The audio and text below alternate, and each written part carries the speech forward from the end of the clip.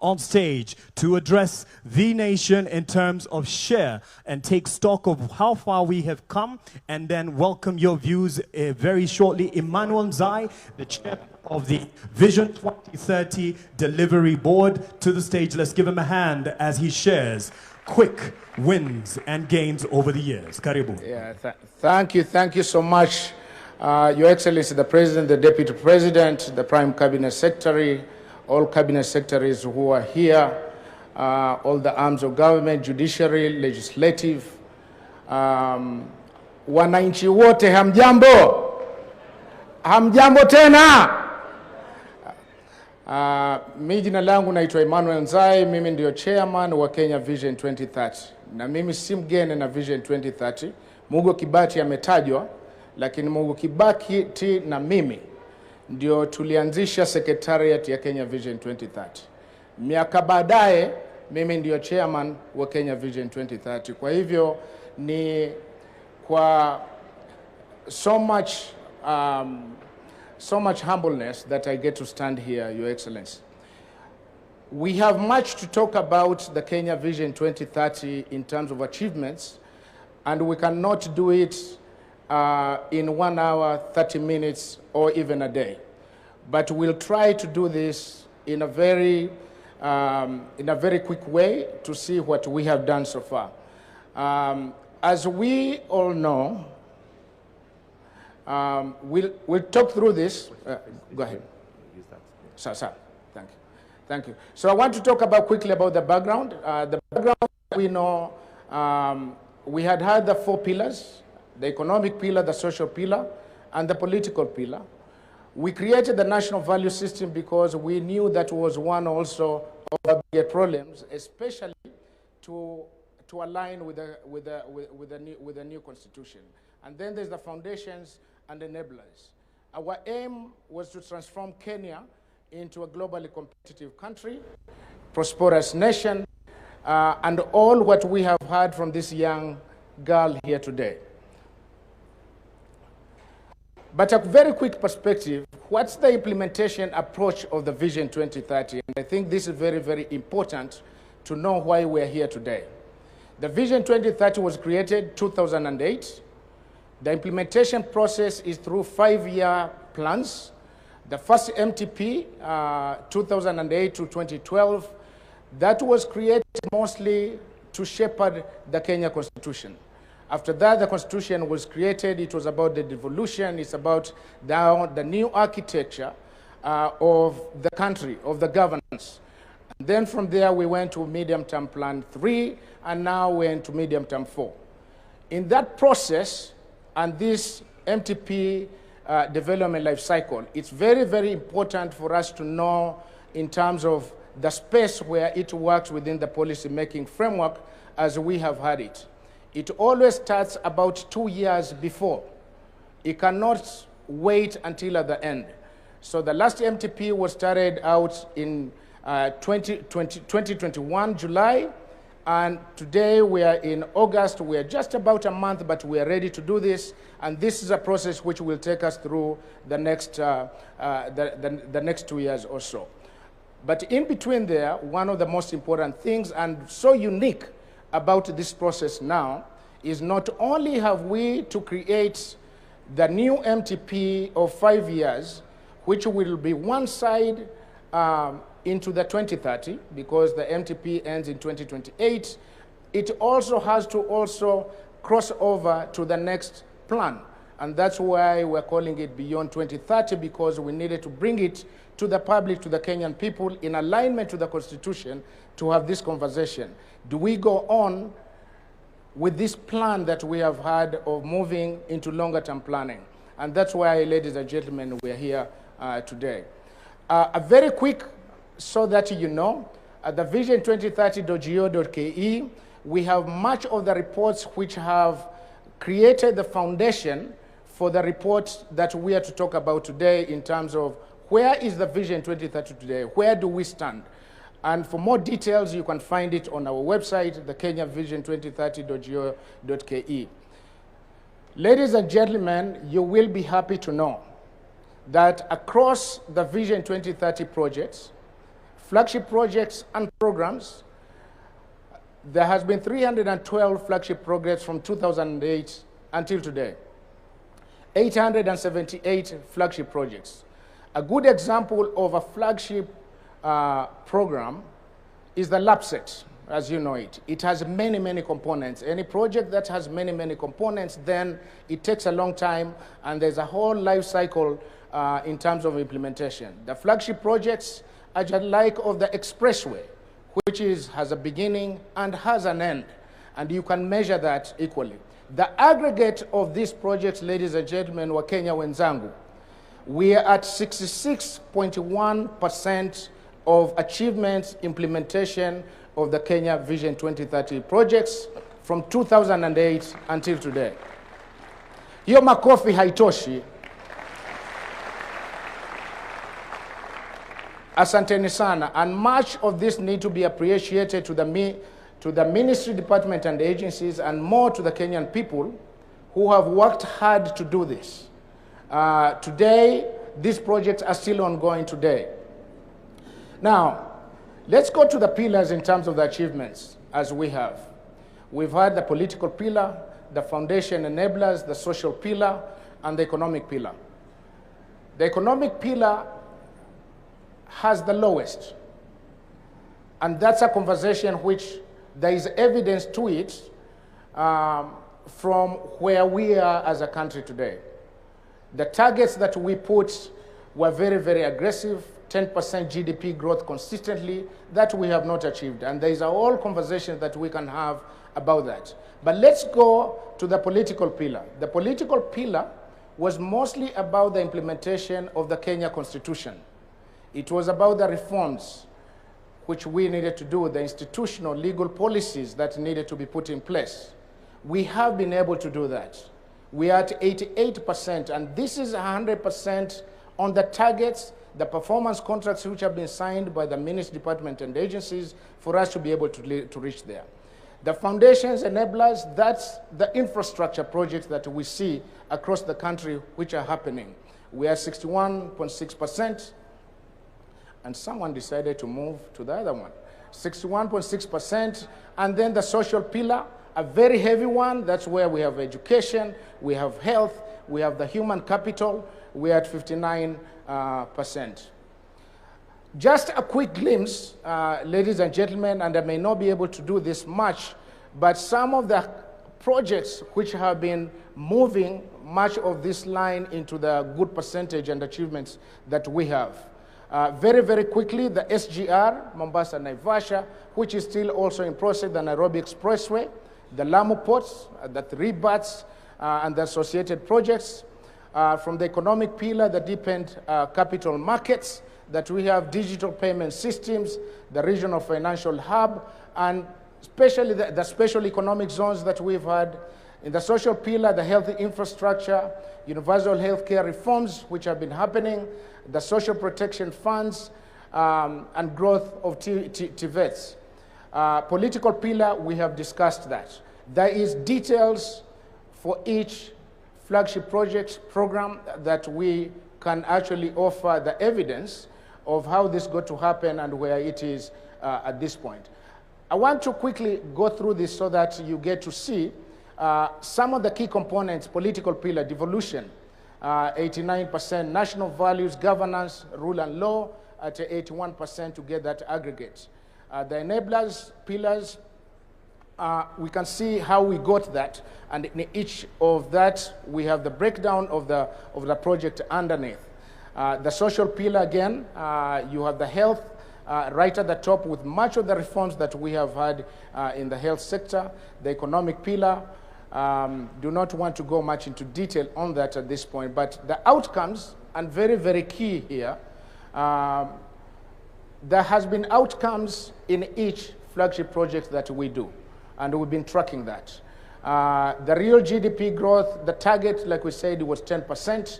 We have fallen short of that. It's been ranking between 4.5%, 4.6%. But nevertheless, as we know, and also our cabinet secretary has been talking much about this, we've been very resilient, and much of the reforms are kind of showing some of the good progress.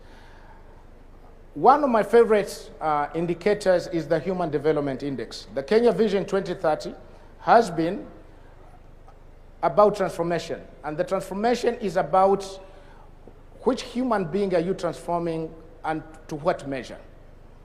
What kind of prosperity is it?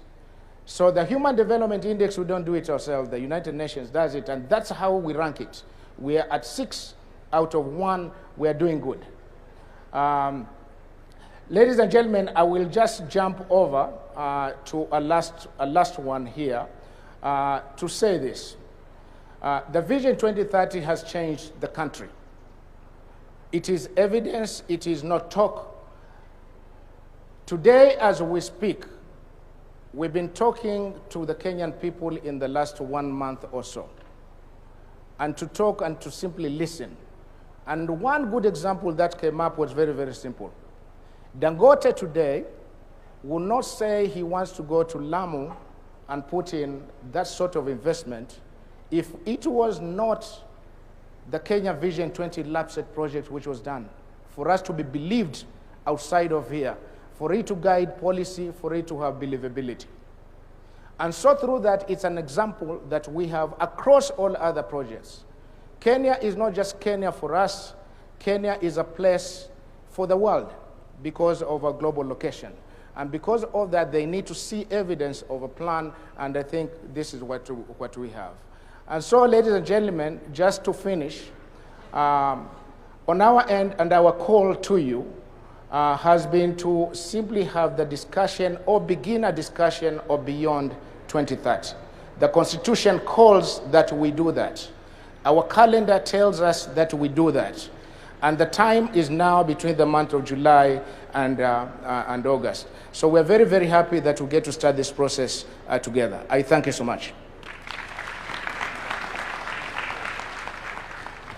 Thank you so much to Bwana Emmanuel Nzai, the chair of the Kenya Vision 2030 Delivery Board. Now it was just a snapshot, and it's information that we have available publicly and will be able to digest as we continue, because it then informs the next steps that we will be taking. And the next steps, speaking of which, I'd like now to call on one of the vision bearers in this respect. And for this, I'd like to say karibu sana to His Excellency Professor Peter Anyang' Nyong'o, who's a governor of Kisumu County, but in this context, chairs the Vision Development Technical Committee, who will now give us a quick look at where we're looking to head as a nation and starting this conversation. Let's give a hand to Professor Nyong'o as he comes, and then he'll be followed by the young 7-year-old Adrian Gweth in a bit. Karibu sana. Makofi kwake akija kwa the rostrum as he approaches, just to give us his quick look at the future we aspire to.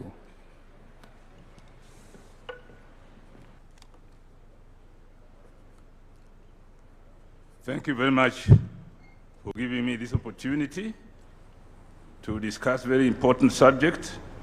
Your Excellency, the President of the Republic of Kenya, Dr. William Samoei Ruto, Your Excellency, the Deputy President, Excellencies, Governors, distinguished Cabinet Secretaries, Members of Parliament, representatives of the private sector, academia, faith-based organization, and civil society, distinguished guests, our dear friend, Dr. Hino, Professor Hino, who has been with us for a week now, and who knows Kenya very well, and has been working with us very closely on visioning the development of Kenya. Thank you very much, Prof, for coming. We gather here today for an extremely important occasion in national duty. We are here to begin a national conversation on Kenya's development goals for the next few decades. Collectively, here and in all parts of this country, in the days to come, we want to build for the future. To build for the future, we must have a clear view of the future that we desire and commit ourselves to building it, block by block, until we achieve it. Many of us here today in this audience are perhaps asking themselves why this conversation is necessary at this time. Why now? There are three compelling reasons why this conversation should take place at this important time. First, our country has been guided by Vision 2030 as its long-term development plan since 2008. Implemented through successive 5-year medium-term plans covering the period 2023 to 2027, remains anchored on Vision 2030. But what happens after 2027? This is where medium-term plans becomes important. If Kenya simply develops another 5-year plan without first agreeing on the country's long-term destination beyond 2030, our planning process risks becoming another cycle of programs and projects without a sufficiently clear national direction. Vision 2030 was intended to transform Kenya into a newly industrializing middle-income country, providing a high quality of life to all its citizens in a clean and secure environment. With 2030 now just around the corner, it is necessary to take stock of how far we have so far come.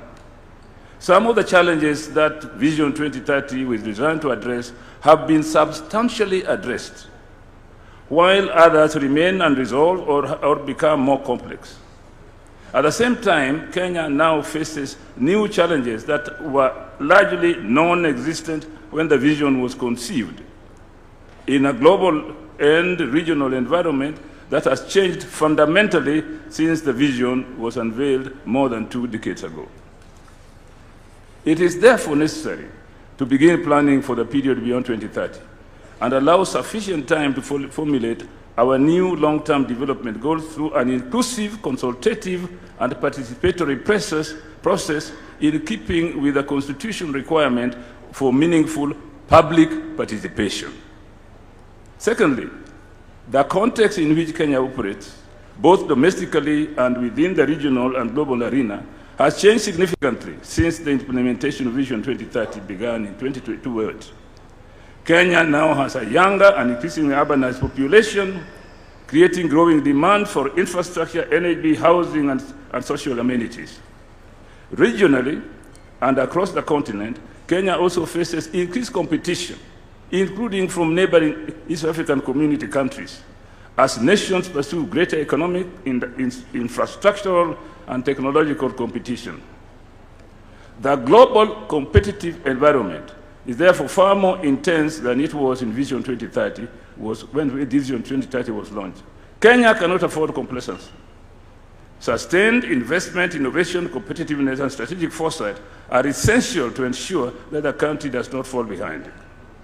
Globally, we are faced with new realities in economic and political fragmentation of the multilateral system established after the Second World War. Geopolitical tensions have brought crisis to our land in ways we have never envisaged. It is high time we began a conversation on how we escape the disruptions, such as developments in the decades abroad. Thirdly, we have learned valuable lessons from the implementation of Vision 2030 that we need to apply in thinking about and implementing new long-term development vision for this country. Vision 2030 has guided us to some measure of industrialization, political stability, modern infrastructure. There is more to be done to enable us to transition to a high-income, high-value, resilient economy whose wealth is broadly shared among the citizens. There have been fair assessment of successes and challenges of implementation of Vision 2030 done by various state and non-state actors. Some of these assessments have gone further to attribute the limited achievement of Vision 2030 to certain explanatory factors, including but not limited to inadequate financial resources and a weak capacities for coordination and supervision of implementation. We will hear more of these perspectives in the course of this day and in future conversations. Ladies and gentlemen, let me at this point spell out a key feature of this conversation. First, It must remain a national and an inclusive conversation about Kenya. Despite the fact that general elections are due in just about a year, this conversation is not about the next general elections. Indeed, one of the lessons that Kenya must learn from the countries that achieved socioeconomic transformation in recent history, in Asia, for example, is that long-term development goals must not be disrupted by electoral cycles and the political leadership that such elections bring up from time to time. Your Excellency, ladies and gentlemen, it is important to note that we do not have a plan yet at this time, except for some guidelines on how to produce it. This meeting is therefore the first step in a journey that must not be rushed. Let us give ourselves reasonable time to have an inclusive conversation among Kenyans regarding the future of our nation. Let us join this national conversation with open minds and a shared sense of purpose to imagine and craft our collective future as one Kenyan people and build consensus on how best to achieve our national goals for shared prosperity. Thank you very much.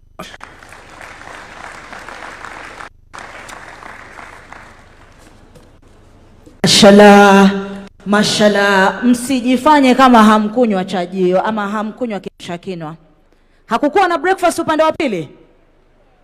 Kwa mayo, hakukuwa na breakfast upande wa pili? Asante sana Prof. Asante sana Profesa Nyang'nyong'o pamoja na wenzake, ndo wale ambao walitufikisha hapa tulipo Vision 2030.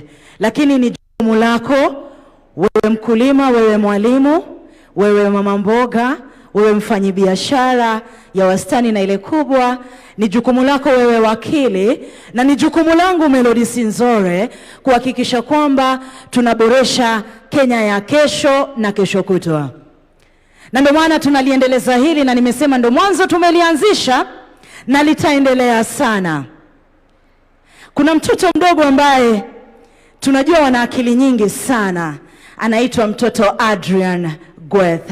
Najua wengi wenu katika umri huu wa miaka 7 mngeambiwa msimame mbele ya pastor, wacha rais, mngeambiwa msimame mbele ya mtumishi wa Mungu, wangapi wangesimama? Mwajifanya kwa sababu rais yupo, hamngeweza. Lakini kuna mtoto hapa ambaye anakuja kutuelezea pia yake mawili matatu. Kenya tunayoitengeneza ni Kenya ya mtoto kama huyu na wenzake ambao wanaishi katika ulimwengu wa mitandao, ambao wakiingia online wanasema mbona lile taifa wanafanya vile, mbona sisi hatuna hilo. Akiingia mtandaoni anasema mbona wale wanafanya hivi biashara na sio sisi. Lakini hapa tulipo, tunapolianzisha hili, tuna uwezo wa kumpa mtoto Adrian pamoja na wenzake Kenya hiyo. Tutaweza, hatutaweza? Na kwa pamoja, this is a symbolic way ya kumpeleka mtoto kwa Kenya ya kesho na kesho kutwa. Watu wazima jamani, tumshabikie mtoto. Mashallah. Asante sana. Anaitwa Adrian Gweth. Take it away, Baba. Good morning, Mr. President. My name is Adrian Gweth Ombuni. I am 7 years old. In 2060, I will be 41 years old. My dream for Kenya, I would like to see good school for all children, good hospital for everyone, clean water for every home, clean roads everywhere, more jobs for young people, happy and safe families, clean towns and cities, more trees and green spaces, our animal protected, peace in Kenya. Mr. President, I want to grow up in a happy and safe Kenya. I want Kenya to be a country where every child can dream and achieve their dreams. Thank you, Mr. President. God bless you. Wow, wow, wow. Jamani wazazi simnigawe huyu. Asante, asante. Thank you so much. Mark? Yes. That is a leader. That is a leader. Thank you to Adrian Gweth. And now, ladies and gentlemen, would like to call on someone also who's taken up the roles of leadership in his own aspect and respect. The young lad is called Ahmed Rashid. He is a president at the University of Nairobi and of course taking up leadership and speaking to the future that he aspires to achieve together as a nation. Ladies and gentlemen, Rashid Ahmed. Thank you, thank you.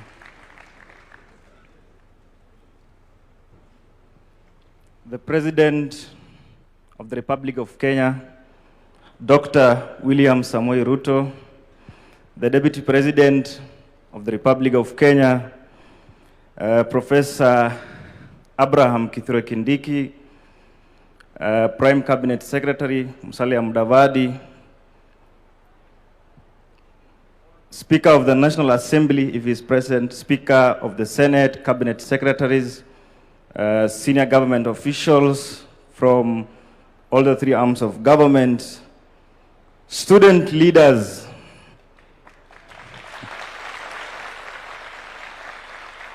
ladies and gentlemen, good morning. Good morning once again. I want to take this opportunity to thank the organizers of this event for giving me the opportunity to speak on behalf of the young people of Kenya. This is a golden opportunity, and I know the drafters of this vision will agree with me that the vision of Kenya beyond 2030 is already at the implementation stage. Already there is the implementation of youth inclusion in leadership and governance. I'm facing this side because I'm told this is a conversation. Therefore, I should not make a speech. Your Excellency, I want to take this opportunity to say that many young people, including myself, were not part and parcel when the Vision 2030 was being launched. But I am as well a beneficiary of the Vision 2030, the free primary education, Your Excellency. Your Excellency, I represent a generation, the young people of Kenya, who not only question, but are as well ready to provide solutions and suggestions. Comrades, power! We will not only question, but we will as well provide solutions and suggestions.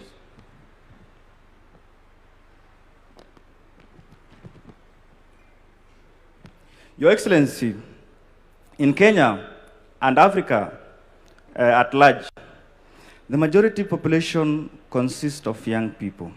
Therefore, we should see this as an advantage. I want to make a commitment on behalf of the young people that we will be at the forefront. We will be the drivers of the vision of Kenya beyond 2030. This is not about government.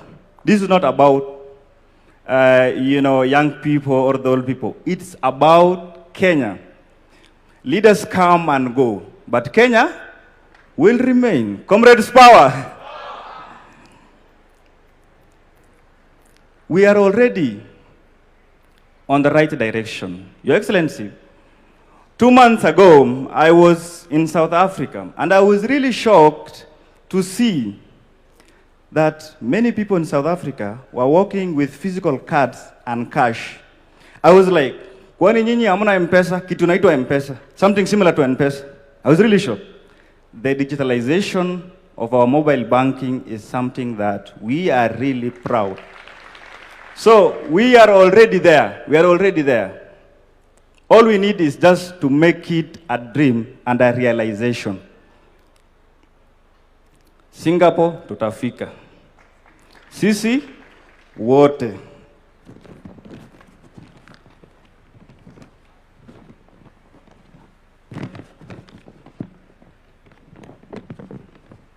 Your Excellency, and I will read this in verbatim.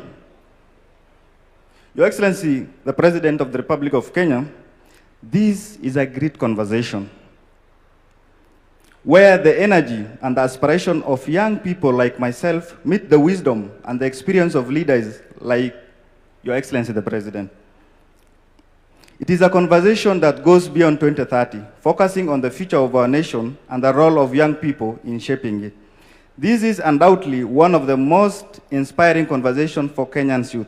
Our commitment is reflected in your appointment of our youngest Principal Secretary for Youth Affairs, PS Fikrini Jacobs, a clear demonstration of your confidence in young leadership. After more than 12 years, we are finally seeing the renewed hope with the long-awaited National Youth Council elections coming in October. Therefore, Your Excellency, I'm ready to drive this vision, me as an individual, and the young people at large, so that we be part and parcel of this. And we are ready, and I am ready, me myself, I'm ready to lead the young people of this great republic. Your Excellency, niko na salamu kutoka University of Nairobi. I know you're alumni 001.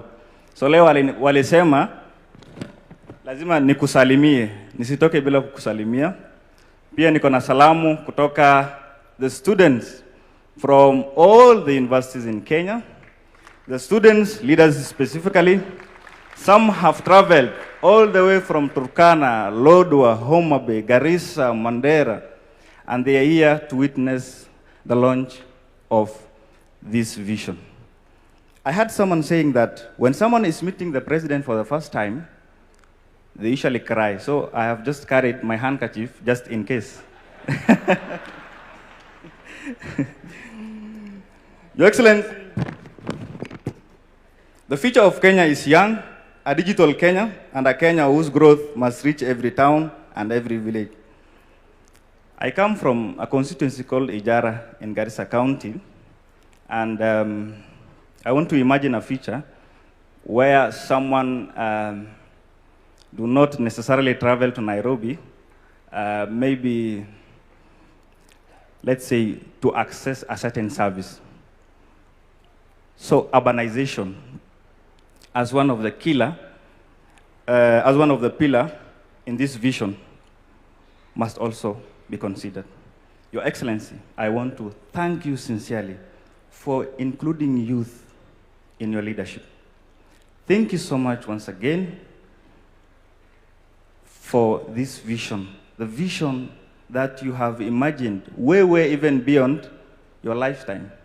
30 years from now, I will be your age, but you'll be at a very old age. Thank you so much, Your Excellency. Thank you so much, everyone, and God bless Kenya. Comrades, power! Asante sana. Let's give a hand to the young leader. And I'm sure he wants to steal a picture with the president. This is the only opportunity you have, sir. Well, not. The conversation continues, so I'm sure the president will be sitting with many across the country, coming to you where you are, and will be able to interact in person and get your feedback directly from you, from whichever stakeholder body that you represent. Academia is also represented here. Speaking of which, I'd like to call on Professor Hiroyuki Hino, who has held great positions in terms of the outlook of the economy, whether it's in Asia or in Africa. And he has a lot to lend in terms of reflections of what we can not just aspire, but actually realize and live.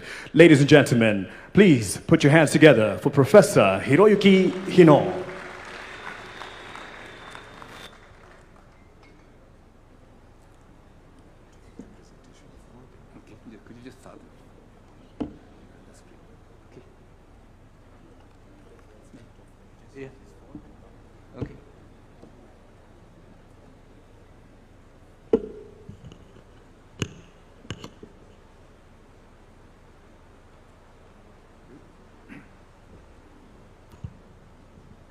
Your Excellency,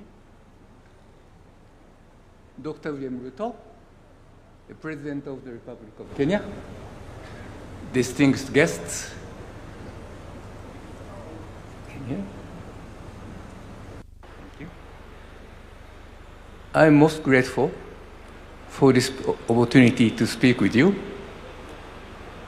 at this conference, which launches a nationwide consultation to forge consensus on a vision beyond 2030. Your Excellency, I'm deeply gratified that you continue to honor a conversation you had with the late Right Honorable Raila Odinga only a few weeks before his untimely departure. Immediately after that conversation, the former Prime Minister called me. He was full of hope. He said, the Prime Minister said, President Ruto and the former Prime Minister had agreed that it was imperative to take a fresh look at where Kenya stood. How difficult it was for ordinary Kenyans to earn a decent living, how government could help them better. Your Excellency, you and the Prime Minister agreed that Kenya needed a bold vision that would inspire and unite all Kenyans, irrespective of their political or ethnic affiliation. The vision should be prepared by experts who are independent of government and trusted by the public, and with full participation of all stakeholders. For this purpose, Your Excellency, you decided to reconstitute the National Economic and Social Council as an independent body. It was indeed a special privilege to be included in that conversation, Mr. President. Thank you. For Raila's legacy, and as a Kenyan at heart, I'll be honored to assist Kenya in this endeavor. Your Excellency, I'm told that many Kenyans are skeptical. They believe that Singapore is too high a target for Kenya to reach in this generation. I agree that reaching Singapore's level of development in the next 30 to 40 years will be difficult. Singapore's income per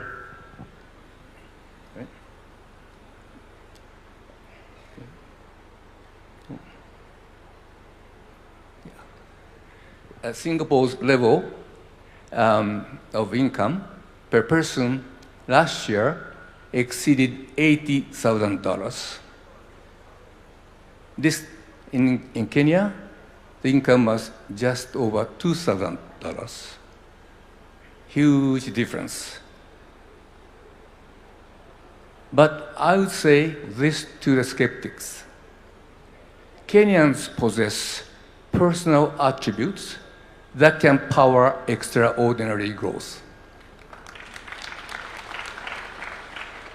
The Asian miracle was driven in important part by the strength of its people. Hard work, motivation, discipline, and cooperation. During my 5 years as economic advisor to the Prime Minister, and later as senior advisor to the then Deputy President, William Ruto, I often visited the Amref Dagaroti Child in Need project. There, children who once worked on streets received compassionate educational, medical, and psychological support, along with vocational training and opportunities in theater, music, and the arts.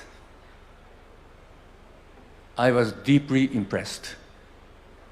Those young people were entrepreneurial, energetic, and highly motivated. And after all, they were happy despite the hardship they endured. Scientific evidence support. Can you see? Next page. Scientific evidence supports my favorable impression of Kenyan children. Since 2008, my colleagues, Professors Jennifer Lansford of Duke University and Professor Paul Oburu of Maseno University, have been studying 100 children and their parents in Kisumu, using well-established methods of developmental psychology. Their findings show that Kenyan children are more optimistic and persevering than their peers in several developing and developed countries.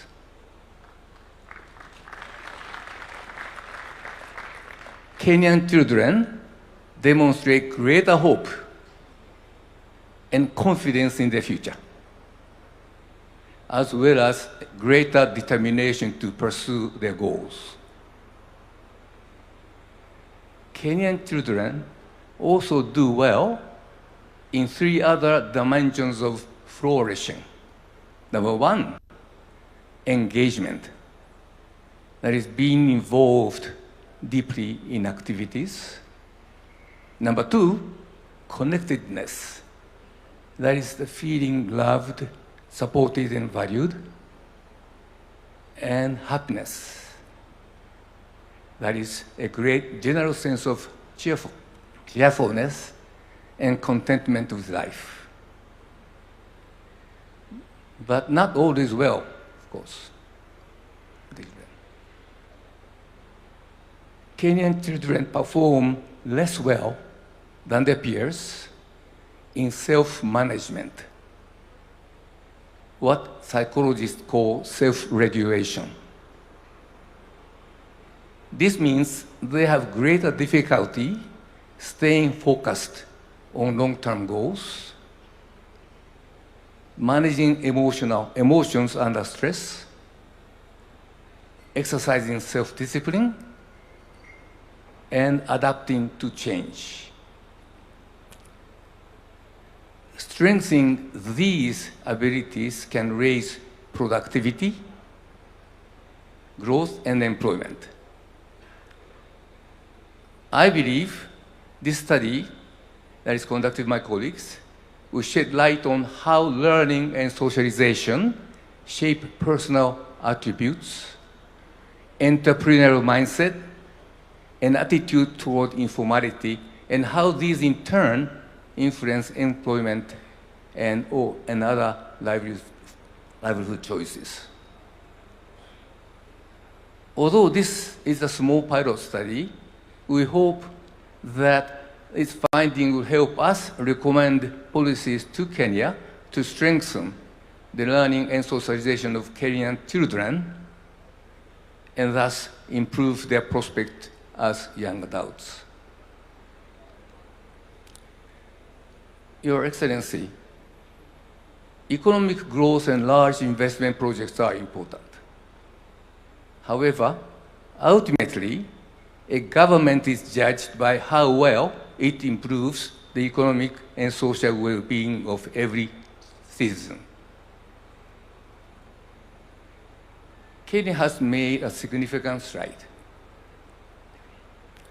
In the last 20 years, average household income per person increased from $2.24 to $3.50 per day. That is an important improvement. Access to electricity clean cooking fuels, safe drinking water, and improved sanitation rose by 37 percentage points to 60% on average. Again, important progress. The share of children not stunted improved from 70 to 80%. These are important progress. Yet, frankly, for a country of Kenya's stature, this record is disappointing. In household income, childhood nutrition, basic services and learning, Kenya trails Vietnam, which used to trail Kenya by far, and at par is broadly comparable to Ghana. And Kenya can do better. Suppose Kenya aims to reach Singapore's current levels in these 4 indicators of economic well-being, and by its centenary, 2063. Is this as implausible as many Kenyans assume? Is it that difficult? You should give up. In my view, Kenya can reach or surpass 3 of the 4 goals. First, the remaining cases of stunting are concentrated in the south areas. With concerted action, stunting could be virtually eliminated within 10 years. That I'm confident of. I recognize it may be more appropriate to use the broader measure of public health as indicators of Kenyan well-being, but for this purpose, that I chose the stunting to highlight the plight of these underprivileged in those areas. That's why this indicator was chosen. Second, Kenya's harmonized test score, HTS, a globally accepted measure of learning, was 26% below Kenya's level last year. Sorry, Singapore's level last year. To close this gap by 2063, annual improvement of only 0.63% is needed.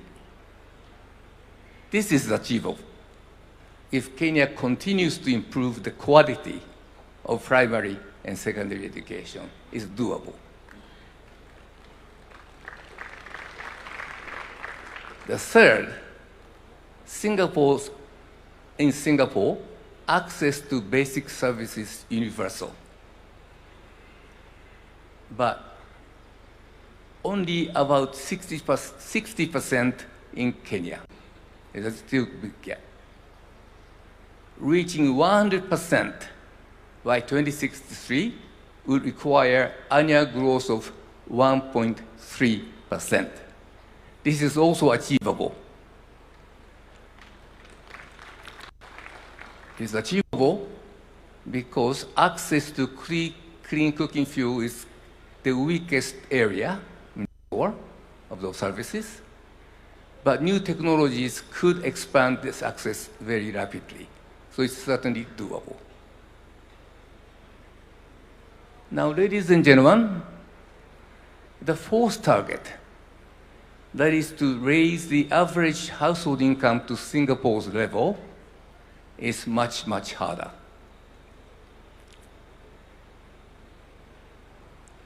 This would require income per person to grow by more than 10% per year for 35 years. That is a very tall order. So what should Kenya do? So Kenya must accelerate economic growth first. It should tighten fiscal policy, increase investment in infrastructure, on essential services, and bring public debt under control. it must also continue to support private enterprises. Reliance on private sector has been the hallmark of Singapore's development. These are the basics that has to continue. But even if this is done, without additional impetus, growth is likely to hit a plateau in Kenya. Over the last several decades, most middle-income countries have failed to cross the high-income level threshold. And this is the phenomenon known as the middle-income trap. It's hard to cross the high-income threshold. And Kenya will face an additional challenge. International trade has become less predictable.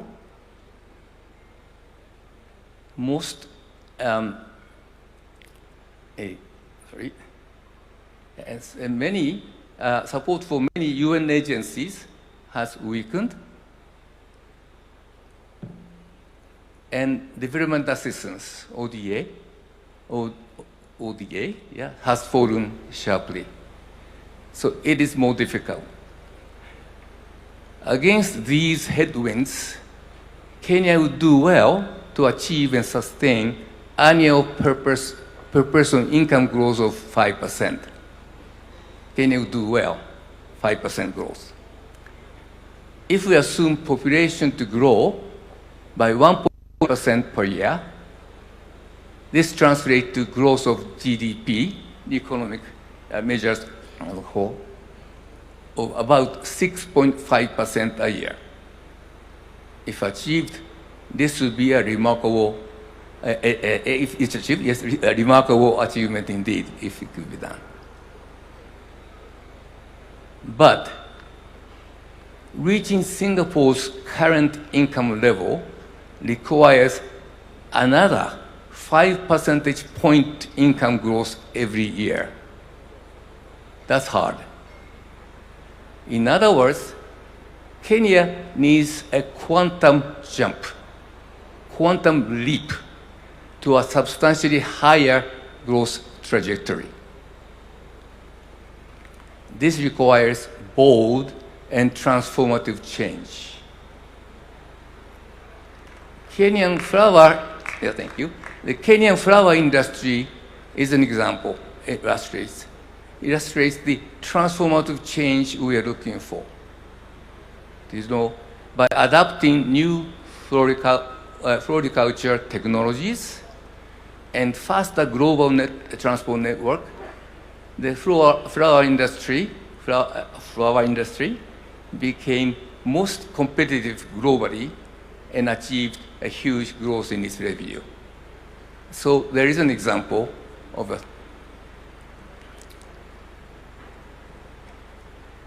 Kenya needs similar transformative changes throughout its economy and society. What could bring the transformative changes we desire?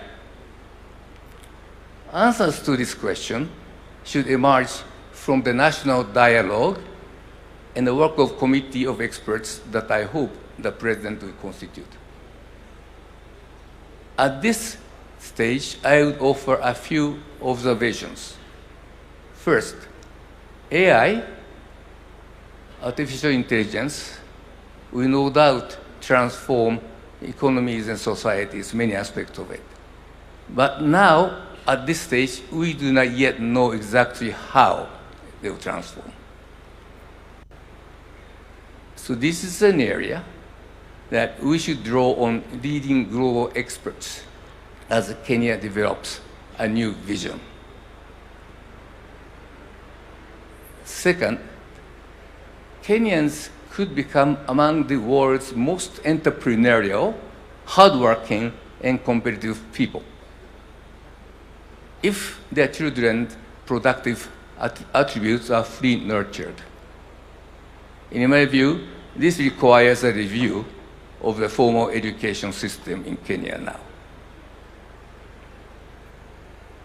the scope of education and learning should be expanded beyond cognitive skills to include broader self-management and other capabilities in Kenya education that have been done.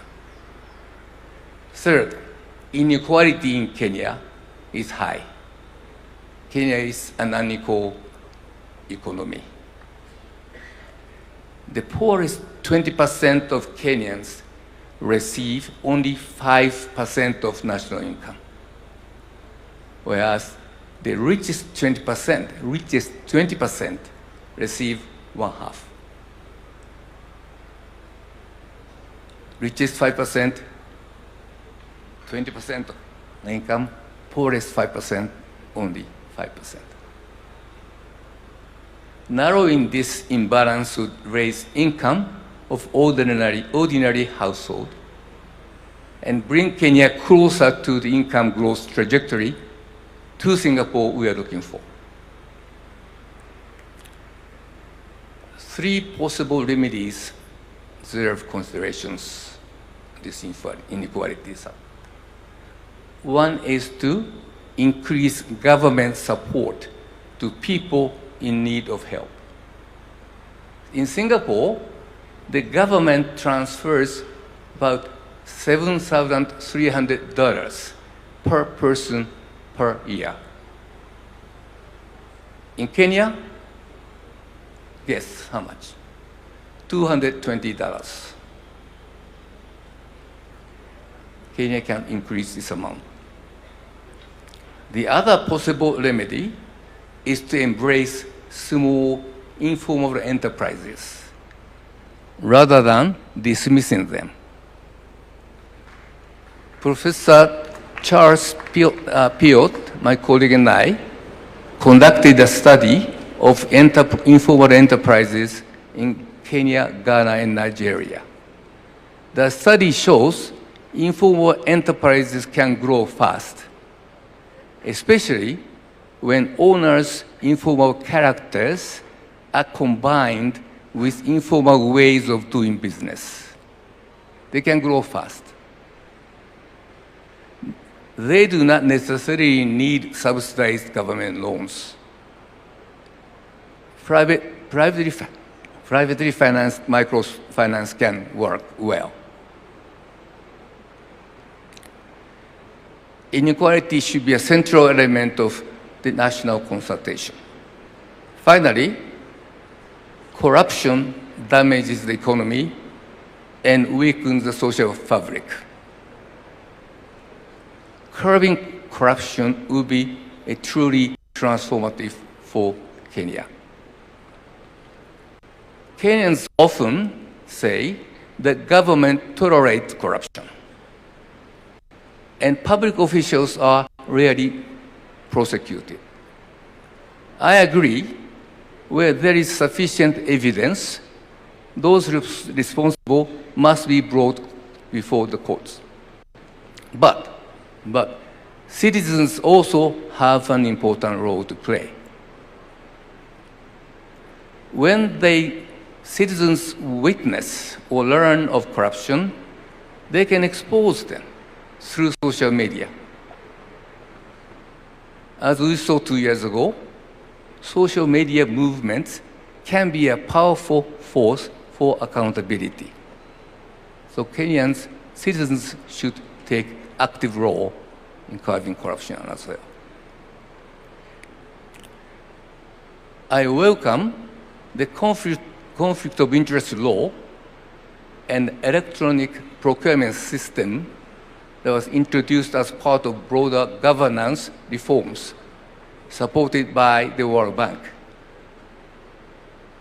Priority now is to enforce those measures fully and consistently, and citizens should help by staying vigilant and demanding accountability. To conclude, the national consultation launched today will be a major asset to setting the stage for transforming Kenya to a first world economy. In this speech, I've highlighted 4 themes for the national consultation: childhood learning, support for the poor, micro-business development, and the fight against corruption. I'm confident that other important ideas will emerge through this national process. Ladies and gentlemen, Raila dreamed of a new Kenya where ordinary citizens enjoy a decent life and look to the future with full of hope. His dream, Raila's dream, was to empower young Kenyans to live their dreams.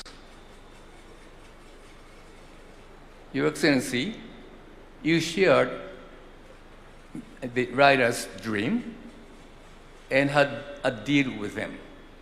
And that deal is a new vision. Your Excellency, you have triggered the curiosity of Kenyans. Stay the course to the end, please. And to the people of Kenya, remember this: Singapore is reachable. Thank you.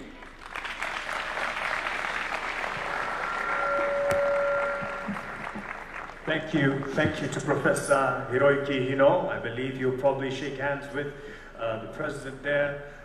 He's worked and advised the president as a deputy then, and now he's here to lend just some we can look to as a nation. Beg your pardon for that. And the conversation continues and will be coming to you as I believe we have people following us online and on radio and on television. And this is a conversation as much for you as it is starting for us here, convened in this meeting. Kwa wasioelewa sana alichokitamka ndugu yangu, anasema kwamba ni mazungumzo ya kitaifa ambayo tayari yameanza na yataendelea. Hapa tupo katika ukumbi huu wa KICC. Lakini mazungumzo haya yanaendelea kwenye mitandao ya kijamii. Nimechungulia nikaona live handle ya X ya Mr. President is live. Haucheki nao? Wapi makofi kwa X handle ya Mr. President jamani? Wako macho, wako na sisi sana, na nikajuzwa pia handles zote za afisi zote za Ikulu pia ziko live, na ndo ulimwengu ambao tunawishi, ulimwengu wa kileo. Nataka tujishebedue kidogo, tunyoshe misuli kidogo, manake tunajua kwamba upande wa nyuma umri umesonga, miguu kidogo inaanza kufaganzi, si ndio? Kuna mtu hapa nikimwambia nyanya mkuu Kabogo, sinaangalia hivyo, kimguu akijaanza kufaganzi. Mheshimiwa Kabogo, hebu fanya hivi kidogo. Niliwaambia ona ameshindwa.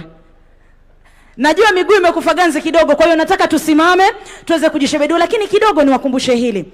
Kitu ambacho kinanifurahisha sana kuwepo kwenye jukwaa hii leo hii, nilipokuwa mtoto mdogo, mamangu ndo huwa anaelezea hiki kisa kwamba nikiwa na umri kama miaka 6 vile, nilimwambia mamangu ninataka kuwa mtangazaji siku moja. Na nikamwambia mama, natamani nisiwe mkubwa kama wewe kwa kuwa sitatoshea ndani ya redio. I'm happy mmenielewa. What does that mean? Kwamba kipindi hicho ningeulizwa, Melody Sinzore, unataka kuwa mtangazaji, tukusaidieje siku za baadaye uwe mtangazaji? Ningesema nataka mtengeneze redio kubwa ambayo nitatoshea ndani. Si mmenielewa? Ndio kitu tunachokifanya leo. Tunatengeneza kesho na kesho kutwa ya watoto wetu na wajukuu wetu wenye ndoto tofauti tofauti. Tuwatengenezee mazingira mapya na mema katika taifa hili. 2030 imetufikisha hapa, lakini tuna hatua za mbele za kuendeleza. Kati yetu najua yupo mwanamuziki ambaye anatutumbuiza, lakini kwa wasiojua, najua pia media houses tayari zinapeperusha matangazo haya moja kwa moja. Na wanauliza huyu Melody Sinzore ni mtangazaji kutoka wapi? Ni mtangazaji wa Radio Citizen FM. Chemichemi ya ukweli, stesheni nambari. Mmesema wenyewe. Stesheni nambari. Asanteni sana. Mabibi na mabwana, wachumba wanaopendana na wanaovumiliana, wanaotafuta wachumba, wanandoa na wanandoa watarajiwa, kwa pamoja naomba tumkaribishe the one and only Guardian Angel kwenye wimbo wake Kenya.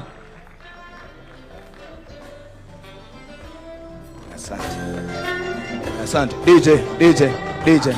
DJ. Mheshimiwa Rais, Daktari William Samoei Ruto, Deputy President, Professor Abraham Kithure. Mimi naitwa Guardian Angel ama Waingo.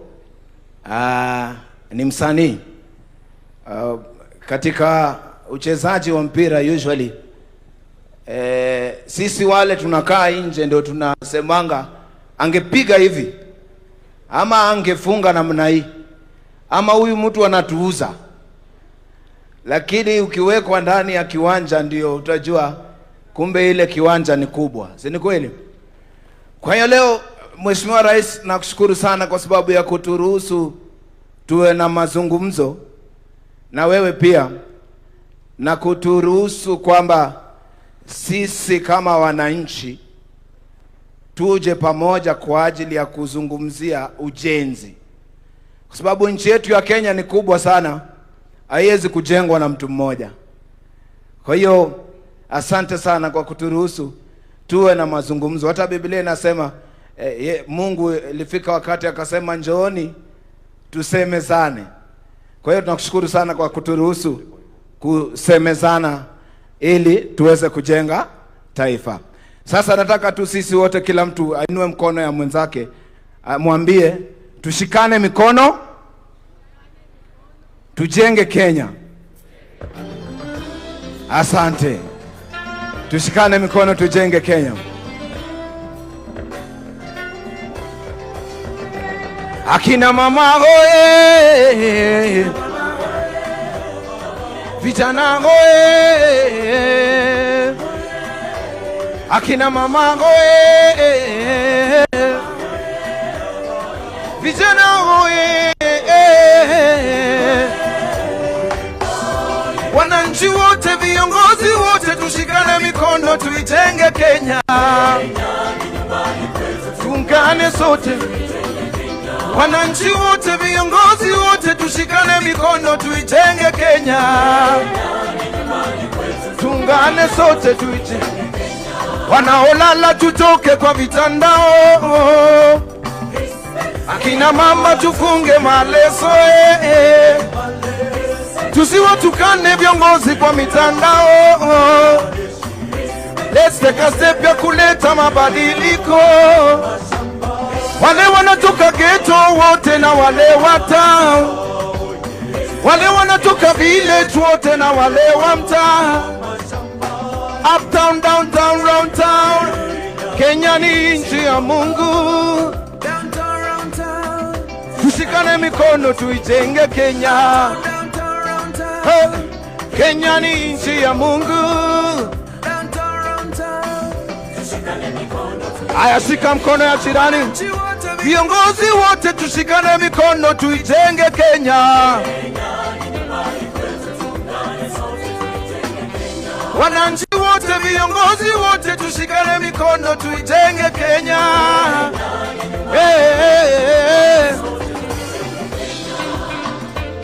Asante sana. Ambia jirani yako tuijenge Kenya. Tujenge Kenya. Asante. Listen. When we say respect Kenya, show love to Kenya, peace, love and unity in our lovely land Kenya. Kenya is a land we go to love it and protect it, to kizika tunajizika. When we say respect Kenya, show love to Kenya, peace, love and unity in our lovely land Kenya. Kenya is a land we go to love it and protect it, to kizika tunajizika. Akina mama boy, oh yeah, yeah, yeah. Akina mama hoye, niweke tu makofi namna hii pole pole. Asante sana. Oh yeah.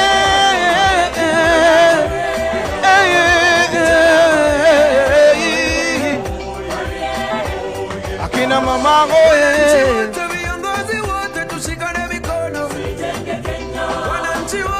Sema tujenge Kenya. Twende. Tujenge Kenya.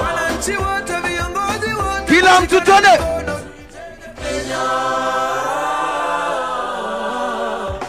Tujenge Kenya. Asante. Mashallah, asante. Naomba tuketi jamani, asanteni sana kwa heshima hiyo. Naomba tuketi, asanteni sana. Ndugu yangu Mark, kama uko karibu, ndugu yangu Mark, kama uko karibu, karibia kaka mwenye upara huyo. Everyone is accommodated, wanao vipara, wale wanao wamebarikiwa na nywele. This is an inclusive conversation. So, asante sana, Melody. Now, ladies and gentlemen, speaking of an inclusive conversation, we just want to start it off. It's not conclusive, it's inclusive. And it's not thorough in the sense we are not ending it here, we're just starting.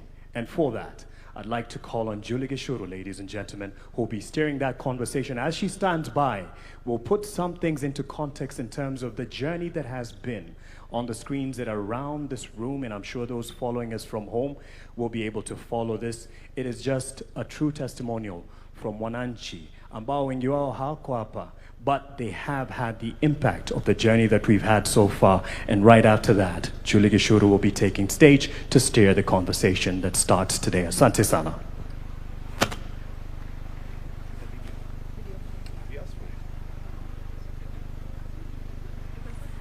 Good morning, ladies and gentlemen. How are we doing? Siski? How are we doing?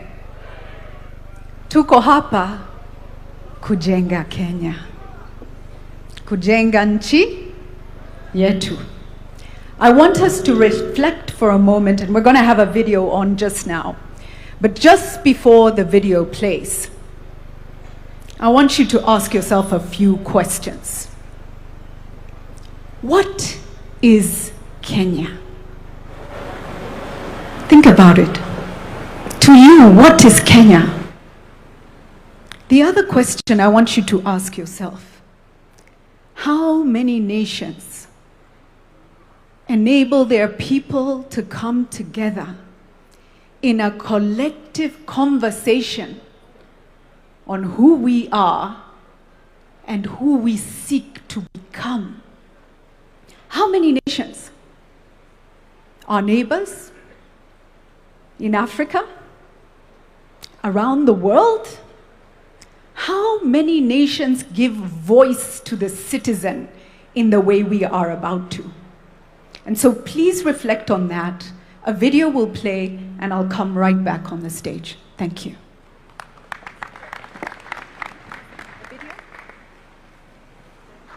Please, studio, let's have the video.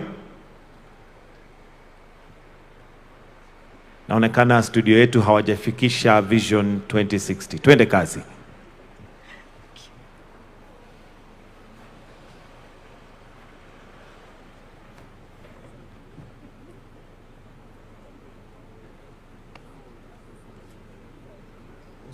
Question anyone has asked about Kenya this year, because in 1960 a small island with no oil and no land asked exactly the same thing. They moved a nation of villagers into high-rise flats.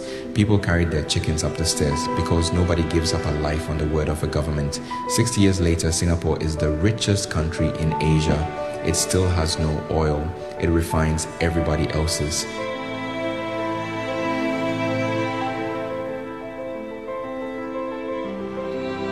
In 1965, a Kenyan and a South Korean earned the same money, $110 a year each. Today, the Korean earns $36,000. The Kenyan earns $2,400. China passed us, Vietnam passed us, Bangladesh passed us, Ghana passed us. Vision 2030 promised a middle-income country by the end of this decade. 4 years out, the government's own verdict is one word: So a plan for 2060 must survive a harder question than economics. Why trust the future to people you do not yet trust with the present? Hiyo maneno ya Vision 2060 is a call. The critics are not a footnote in this film. They are half of it. National development must never be left to chance or short-term politics. A charter written by Kenyans, built to outlive whoever is in State House, but paper is only paper. What does it look like on a Tuesday morning? 5 million people, 12 million journeys a day, a road network designed for a town. 30 kilometers underground, 25 stations, Eastlands to town in the time it takes to finish a phone call. Nairobi first drew this line in 1948, and again in 1972, and again in 2014. This time it is cabinet approved, county approved, and priced. 1 trillion shillings. We are growing the wrong way. Outward, plot by plot, eating the farmland that feeds us, then running a road, a sewer, and a power line to every plot. 1 sewer serving 50,000 people instead of 500. Housing and food security are not competing for the same land. They are competing for the same decision. Living is the simplest test there is. A tap that works, a roof that is yours, a clinic in walking distance that has the medicine, a school where the teacher has been paid. The levy has taken 212 billion shillings off Kenyan payslips. By the government's own count, 8,367 homes are finished. That gap is not an accounting error. It is the whole argument. Africa's most famous slum, taken down block by block and rebuilt on the same ground for the same people. 10,000 people in Zone C and D were given 13 days and 60,000 shillings to move. The building is the easy part. The question is simpler and harder. Who gets the keys? For 60 years, farming here has been a bed placed twice a year on rain. 1 million acres under irrigation is not a poem. It is a decision about whether we eat what we grow. Galana Kulalu has been announced and re-announced since Vision 2030 was young. Here is the thing we keep apologizing for. We have no oil, our neighbors do. Singapore has no oil either. You do not need the resource, you need the position, the port, and the people. We have all three, 700,000 barrels a day. The crude, our refinery, sold back to the region and onward to the world. A duty-free port and 60,000 jobs if the promise holds. There's one thing we have never needed a plan for. The best in the world at running on dirt roads in borrowed shoes with no system at all. Imagine what happens when we build one. Sport is not a medal, it is a pitch in every ward. So the next one is found on purpose instead of by accident. 11 months, the stadiums are not finished. Nigeria turned Afrobeats into an export. South Africa did it with Amapiano. We had the talent. What we never had was an industry, a studio in the estate where you already live, and a royalty statement that is not zero, because a country that cannot pay its artists doesn't have a creative economy. The same bill that promises artists their royalties also carries the power to take content down. Half of us are under 20. By 2050, there will be 85 million of us in cities that have not been built yet. Every one of those pictures is a decision someone has to make. Not a dream, a decision with a budget line and a name on it. They laughed at Singapore too, then they visited. It turns out you can build a country and still keep the chicken. You just have to decide to.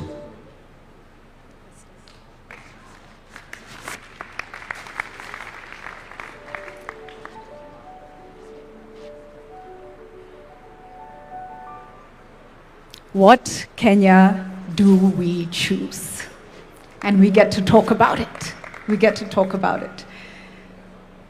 If you remember the 80s, how many remember the 80s? Let's see hands.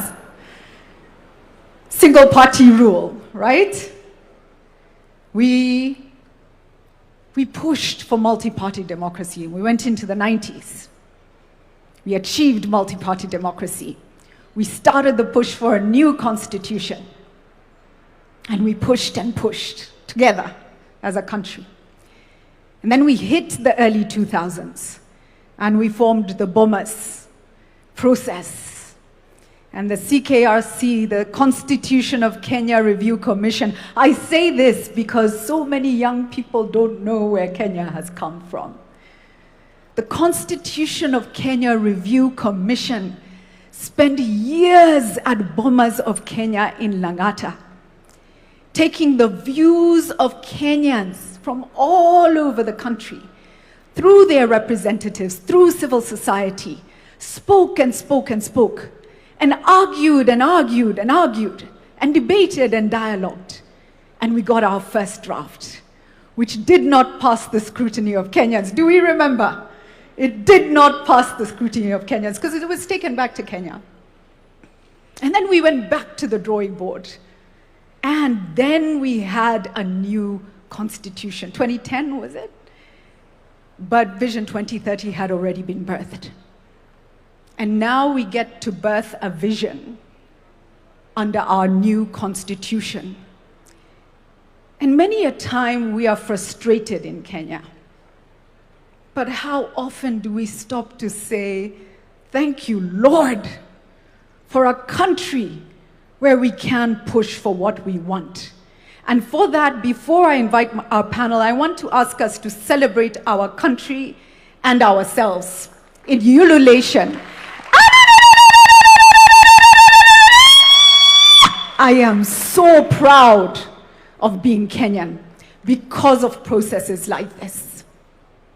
Ladies and gentlemen, leo we are all wananchi. Your Excellency, today we are all citizens. Is that okay? Thank you so much. Allow me now to invite our panel to come up and take their seats, and we will start a dialogue. Dr. James Mwangi, please come up. Let's give him a round of applause as he makes his way up. Daisy Amdani, who's the Executive Director of CRON, focused on community advocacy and awareness. Give her a round of applause. Dr. Mwangi, I didn't give your role because everyone in Kenya knows who you are and what you do. Please take your seat. Please sit where you are most comfortable.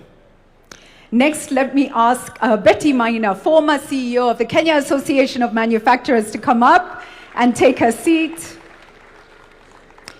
Faith Beatrice, President of Daystar University Students Association. Faith, where are you? Please come up, give her a round of applause. Mwita Ian Matiko, student leader, Kenya Methodist University. Let's give him a round of applause as well.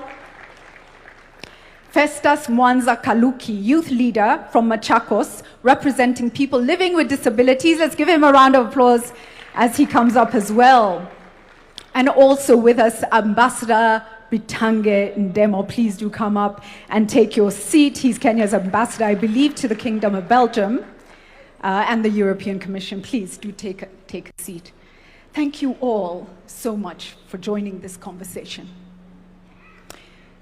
I will start with a simple question. How far have we come as a nation, in your view? And what have our greatest achievements been? And then from there, for you, where are we going? Where should we be going? And how do we get there? Can I start with a youth voice? Faith, kick us off. Thank you. Thank you so much for this opportunity.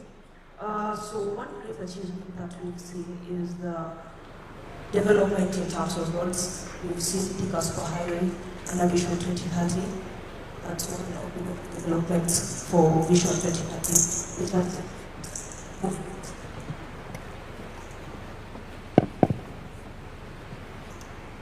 Which is a movement along Thika Superhighway, leading to economic growth and empowerment. Yeah. That's pivotal, yeah.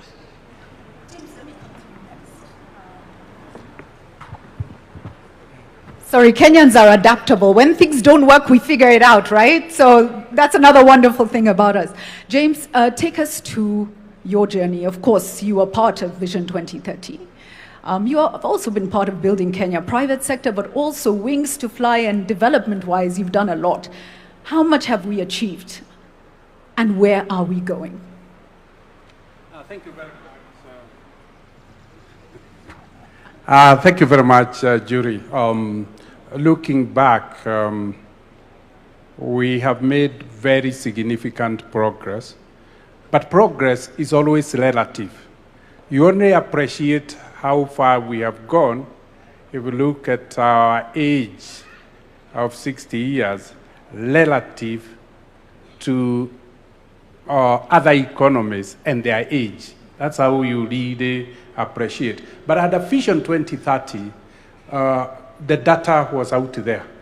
We are ranging between 50 and 80 in terms of achievement of targets. So when you get 50, you have passed. If you get 80, you have done very well. So it is really a question of relying on data. Could we have done better? I think Professor feedback, or because he held the mirror for us, there are areas we could have done better.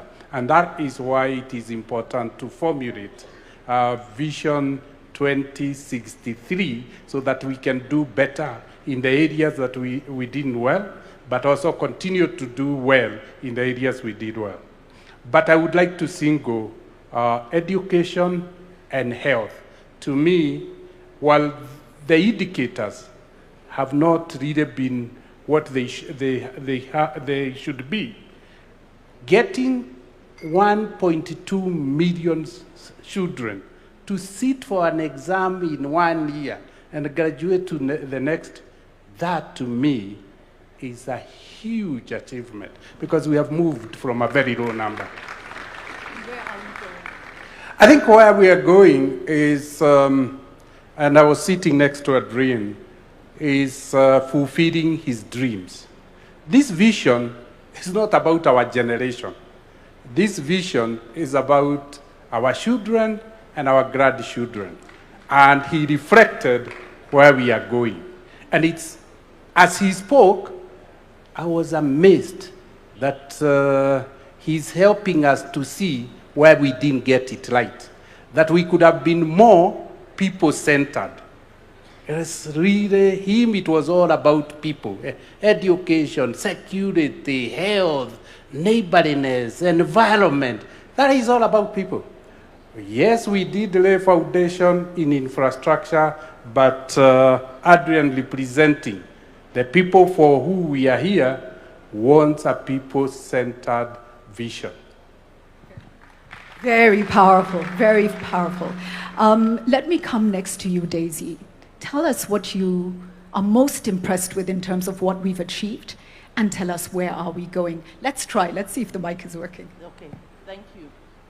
Try again. Just hold it.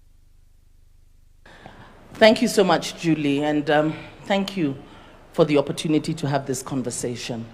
I think, and I'm going to speak as a woman, that in Kenya, I think we've made significant strides.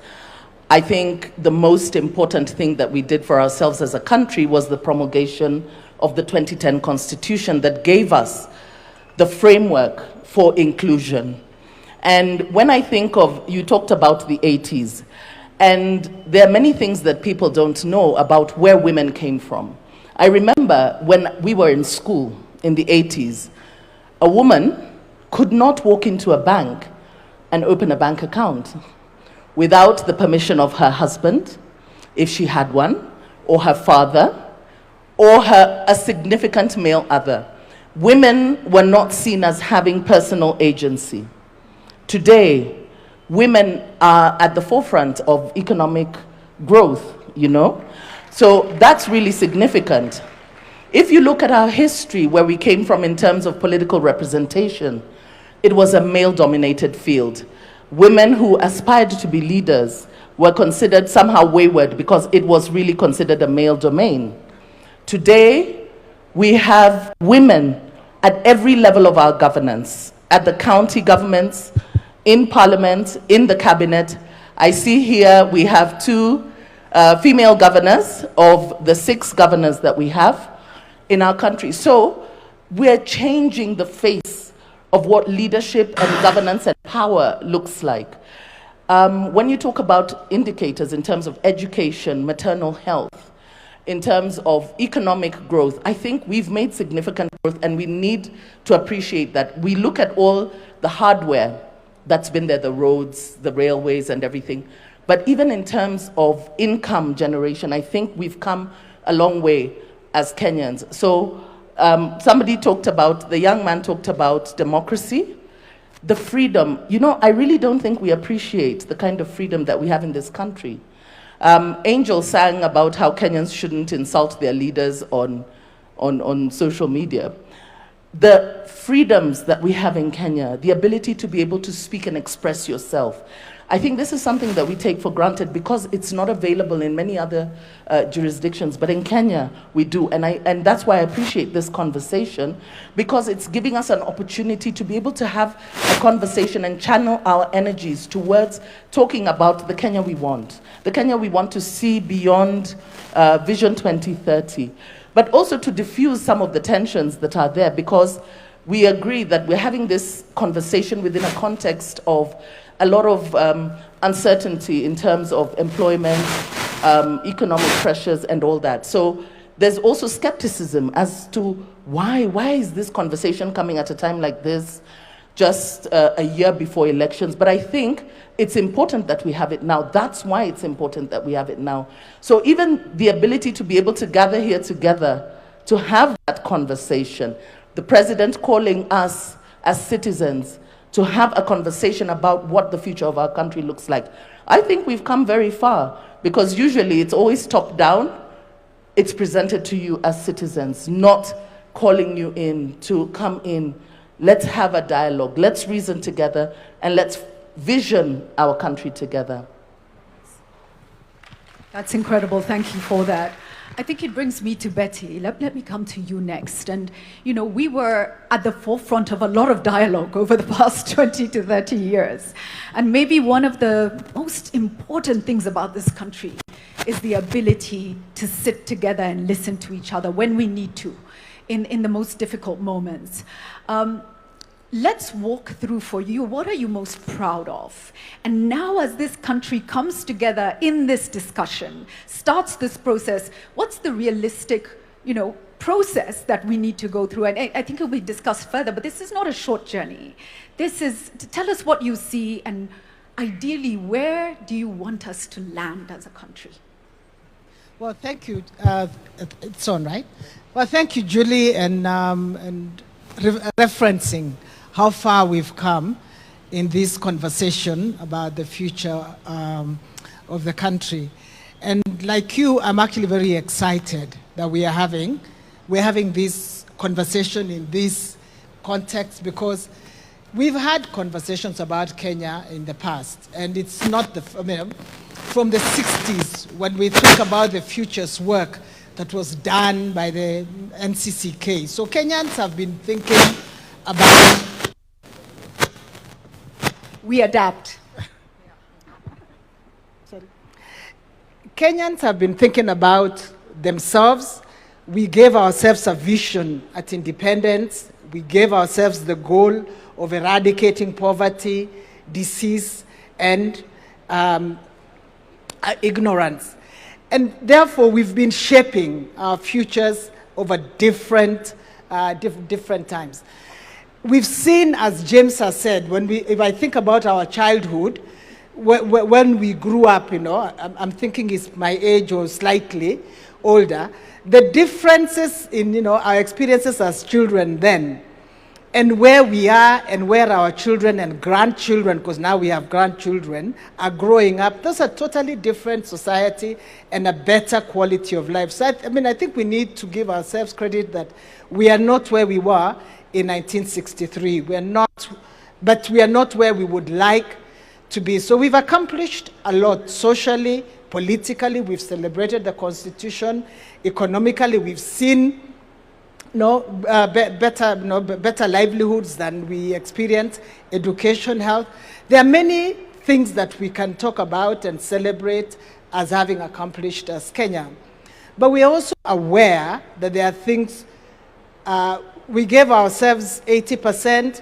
Somebody might be less generous, James, and say maybe we should give ourselves 70. So 70 gives you an indication of how far you are. And Professor Hino has clearly told us this is where you could be if you did different things. And I think when we now think about the future, we need to think about not focusing on the things that have worked. We like to look at buildings. We think development is capital projects, roads, which is true, it facilitates that.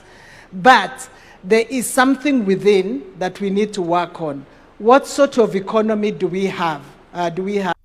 We focus a lot on, and we are aware of how unequal our society is. So if you ask me, what should we aspire to? We should aspire to a lot more of an equal society. What are the things that will get us that? Professor Hino points out, but history also points out that hard work, clearly, discipline, integrity are critical for building blocks for the future. Everybody wants to become rich. But how do they want to become rich? And do they become rich at somebody else's expense? We need to fix the institutions that offer equality for Kenyans. Thank you. Wow, fantastic. Still adapting. Okay. Can I just bookmark that when Professor Hino did his presentation, and when you mentioned informal sector, there was an applause that came from the back. So I just want to recognize that's a very big part, I think, of what Kenyans want us to focus on is how to give dignity and opportunity and pathways forward to the informal sector. Let me come to you next, Ian.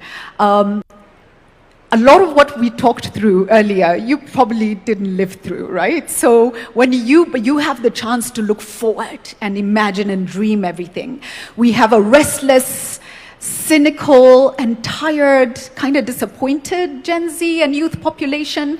How do we inspire? How do we rebuild? And what do you see as the future for the country? All right, thank you so much. My name is Ian Mwita Matiko.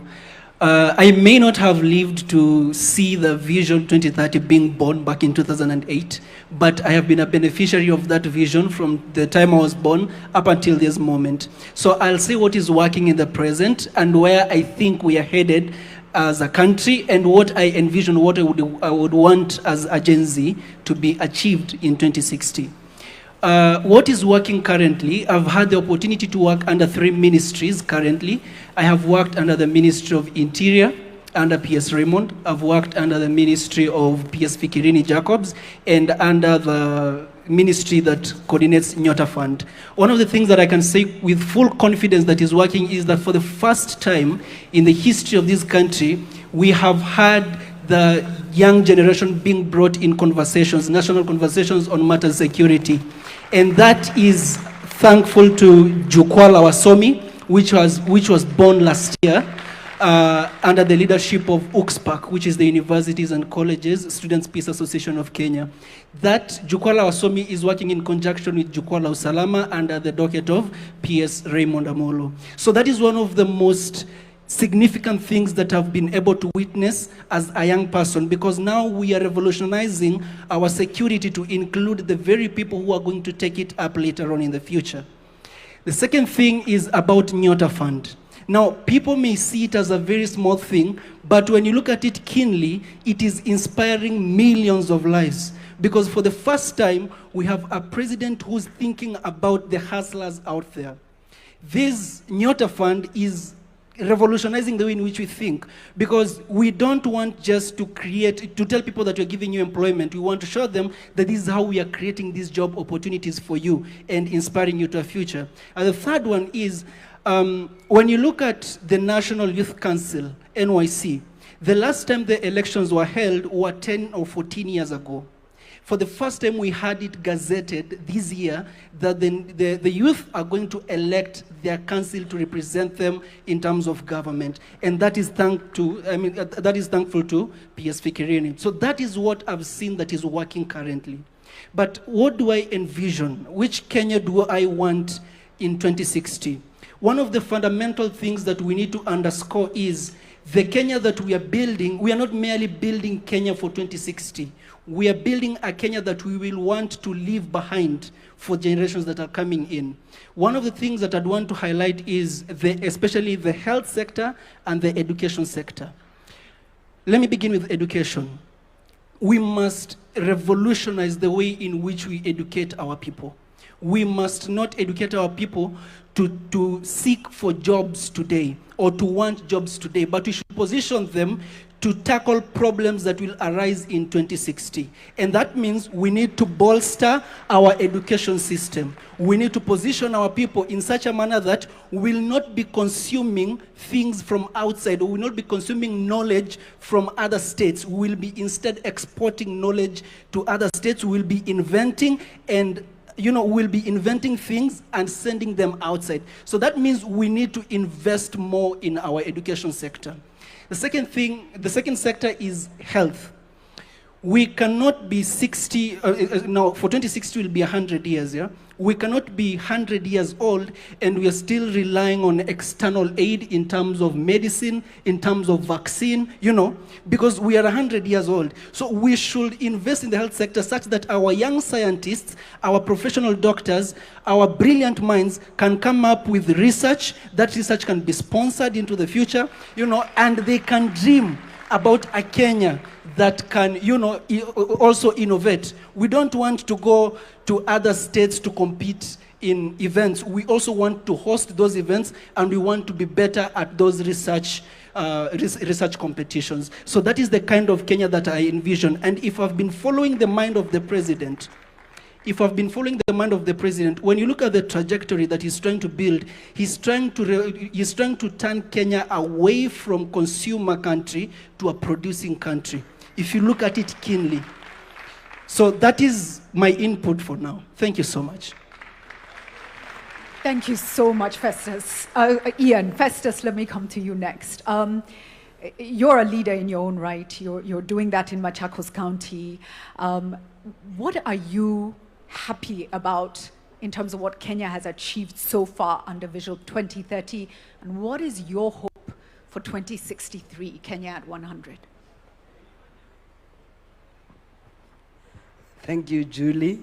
Is it good morning? Is it still morning? Yes. Good morning, Mr. President. Good morning, Julie. Good morning, my panelists. What has been significant about the achievement of Vision 2030 to us, persons with disabilities, because that is a constituency that I speak for and work for. We've seen enactment of the new Disability Act that has been in the parking lot for a very long time. The act was assented by our dear president last year, August. Was it August? Sometime last year, and that was a really great milestone that spoke to the intentionality of our government in terms of including persons with disabilities in their activities. We've also seen significant efforts by the government, especially in mashinani, whereby nothing can happen without us being on the table and having our voices where conversations are happening. Kudos to the Ngao team and to the other government sectors like the judiciary and other parastatals of government. And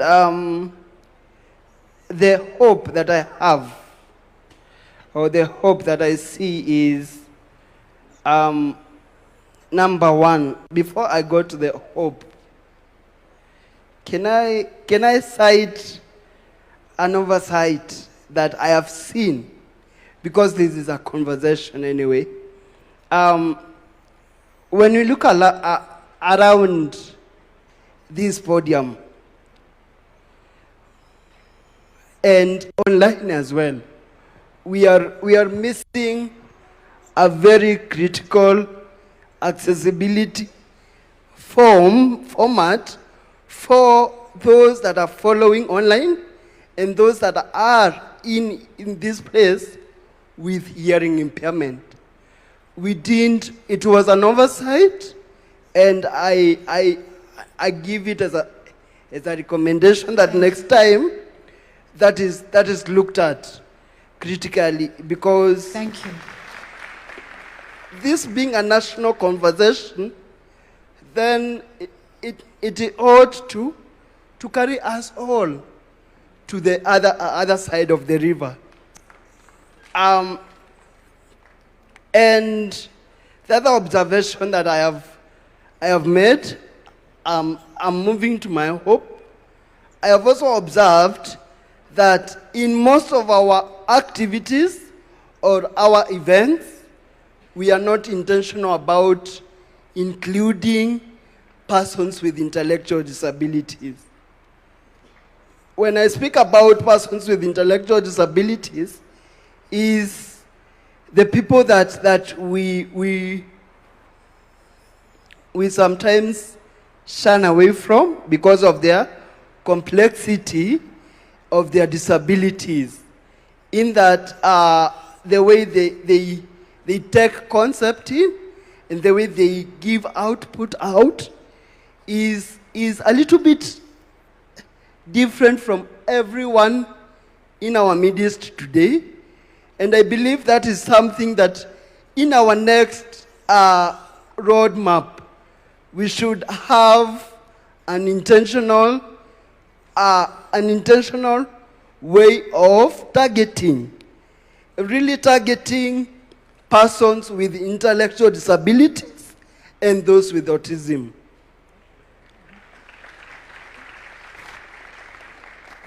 The other thing is that I need us to see more formats of communication in our various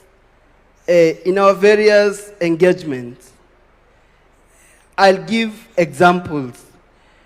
Persons who are short-sighted, that do not see small letters. How inclusive are we when we are projecting? Even I was struggling. In our screens, how inclusive was that? And those that use Braille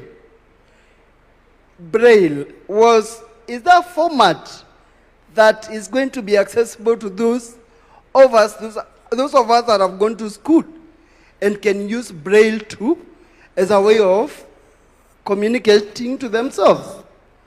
Again, we have a very forgotten group in the communities that have not been participating in our activities most of the times because of the barriers.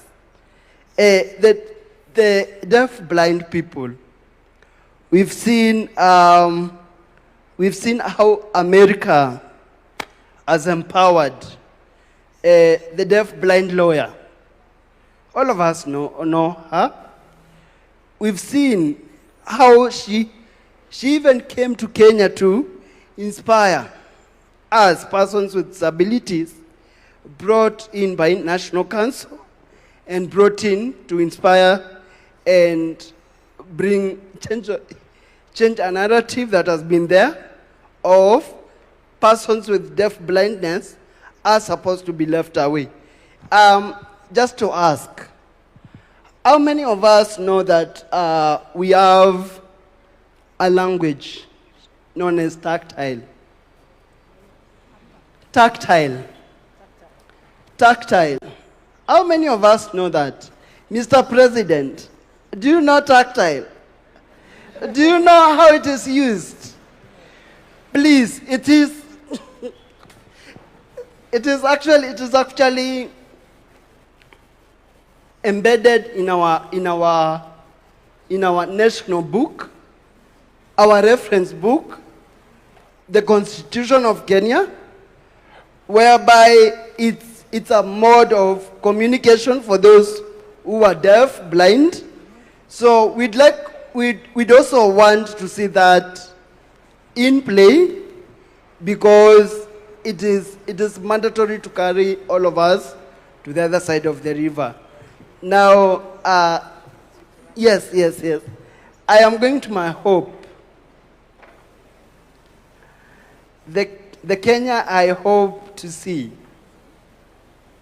I hope to see a Kenya that is inclusive, a Kenya that is intentional, a Kenya that is led by us with diverse perspectives and disabilities. We need to be included, not integrated. We don't want integration. We want to be at the center of where conversations are happening. Thank you. Thank you so much. I think the humanity, even in how you started Festus, and you took a moment to recognize and greet us, and you've taken us through a comprehensive view of what's missing and where you need us to go. Thank you so much for that. I want to also just recognize, you mentioned somebody from a different country who inspired you, but we have our own in Kenya, do we not, who is a senator? Honorable Crystal, yes, and I don't know if she's here, but she's incredibly inspiring, and so I just wanted to also mention that. Thank you so much. Let me come to you, Ambassador Ndemo. Again, we were at the front lines of much of the change of Kenya with you. You were right there, and you saw what it took to change a nation. It's not easy to push, to evolve, but you did that. Take us through the learnings you had in delivering Vision 2030, the part you played in development of Kenya, and where you think we really need to be going for 2063. Thank you, Julie. Let me recognize His Excellency the President, Deputy President, Prime Cabinet, Cabinet Ministers, and all guests and governors I saw here. The question I have to answer it from the problems that I had before we saw the changes. When going to high school, I would board a bus and leave, and my mother would only expect to hear my voice when I came back. There was no communication, there was zero. To get a telephone, if Mwangi can testify here, it took so long to get, if you get anything like that. But the government invested in ICT infrastructure. This ICT infrastructure completely changed the way the world works in Kenya. A lot of young people take it for granted when they get their passport within 2, 3, 4 days. For us, it used to be 6 months, 1 year before you got the passport. There are so many other government services that have been digitized since that time. I think 100% of the government services are online. We are able to pay our taxes online. We are able to communicate online. We are doing several things online because of infrastructure. I'm emphasizing this because Hino also said, going forward, we must look at the infrastructure that will take us forward. Today, with the little infrastructure that we have in northern Kenya, a mother takes a smartphone on a child's chest, and through AI, they are able to identify the kid has tuberculosis. The nurse can do that. This is something that used to be done by radiologists and other things. We need to expand that throughout the country. And what I'm saying, what we need going forward from today is actually to build the future infrastructure for AI, because AI is disrupting education, disrupting health, disrupting agriculture, and that we need to have its own infrastructure. And because of geopolitical contestation, there is a problem that we must begin to solve now. That what every country is doing is to build their sovereign AI, but there is a problem which the president knows very well. energy. We need to have energy. We cannot talk about AI going forward without significant amount of energy. I think we're at less than 5,000 megawatts. We probably need another 10,000 megawatts within a very short period. Companies like Microsoft try to invest in that space. We need to work with the private sector and build the infrastructure the same way we put the fiber in the undersea and also terrestrial to every county. We must invest in the future infrastructure for Kenya's competitiveness. Our education has done very well. Mwangi talked about it. We need to leverage AI because what the studies are showing is that most of us who have been teaching, we teach an average student. But with AI now, we can identify the needs of every child and actually provide the right thing. It is not going to destroy teachers. It's going to facilitate teaching.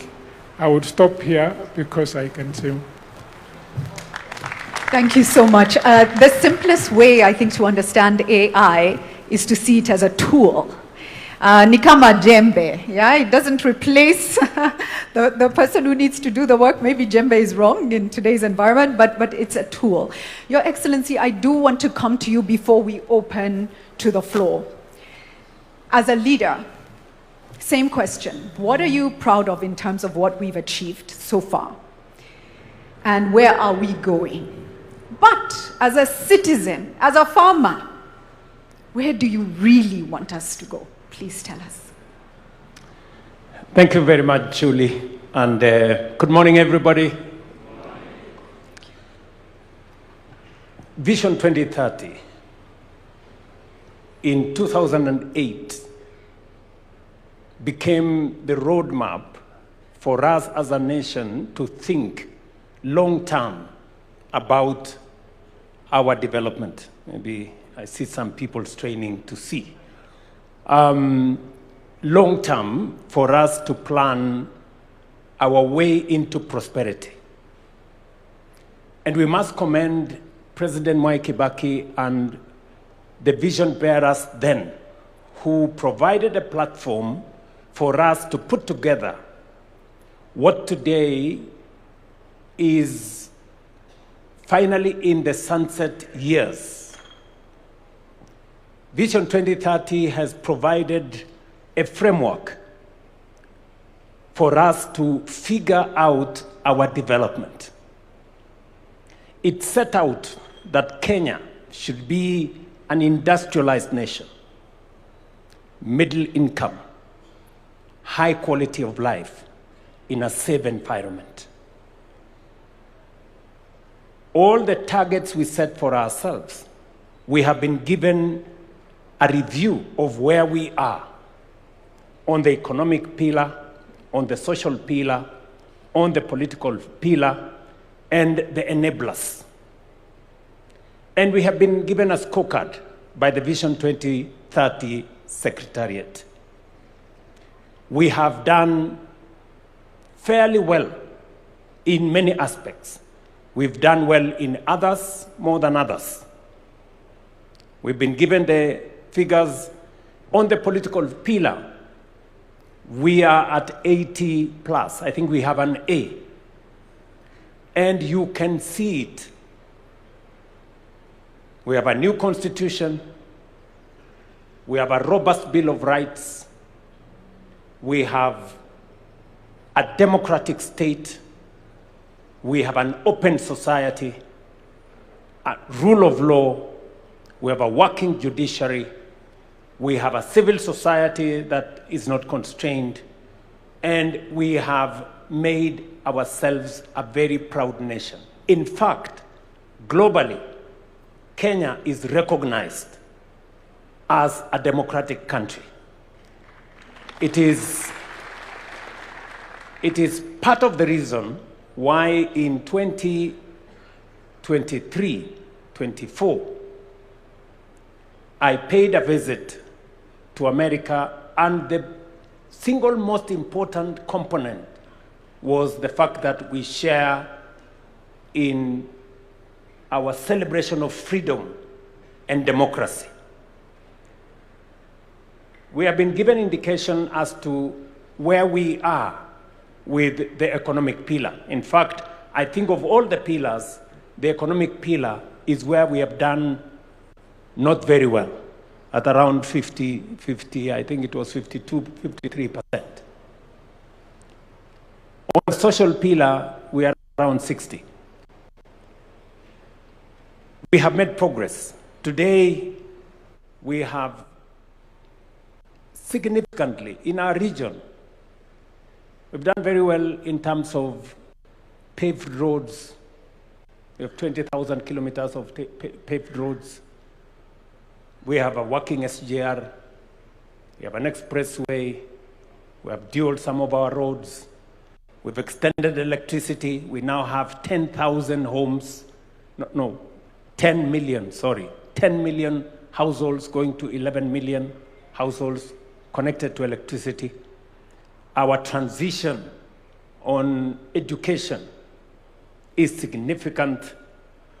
We have done very well. But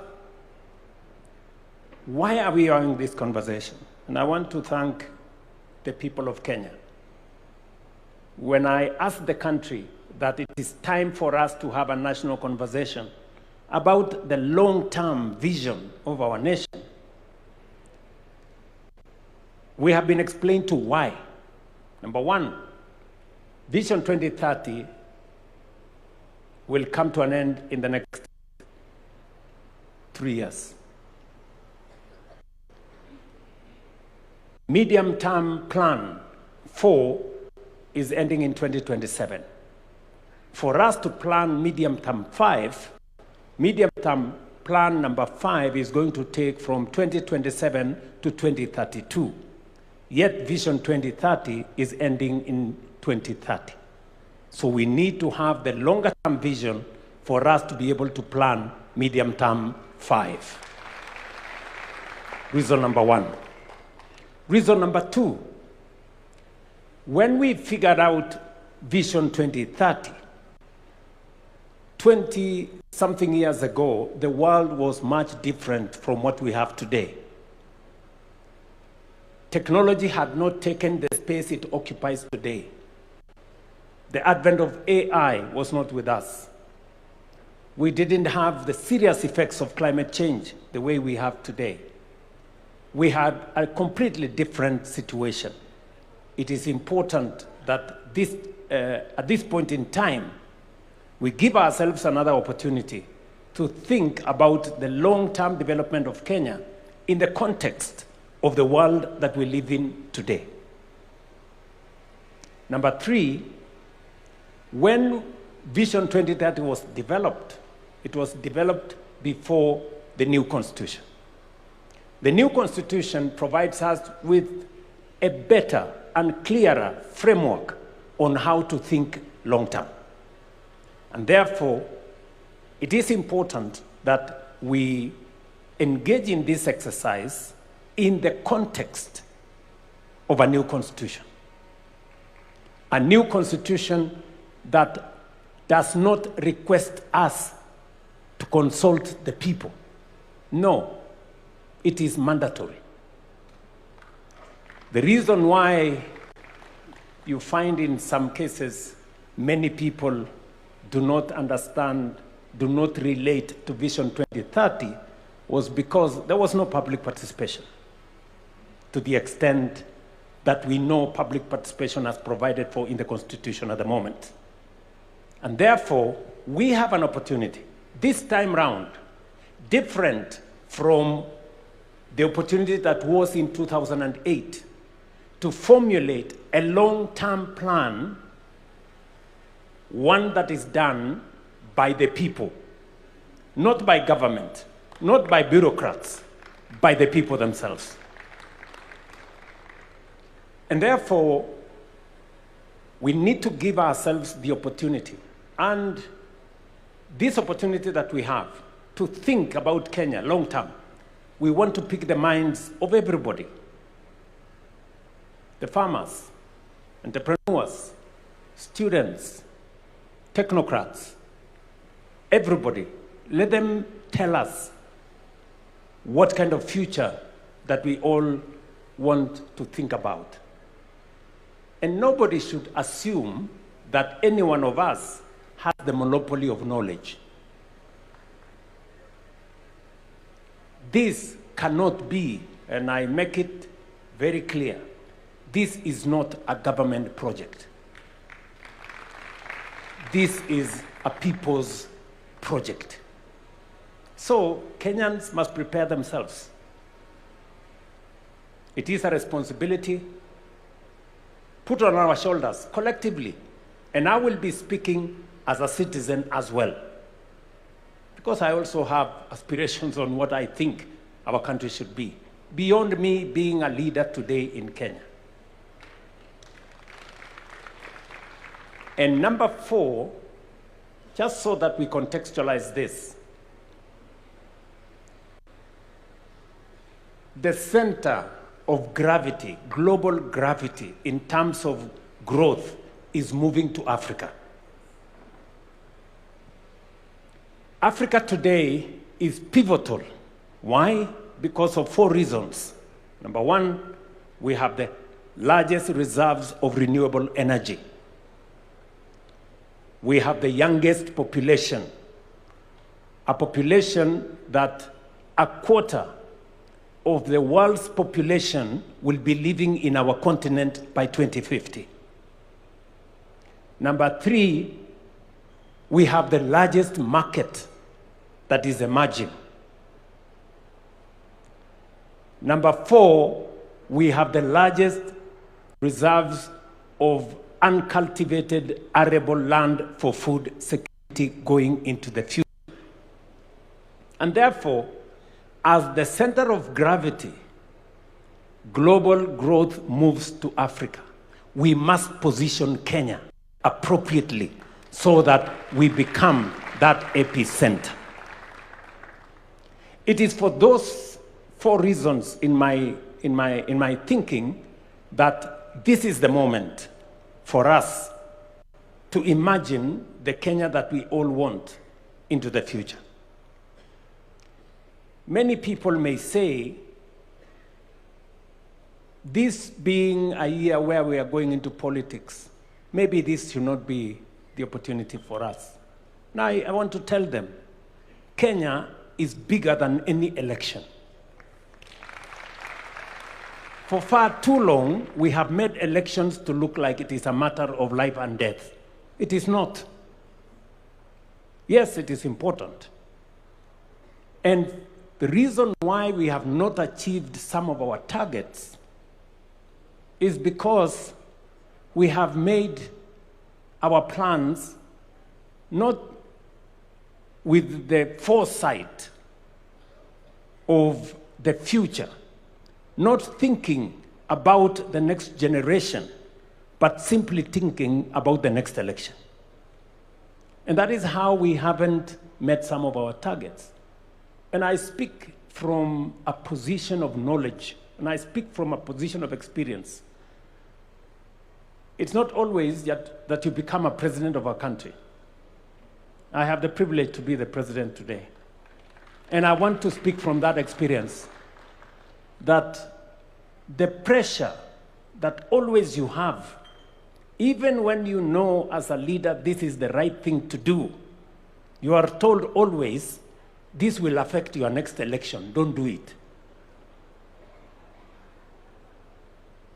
This will affect your next election, don't do it. Many are telling me, oh, you know, why don't you concentrate on the next election? Leave this thing, it can be done some other time. I'm telling them, the next election will come and go. Kenya must think beyond the next election. Kenya must think for the next generation. And I want to ask all of us here to think beyond any election cycle or any administration.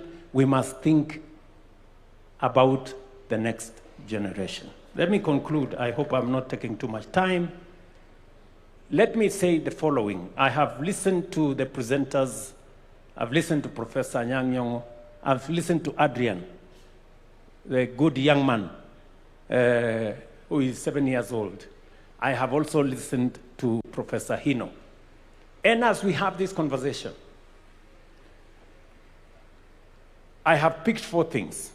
Number 1, Professor Hino has said, for those countries that have succeeded, and he's given us examples of Singapore, Malaysia, he's told us about Vietnam, and all the other countries.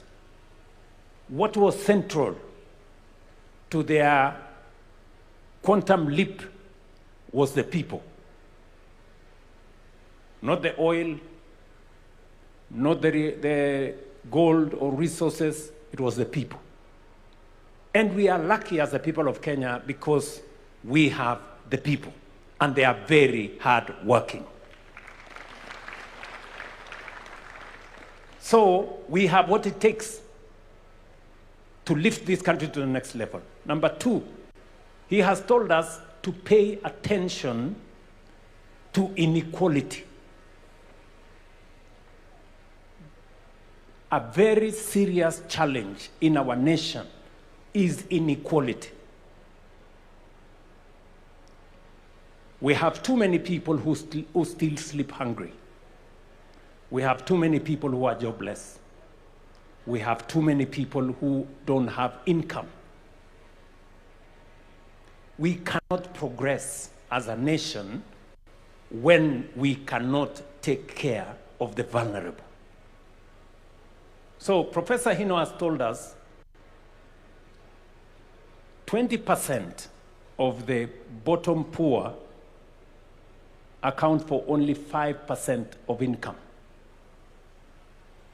while 20% of the rich people, of those of us in the higher category, control 50% of income. So 20% bottom, 5% of income, 20% top, 50% of income, meaning 10 times what the bottom has. We have to pay attention. We have to pay attention. How we lift those low-income people, how they access, how their children go to school, how their medical bills are paid, how they access employment opportunities, and how we create equality. Number 3, he has told us our opportunity is in raising small, medium, micro enterprises. We have an opportunity there.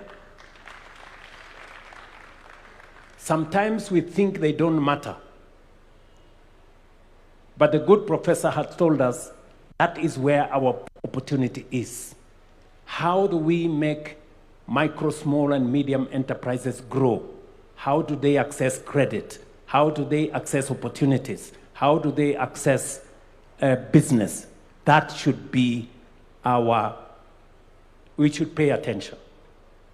And then number 4, he has told us to pay attention to accountability, to dealing with corruption. He has told us 3 things.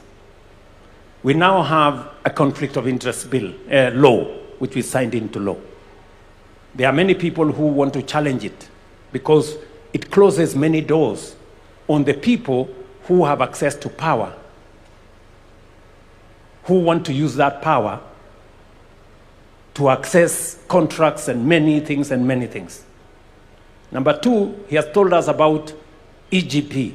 We have been trying to implement EGP for many years. I am very happy that finally we have moved government procurement to an electronic platform where contracts can be transparent. We can know who is being allocated, which contract, for how much, and whether it matches the market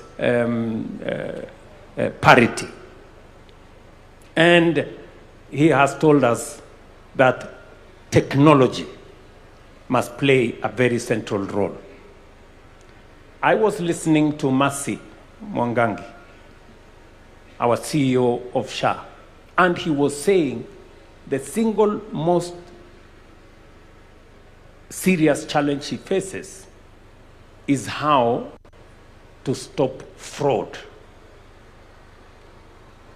You know? And we are very happy that finally, using technology, we are able to stem theft, fraud, and corruption. And to the good professor who has said here, going forward, technology is going to play a significant role in us taking this forward. So, in conclusion, let me say this. To the people of Kenya, nobody has a monopoly of good ideas. Beyond Vision 2030 is our collective responsibility. We must step up. It is a constitutional responsibility to each one of us. It is an obligation to each one of us to implement the Constitution. And part of implementing that Constitution is to figure out how we appropriate, access, and avail all rights that are provided for in the Constitution to everybody in Kenya. Whether it is human rights, electoral rights, rule of law, access to water, access to education, freedom from hunger, making sure that the Constitution, what the Constitution says, that every citizen must access the highest standards of health, the highest standards of education, the highest standards of housing. It is our responsibility collectively for us to have a plan on how this is going to be attained. And we have the opportunity. I want to pledge here that government is not going to lead the talks. It is going to facilitate. This is about the people. Whatever platform that is required to be provided, we are going to provide the platform. Let the people, in their diversity, the religious community have ideas, private sector have ideas, farmers like myself have ideas, students have ideas, the academia have ideas, our good friends in civil society, they have ideas. Let us bring the cocktail of ideas and have a plan for our country into the future. It is our opportunity. Let us not abdicate. Let us not delegate. Let us not run away from that responsibility. It is our duty, it is our obligation constitutionally to make sure that we think about the future of our nation so that Adrian, sitting here with us, 7 years old, will know what the future is going to look like. Thank you very much. I hope I have not taken too much, but this is the opportunity for us, and I am very happy to be part of this as a Kenyan myself. And believe you me, I will be part of it as a Kenyan. Thank you very much. Thank you so much for that, Your Excellency. Thank you for the context. And Mark, just be on standby. I will be coming to you. That context is very important. We've heard that the center of gravity for growth in the world is shifting to Africa. The world doesn't want it to shift to Africa, but inevitably it is shifting. And African countries, through their strategic actions and positioning, will determine whether it shifts on the world's terms or it shifts on our terms. Kenya today, and Your Excellency will confirm, has been tasked with building an AU that is fit, informing the build of an AU that is fit for purpose for Africa today and the Africa we want. Kenya is doing that. Yes, and it is important. Kenya today has been tasked by the world with convening around the issue of trust. The Trust Summit is being held in Kenya under the Ministry of Foreign Affairs, and the world is looking to Kenya to tell the world, what are we learning about how we rebuild trust in communities, in societies, between citizenry, with government? How do we rebuild trust? So Kenya has a responsibility to think deeply about where she is going for ourselves, but also for Africa. Does that matter to us? I hope it does. I hope it does. Mark, I'd love to come back to you now to take us round the room. Yes, I see wananchi hands. We're ready to speak. Thank you. Thank you. Thank you, Julie, and thank you for those who... So I'll just start here and then you'll pass it back to the lady right behind you, young lad. So crisp and short. Good morning, everyone. My name is Sean Karanja Kinyanjui. I'm an investment professional, born, raised, and living in Nairobi. I'm a portfolio associate at a Pan-African venture capital firm. So on a day-to-day basis, I get the privilege to speak to entrepreneurs across Kenya and Africa and deploy meaningful capital into their businesses. I give you this context because every day I get to see Kenyans and their talent and ambitions on a day-to-day basis and even back and support these businesses. But I also see a lot of strong ideas and entrepreneurs held back by gaps in capital, infrastructure, and execution as well. And so for me, a vision beyond 2030 is very personal because it affects the trajectory of my career in the investment space, fundamentally. It also affects the legacy that I leave behind for my family.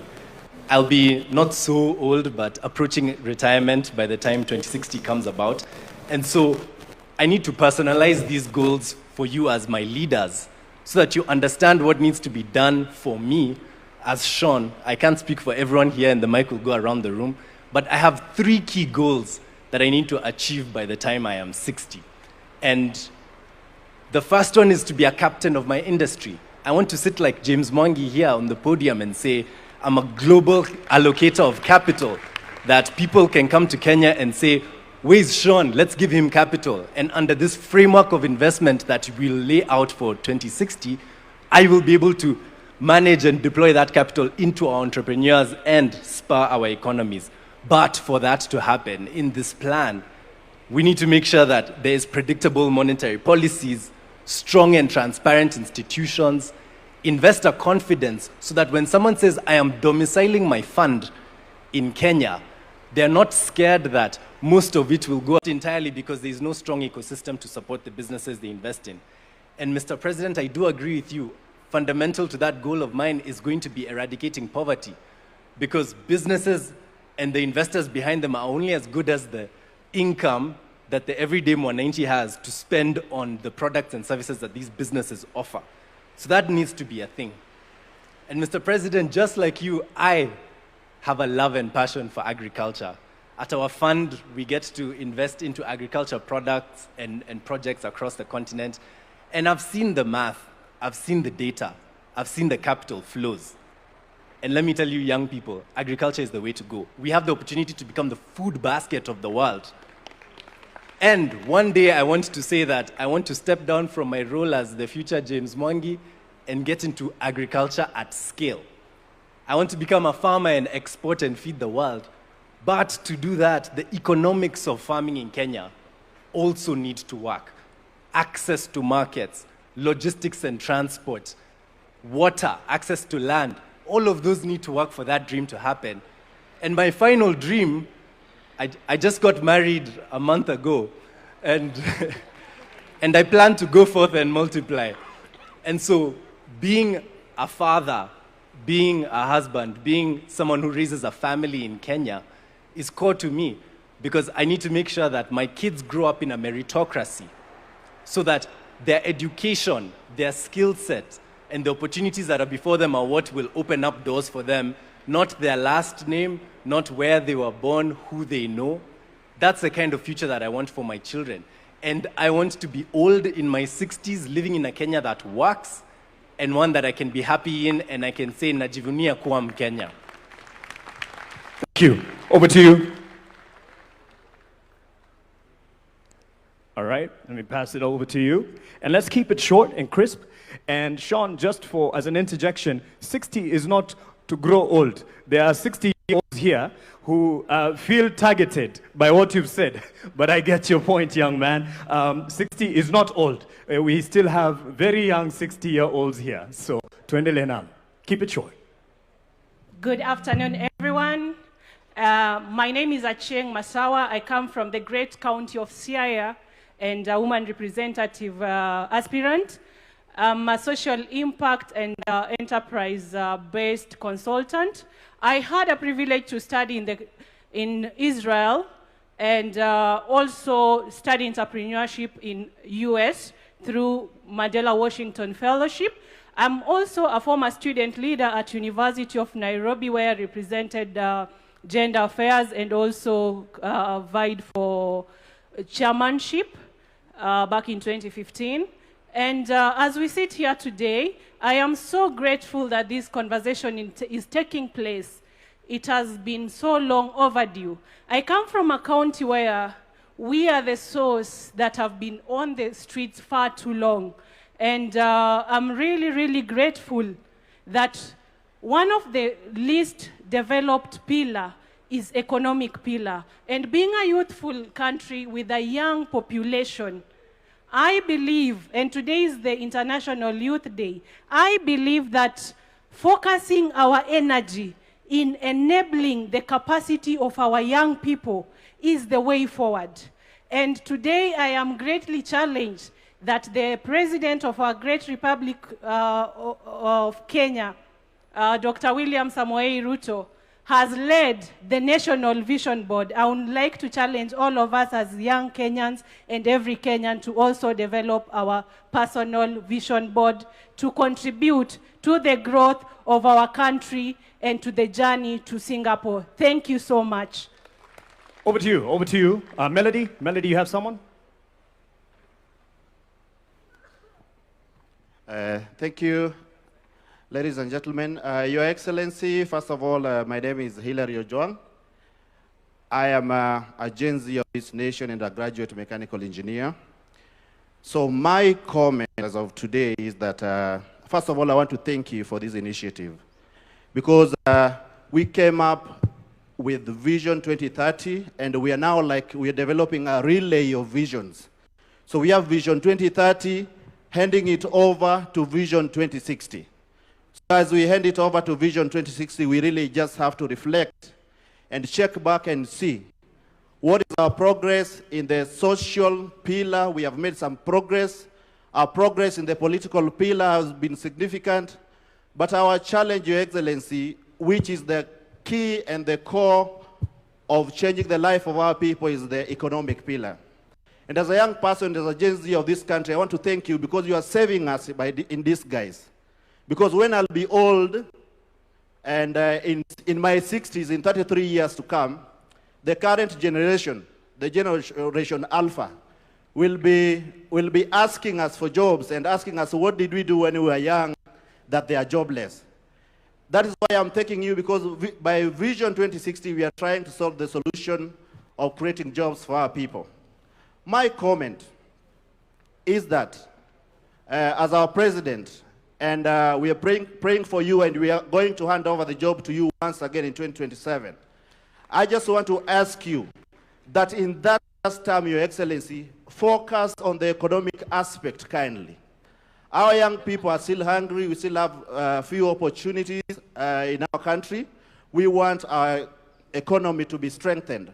You say that a significant percentage of our country, our land, which is arable, is still used. Let us utilize that. Let us have food in our country that we can export. We can even process it and export final goods to the global market. That way we'll have solved a lot of problems for our people and create opportunities. When you look around you, majority of the things here are imported. If you look at the speakers, the cars around here are imported. We will only empower our people if we can do much of the job here and export to the global market. Thank you so much, Your Excellency. God bless you, and I appreciate us for gathering here today. Asante sana. Naona sasa kipaza sauti upande huu pia kimeruhusu.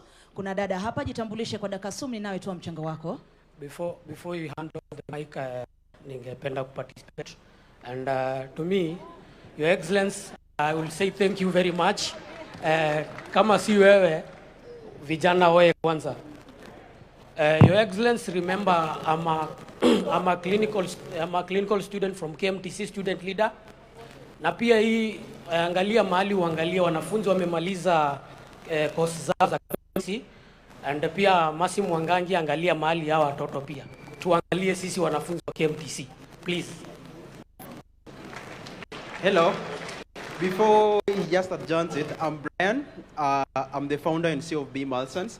I just have one review to just ask. We've been actually like trying to say how are we going to create more jobs. Currently in Kenya, we have almost like 11,000 startups. So if the government can just, let's say like back up these 11,000 startups and just, let's say like they just get funding, for example, each startup can just employ almost like 50 people. So those 50 people, as in, if they are now given actually like money, they can actually now create more employment actually now for the young youths now. Hello, I'm sorry, let me talk. My name is Anne Adhiambo Onyango.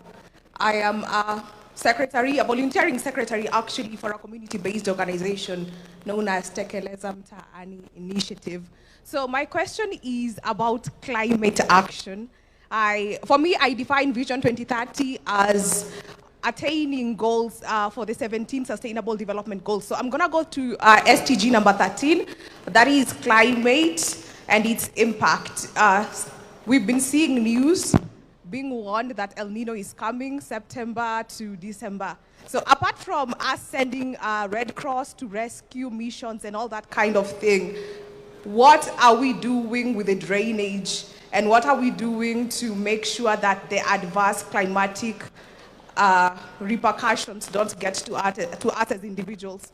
Kindly, when you are thinking about 2030, think about climate change and its impacts, because I work with the community and it is not looking good at the grassroots. Thank you.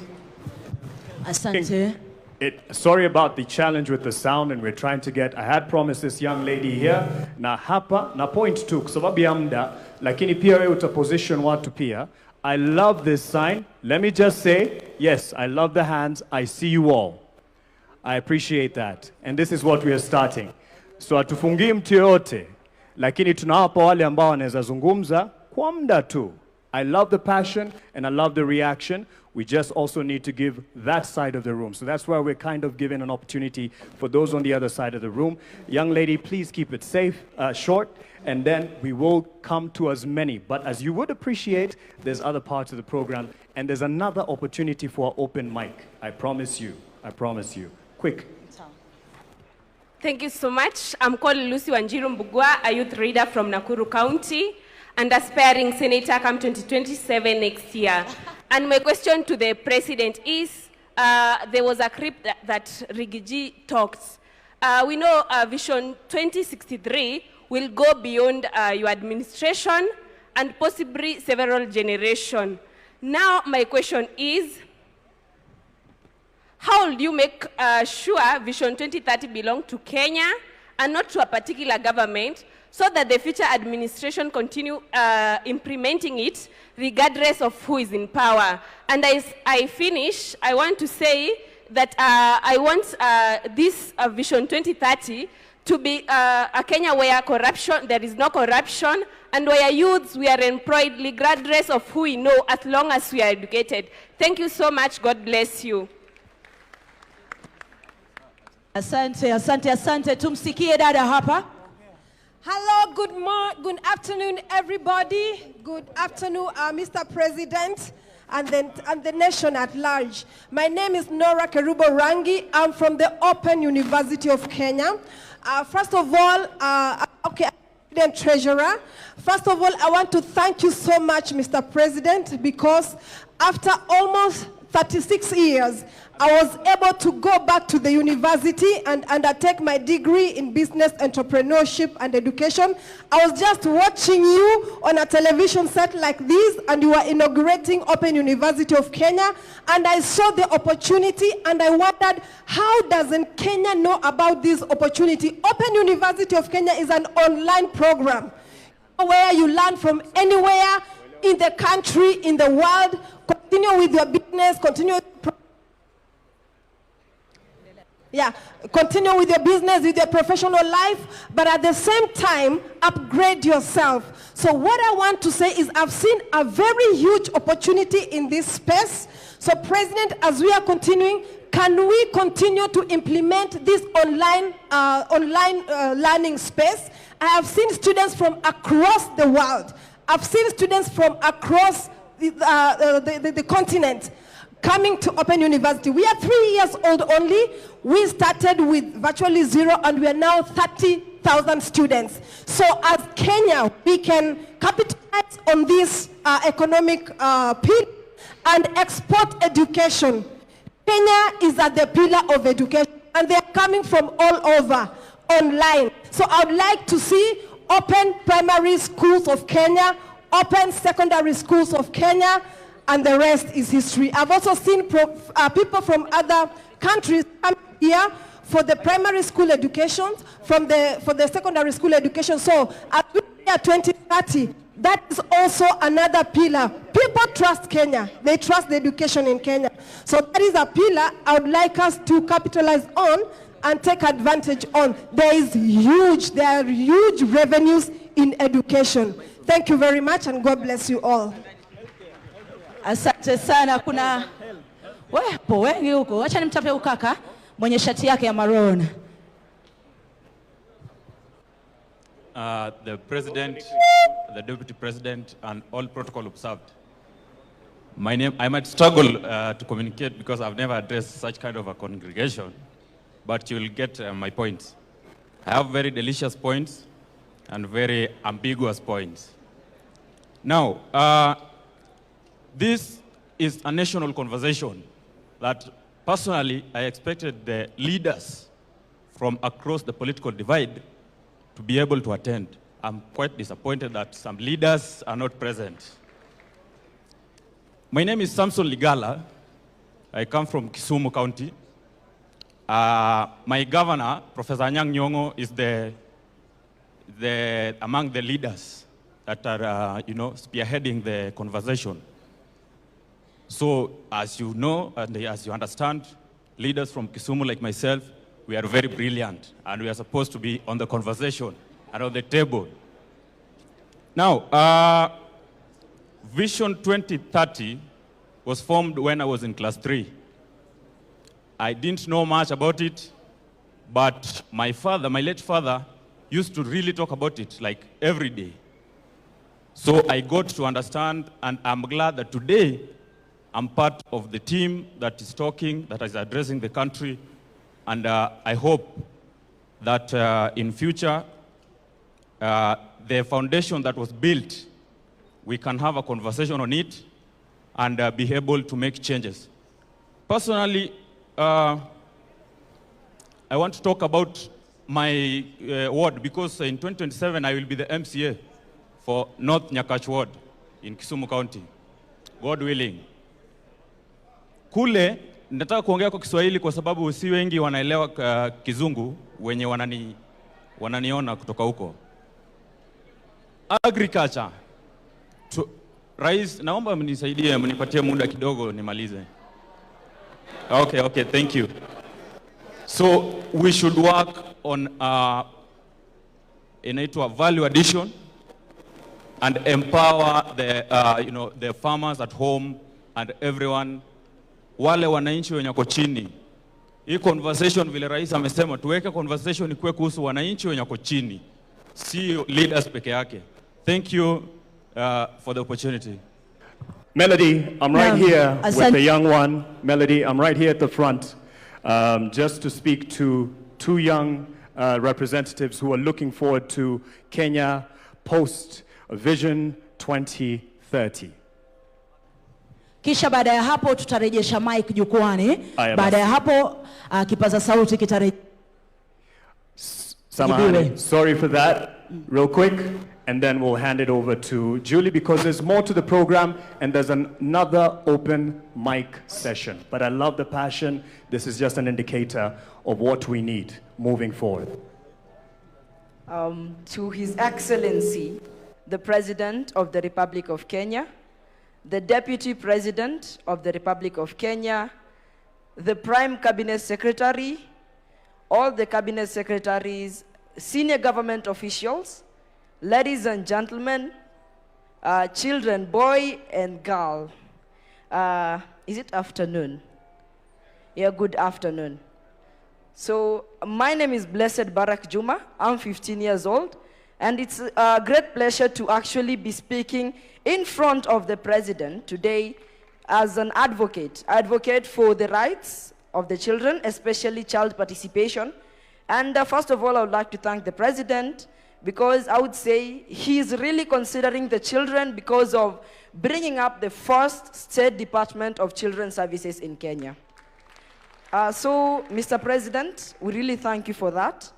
And I would like to also thank him for this vision 2060, beyond 2030, because as of 2060, I'll be 49 years old. And hopefully, God willing, if all of you will be there, all the children, they'll give me an opportunity to be the President of the Republic of Kenya. And I would say that this dream is going to continue, and vision beyond 2030 is going to be a great impact, not only to the people of Kenya, but to the children of the Republic of Kenya. So I will request child participation, not only by the voice, but children be included in decision-making, implementation of the vision beyond 2030.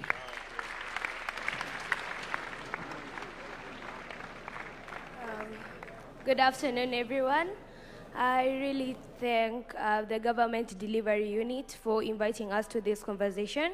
So first of all, I'm going to go to the Agenda 2060.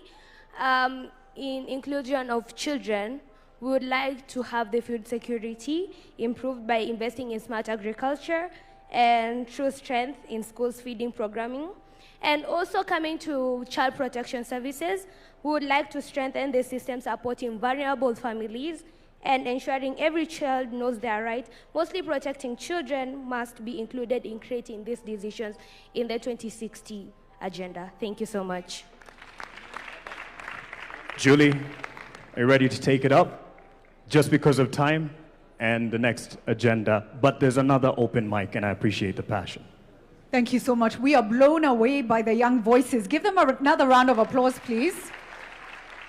And it's a reminder that actually very often our young ones are smarter, faster than us, but we still, as Wazir, have a few things to share and teach you, but this kind of dialogue is so important. Thank you. I know James wanted to talk to the young man, Sean. I think you will get a chance at a conversation because I must wrap up now. Let us give a round of applause to the panel as they take their seats. Sean, look for James. He wants to talk to you. So yes, thank you. Please take your seats. Panel, thank you so much. A better round of applause, please, for them. Please, please. Please. Ladies and gentlemen, as I close and hand over, we talk a lot about Singapore. And Singapore did many big things. But Singapore also did some fundamental, simple things. I want you to Google Lee Kuan Yew talking about the change. One of the things he stopped in Singapore was spitting. To transform Singapore, he stopped the culture of spitting. And they were very angry because they were passionate. They said, this is what we do, we spit. He said, you will stop spitting. And they stopped spitting. Another thing that he did was language. They all had different languages. Sisi tuko na Kiswahili. It's wonderful. They had different languages, and he told them, we shall speak the same. Pende, usi? Pende, we shall speak the same language. And I want to close by saying, as we have these conversations about what we want, part of what we want is individual responsibility. mnatupa takataka, alafu mna complain. Mnauliza, governor kwa nini? But if governor also is responsible for doing certain things, but we as individuals take our personal responsibility. If you throw something on the floor, ni nani, unataka nani to pick it up? So Kenya, let us rise, let us rise, let us rise. Thank you. God bless you. God bless Kenya. Thank you all so much. Thank you. Thank you, Julie Gishuru, my senior in the profession, and actually the one who held my hand to get into the newsroom back in 2008. The reason I bring this out, it's a process and a journey of holding someone else's hand and taking them to the future. And I appreciate those who've actually grabbed my hand trying to get the mic. Your view or your opinion is not any less than any other, and it is just in the interest of the agenda that we have. I see your hand, sir. I see your hand, that we have something called a hack at 100. There's another open mic session, and I appreciate the passion, just to be able to accommodate those who prepared, something that we can envision in terms of the digital capabilities of hacking a future beyond 2030. And for that, I'd like to call on Bernard and Mika and team, tafadhali wakijiunga nasi hapa mbele, tafadhali tuwape makofi. Bernard and Mika, hack at 100. How can we hack this? We hack Nairobi every time we are moving around with traffic. When someone told you how they got somewhere, ulisema uli hack traffic by taking a boda. Vijana, halo. We are here, we are building the future. I'm not feeling the energy. Vijana, halo. Mr. President, halo. Asante sana. When I say future yetu, tunasema tuko ready. Future yetu? Future yetu? Thank you. We need to have the energy so that Adrian, who spoke here so well, can feed off our energy. If we are building the future where everyone is bored, there is nothing to build. So, by the way, we are live on all platforms. We have a lot of creators who are live on X, Meta, Twitch. There's a matatu parked outside, 2 of them. They are streaming on all platforms. So hack Kenya 100 and Beyond Vision 2030, hackkenya100.com. We are live. Go online. We'll plug you with all the latest updates. Your Excellency, Dr. William Ruto, Your Excellency, Deputy Kithure Kindiki, thank you for organizing this session. And all protocols observed. And I have to say, Vision 2030 is the only foundation or structure that got me out of a village in Keroka, in KICC, and took me to Alliance High School. Hashtag, I went to Alliance. We went to Alliance, and without free education, I wouldn't be here today. So Vision 2030 team, Mugo Kibati, Alliance High School, we see the dream and we are to build today. And nataka mnishikie namba mbili. Namba ngapi? Namba mbili. 75 and 100. 75 and? After we are done, mwenye atakumbuka zinamaanisha nini, utaniona nyuma ya tent. I'll give you something. But before we jump into it, I would like to introduce my team who has been behind an activity we've been doing for the past 1 week. We are running a Hack 100 hackathon where we had over 10,000 young people all over the world applying for them to propose bold ideas, bold visions in terms of where they want to see Kenya at 100. We had applications from San Francisco, California, Frankfurt, Shenzhen, all over the world, because everyone wants to be part of building our future. So I would like to introduce my team, starting with Kevin, and we can jump into the next 15 minutes or so to show you what we have. Kevin? Thank you, Bernard. My name is Kevin. I work with young people to help them articulate their ideas and their passion so that they can be understood by people who want to build them out, invest, and I'm here to do strategy and coordination. Hello everyone, my name is Shannon Oduor. I am an advocate of the High Court of Kenya. I'm representing the legal team on this Hackathon 100. Right, my name is Naini Lankas. I also work with Shannon, and part of what we do for Hack 100 is that all of the hacks, the solutions and the innovations that are coming our way are anchored in the Constitution. So we are keeping that in mind in everything that we are doing for Hack 100. Thank you. Good afternoon. My name is Jane Martha. I work under Hackathon and I'm part of it. I conduct issues on strategy and governance, and I also deal with the creators that you've heard. I'm one leading them. Thank you. Good afternoon, everyone. My name is Arthur Kamau, and I'm part of the team handling the sports sector. Good afternoon. My name is Micah Mathenge. I'm a CEO of a company called Venture Money. I work in the investment banking space, and I work with young entrepreneurs who are looking for investment in Kenya and abroad. Thank you. Asante sana. They'll come back to stage shortly. Don't worry about my dressing. I was told to dress down to represent the youth. So si suti sina, niko na suti kadhaa.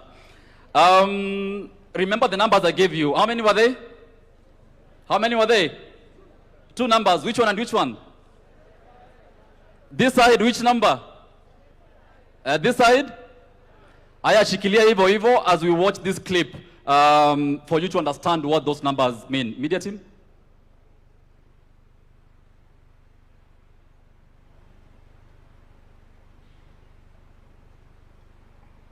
The audio is missing?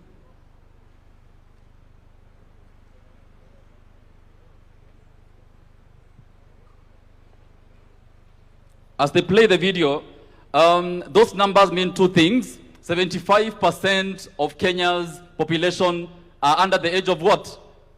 35, right? And if we are not involving them in building this future, we have no future we are building towards. And personally, by the time we are 2063, I'll be probably 70 years old. So I'm building this future for our kids and for our kids' kids. So it's very important for us to involve our young people in building the future we are building today. And I'm not sure that the video is ready. The media team. We invited young people from all over the world to submit bold ideas in terms of what they want to see. And we challenged them. If you were to envision Kenya in 2100, what would you like to see? Where would you like to see education? Where would you like to see energy? Where would you like to see technology and AI? Personally, I'm a co-founder of a company. I lead teams across the world, teams in Nairobi, teams in Lagos, San Francisco, and Cape Town. Every day we see how AI is changing how we work, right? Professor Bitange said AI is going to change how we are going to work. So how are young people seeing all these changes that are currently panning out across the world? So the future we are talking about, young people have started building that future today. And the idea we had was, we had a hackathon happening across the country, and builders were building ideas, and all of them were assessed by a team that is capable to actually analyze which idea has the potential to have an impact for over 1 million people. And we had a bunch of them who are building those solutions. And I would like Micah to come and introduce some of them here as we wait for the media team to play the video clip. Micah? Thank you so much, Bernard. I would like to invite a few people that were very innovative in the hackathons that we've had. But before I invite them, I'd like to tell you that the youth of this country today are not thinking about problems that we are having in this country. They are thinking of solutions. And I'll give you an example of one of the solutions, ICT solutions, that has been profiled to us. This is a solution that has been created by the youth. It's for savings. The youth are saving. So I'll give you the example here is for a child who is 7 years old, and he's working with his parents, and his parents are saving 200 shillings every single day to buy him a PS. The app that has been created, which is for beyond 2030, definitely, the app that has been created has reminders, but the reminders from the child are more consequential than the reminders from the app. And so we are looking at children who are learning discipline. They are learning the importance of investing. They are learning how to invest small, waiting to grow big from the innovations that we have. I would like to invite Felix from Sanifu. I don't know if he's around. And if he's not around, I'll invite Naini Lankas to come in and talk about the investments, the legal avenue that we have, the legal infrastructure. Come. Yes, come. Hi everyone. Thank you so much for the opportunity. Thank you so much for this initiative to actually look at Vision Beyond 2030. So my name is Sidney Rema. I'm a co-founder and CEO at a company called Sanifu AI. We are kind of the frontiers of AI in Kenya for small businesses. We are servicing many across Africa, not just in Kenya. Most of the big companies, around use Sanifu AI to process things like orders, invoices, pay taxes, and all that. So I think for today, beyond 2030 for us, what we are looking at is we are enabling a new digital economy. We're enabling a new digital economy.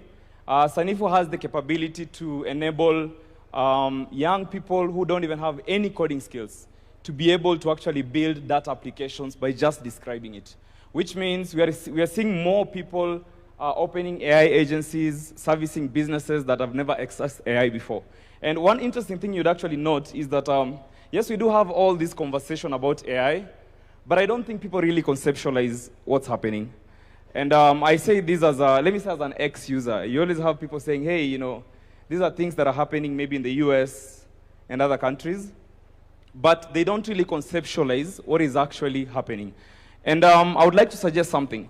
Maybe the team or the task force that is planning towards Beyond Vision 2030, if there's one single investment that will actually make, that will significantly change the country or significantly change the future of the younger generation right now, is deliberately investing in training in AI and technology. You can build all the roads in the world, that's good. We'll build the roads, we'll build the infrastructure, but if we cannot stimulate the young people to actually understand how to quickly adopt AI and technology very fast, I don't think we'll actually have the leap that we're expecting. And I'll give you a good example. A few years back, we were doing charity in different children's homes where we were issuing computers that are old from, all these government offices. And we were training kids as young as 5 years, 7 years, 8 years old on how to use basic computers. And you'll actually be surprised what kind of applications they're able to build by the time they're 13.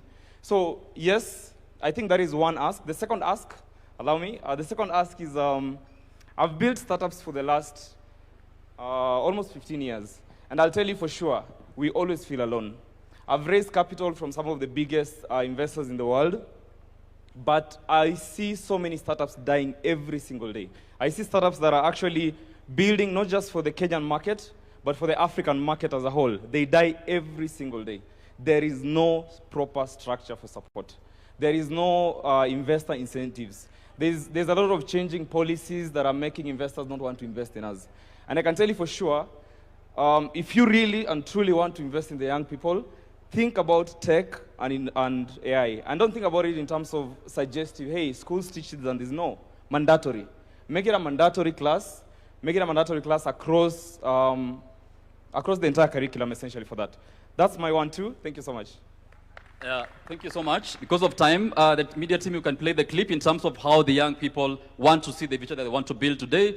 Things that Sydney and the team are building, we want to see how do they look 100 from now. Now open them. This is Kenya at 100. And it begins in our classrooms. Every child learning, creating, and dreaming with a world-class education made for them. A nation of builders, cities dreamed by our own people and raised by our own hands.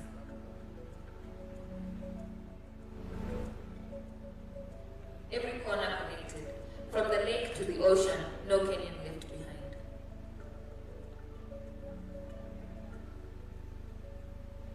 Powered by the brilliance of our young people, the 75%.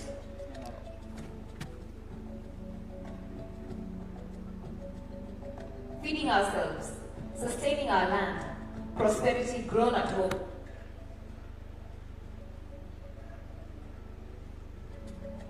Clean power from our valleys opportunity that never runs dry.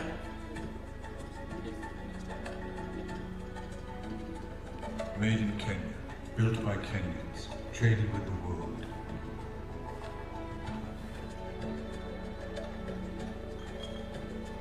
Our wildlife protected, our heritage alive, the world welcomed as family. A thriving blue economy, from the port of Mombasa to every fishing village. Health and dignity for every Kenyan, from the first breath to the last.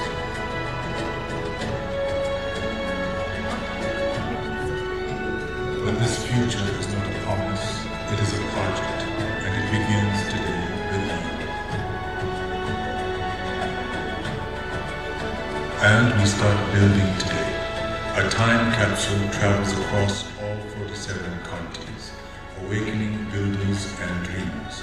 Your ideas, captured and preserved. The boldest go into development with seed financing ready. Kenya 100, future yetu, tuko ready. Future yetu?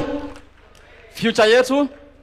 Now you understand the concept of the 100 and the 75, right? Very good students. In this presentation, you've seen a time capsule. Have you seen it? So this time capsule was conceptualized by the over 10,000 young people who applied for these ideas, and it will be flagged off by the matatus we have. There's a time capsule there that will be going across all the 47 counties to collect views, to collect ideas from the young people so that they start building. And there is available financing of at least $1 million shillings per the bold idea that will take Kenya to the next level.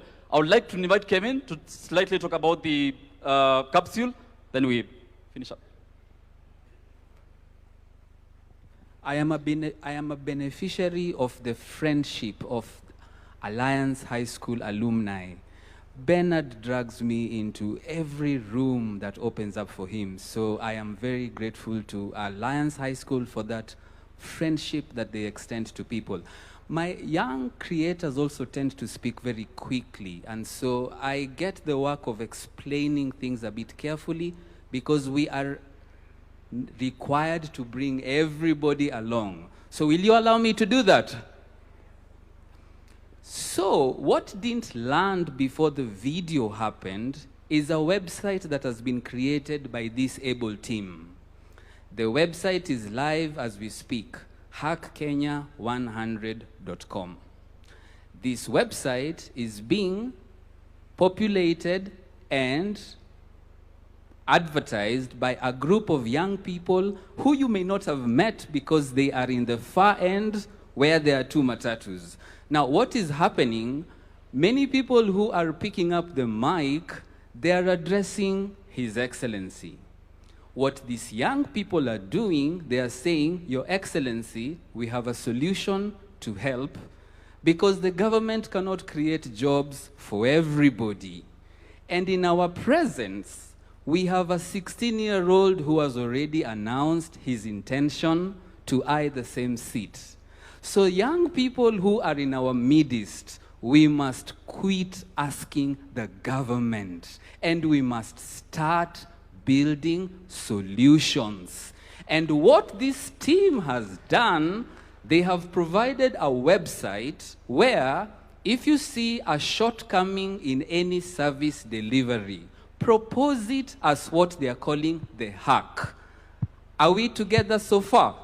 So, you would be saying, Your Excellency, we have provided a hack. Can we get funding for this hack? Now, these ideas are not limited to Kenya.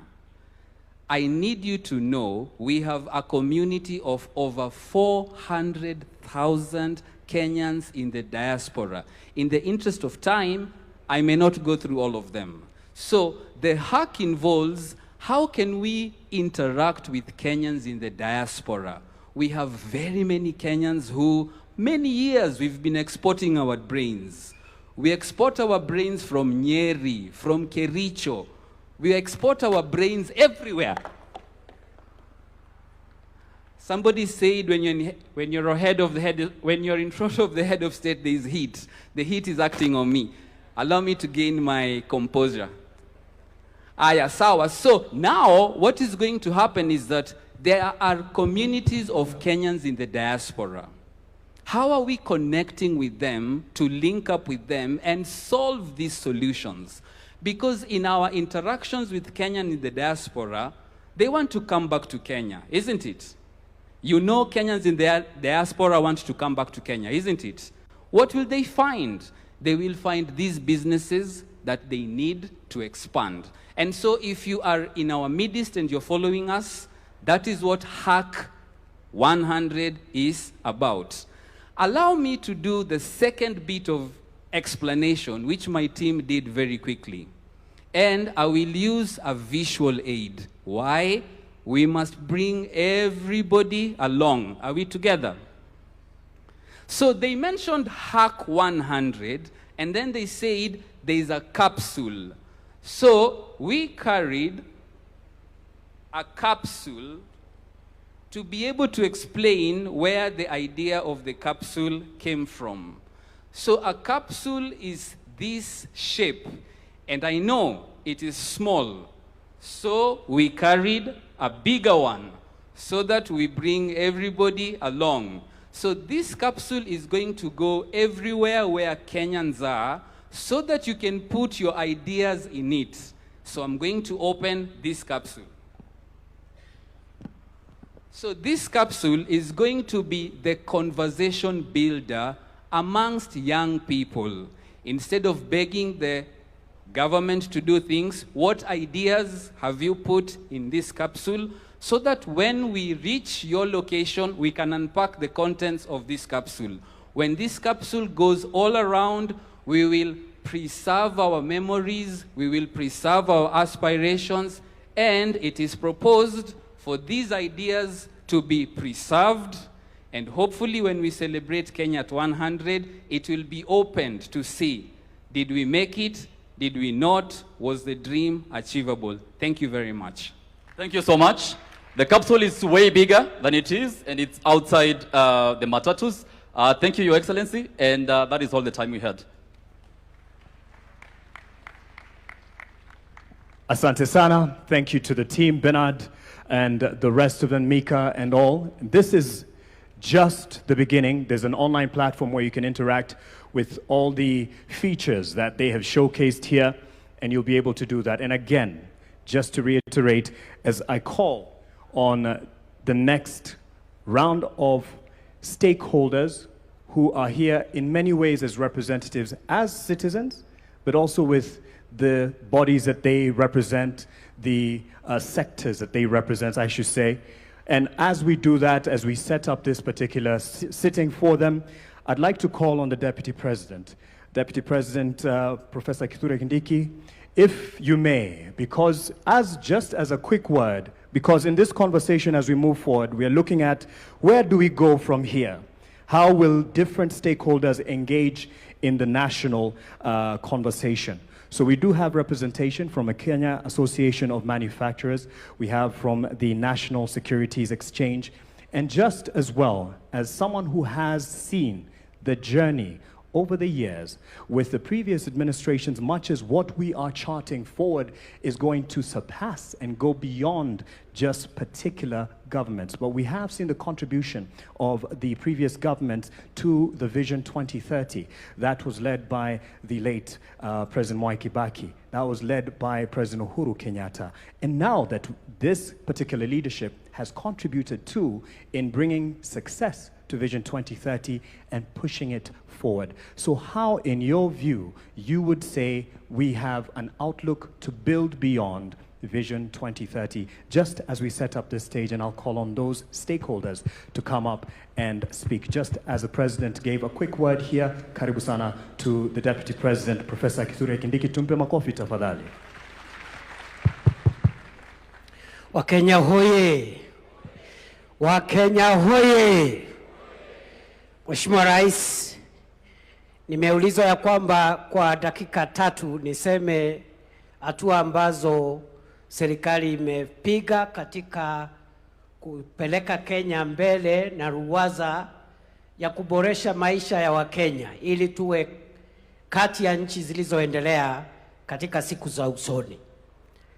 I am proud to report on behalf of the government of Kenya that the last 4 years, under the leadership of President William Ruto, we have been able to do a number of things. And I want to highlight some of the steps that we've taken as a country in taking the development of our country forward from where President Ruto found it. Number one, this administration has been able to stabilize our economic fundamentals that underwrite our long-term development path. The pillars of development, agriculture, industry, business, enterprise, and so forth, infrastructure, must rest on strong, stable economic fundamentals. All the indicators are showing to a stable economy, a strong currency. For the last 2.5 years, the Kenyan currency has been stable. We found it at 162, 165 to the dollar. It has been stuck at 129 for 2.5 years, showing economic stability. We have multiplied our foreign exchange reserves from $5.7 US in 2022 to today, $15.1 billion US, the highest foreign exchange reserves in the history of our country. When President Ruto took over, we didn't have enough foreign exchange. And of course, foreign exchange is a factor for international trade and stabilizing the economy. We have also been able to reduce interest rates. We have also been able to be rated favorably, not by ourselves, but by international sovereign rating agencies. Standards and Poor's, Moody's have now upgraded the economy of Kenya to a stable economy. And there are many other fundamentals that I can speak to, including moderating inflation from 9.6% where we found it to now a stable under 6%, and we are still working on the issue of inflation. Of course, on that front also, we have been able to attract last year the highest amount of foreign direct investment in the history of our country, $3.2 billion US. This is a report of the United Nations agency, UNCTAD, last year. And all these things put together are showing a stable economy. The central bank lending rate to commercial banks has come down from 13.5% to 8.75% at the moment. The price of government paper, government bonds, and treasury bills has come down, and now that means private sector can access credit and so forth and so on. We have stabilized the economy. Number two, we've been able to work on the agricultural transformation, and we have achieved a number of things under the agricultural transformation pillar. We have been able, for example, to register our farmers. We used to work on guesswork. We didn't know how many farmers we have, where they are, what they grow, the size of their farms, the kind of fertilizer they need. Now we have a register of 7.2 million farmers. We have also been able to increase our production of some of the major value chains in agriculture. Maize production has grown from 44 million bags in 2022 to 75 million bags last year to underwrite our food security. Unga prices have also been moderated from 250 shillings to right now around 140, 150 for 2 kilograms. We've also been able to transform the coffee sector by removing cartels and increasing our production of coffee, and also the income to coffee farmers has now grown from 60, 70 shillings a kilo of cherry to about 120 to 160 per kilogram of sherry. Our tea production has grown from $138 billion shillings, 138 billion shillings in 2022 to last year's 215 billion shillings. Our sugar production has grown from 472,000 metric tons in 2022 to last year's 815,000 metric tons of sugar. And therefore, that is a big milestone in terms of that value chains. And we have now more farmers benefiting in that sector. We have revived the industries and the factories in the sugar sector and so forth and so on. So we are also now the largest producer of processed milk in Africa, because we have moved our milk production, processed milk, from 4.6 billion liters a year in 2022 to currently, by last year, 5.5 billion liters. Kenya now has overtaken 3 other countries, and we are the #1 producer of processed milk in the African continent. So we have done some progress. We are vaccinating our livestock to make sure we get herd immunity so that we can promote exports of livestock products.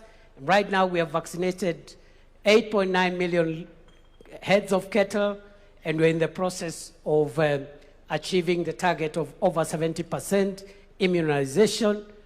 We are also promoting dairy farming, and by also managing the price of sexed semen, which we found at 8,000 per dose, and now it is at 1,400 per dose. More farmers are getting hybrids through sexed semen. So that is agriculture. Number 3, education, very quickly. This is a quick fire. In education, we've done a few things. One, we've been able to streamline CBC curriculum. The uncertainties which were there around the curriculum have now been stabilized. We have transitioned from one level to another, which is seamless. Number 2, we have increased funding to education from 500 billion shillings 2022. This year, it's 784 billion shillings. And that is a big leap in this sector.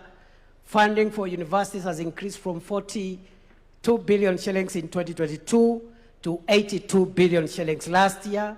Scholarships to university students was increased from 17 billion shillings in 2022 to 41 billion shillings last year. We have employed 100,000 teachers.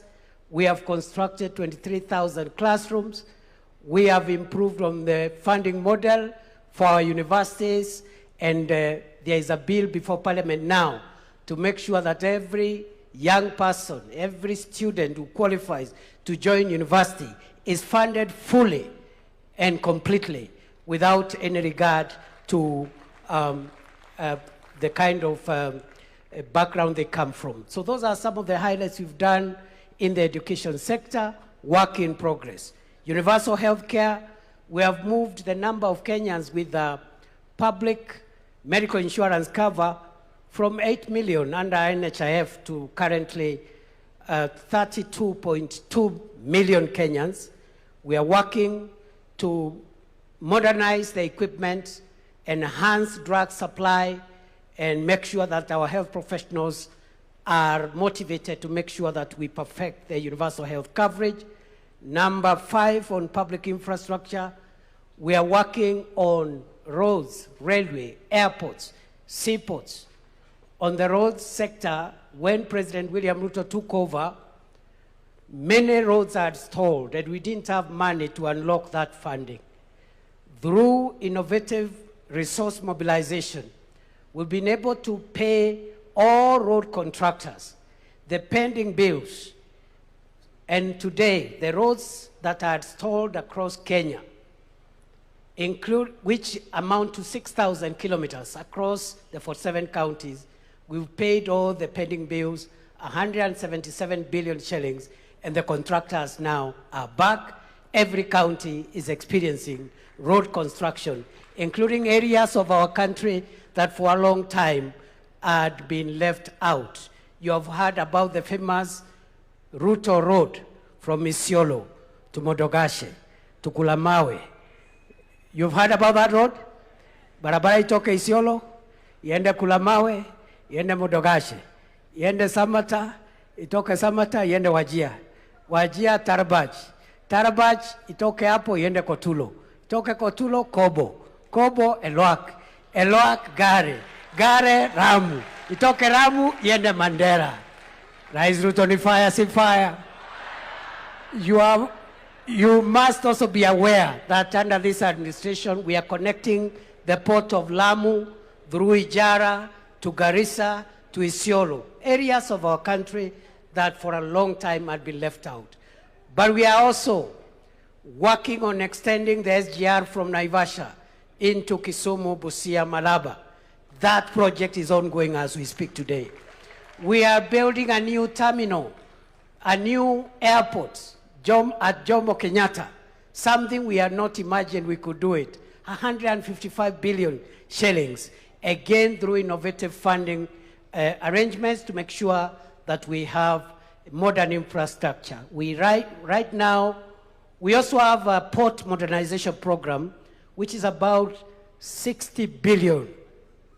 And that is taking place at the port of Mombasa, seaports, airports, railways, roads, because that is what will take us to the first world.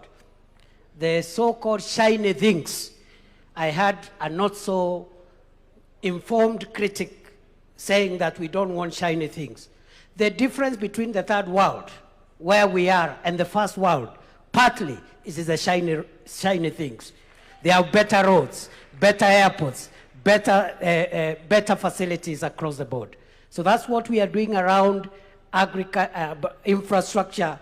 Energy, the president has mentioned, we have moved connectivity to 10.3 million households, up from 8.9 million households.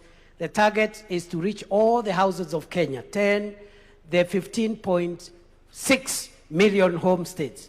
And in the next 4 years, we'll have achieved that target of universal electricity connection.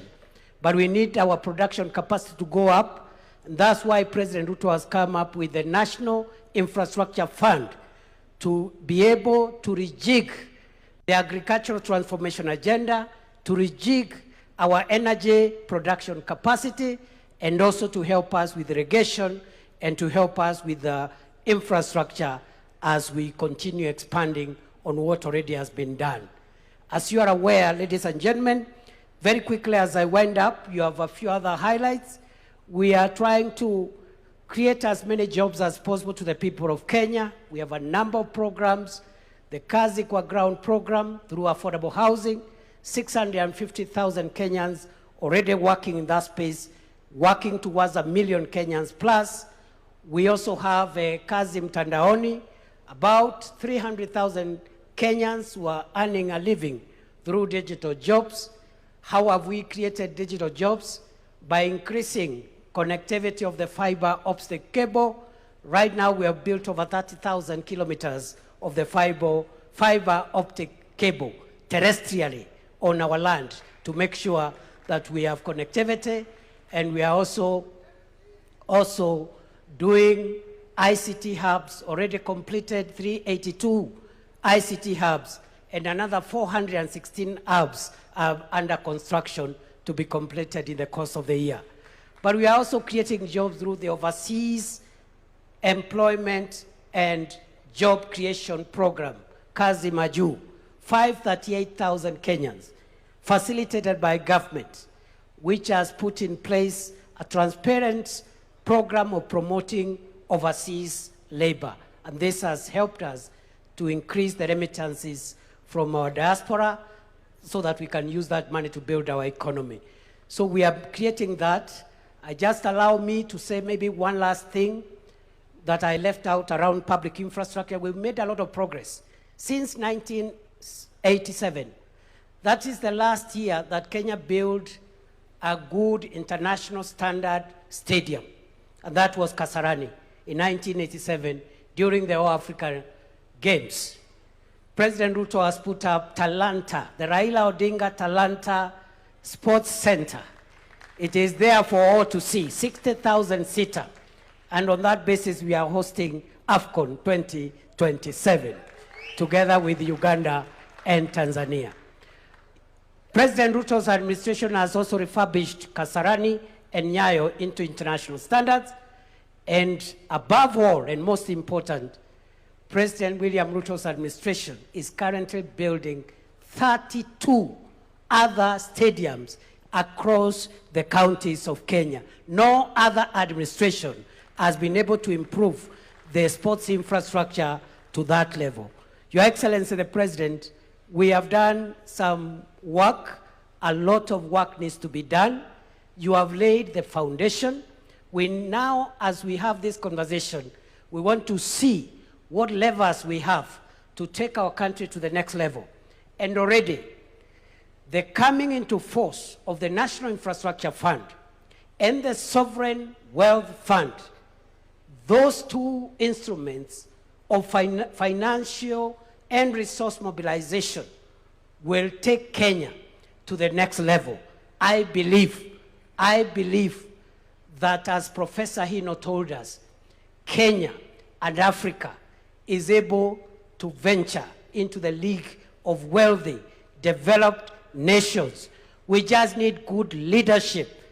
We also need confidence in ourselves that what other nations can do, what other races can do, the African race can also generate countries that can move from poverty and move into progress. It is possible.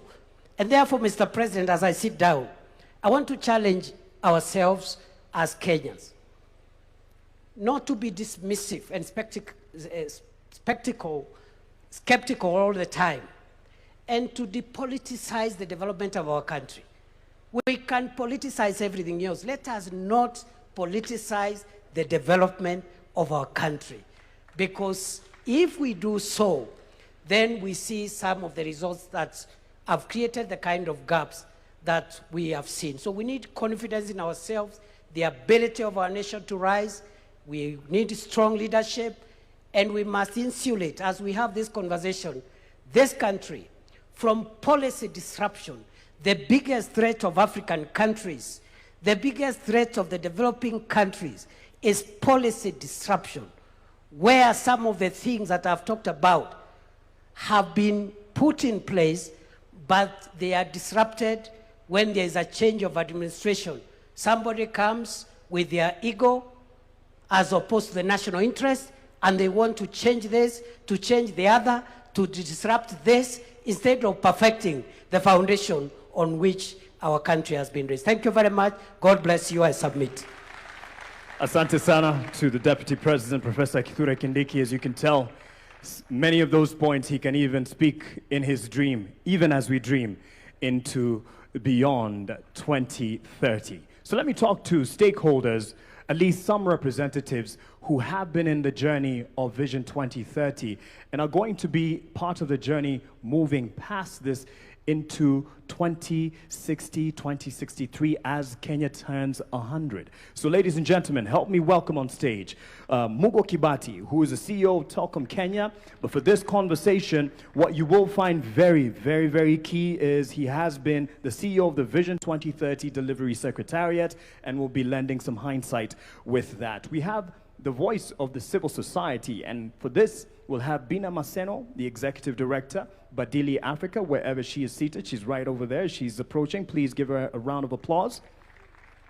We also have from faith-based organizations, Bishop Mark Kariuki, who is Bishop at the Deliverance Church of Kenya. Mali yako aweze kuungana nasi, ndio hapo. Karibu sana Bishop. We also have representation from the manufacturers. And for this, I'd like to call on Marianne Musangi, the Vice Chair of the Kenya Association of Manufacturers. Ladies and gentlemen, from early this morning, one of the first people here, he's really used to being up early for trading. I'm talking about Frank Mwiti, the CEO of the Nairobi Securities Exchange. And he has been here waiting to give us what he feels is the vision going forward.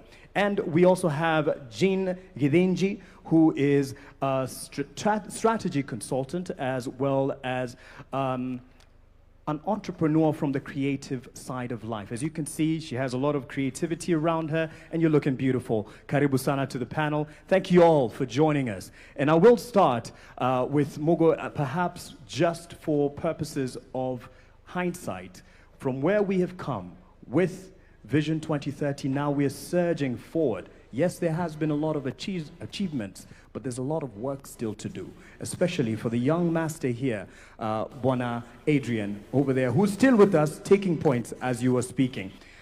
Mugo, how do we determine, because the question to the Deputy President was, there's what was achieved with the administrations then, as Vision 2030 was coming into fruition and to be rolled out. But how do we determine that there's continuity beyond whatever leadership is in charge for the betterment of the nation?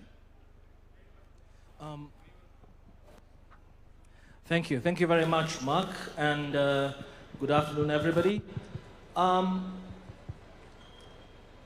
We're now on the 18th year since the launch of 2030, and on MTP4, the fourth medium-term plan. And the Deputy President has done a good job of explaining MTP4 achievements.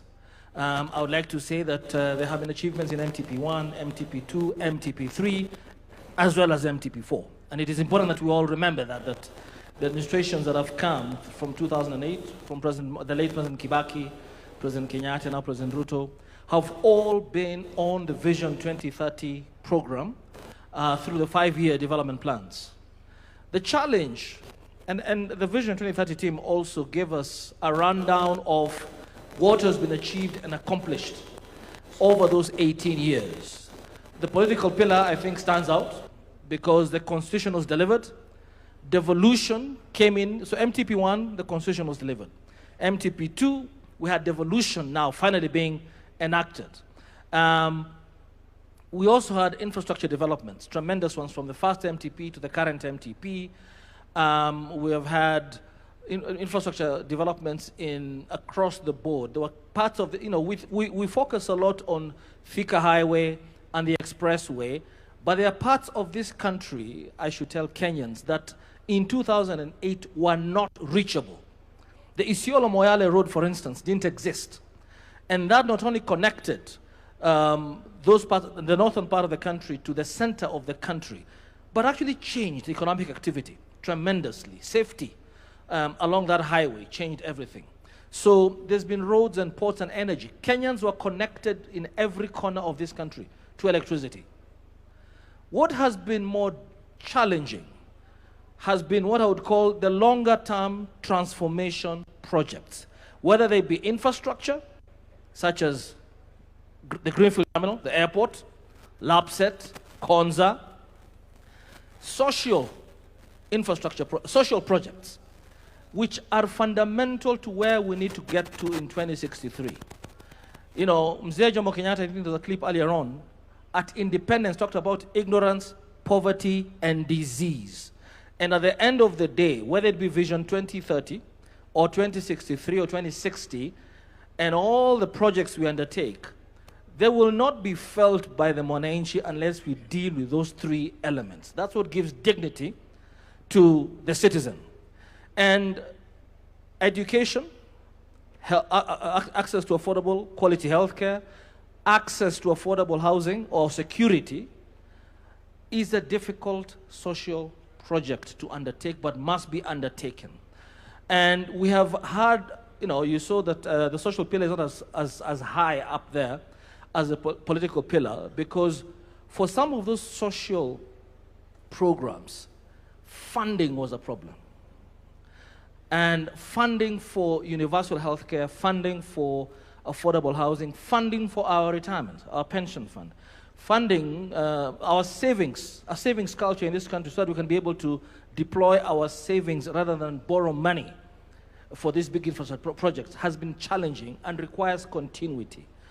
So you find that in MTP1, there was quite a bit of thinking around that, how do we enhance our savings rate to 30%?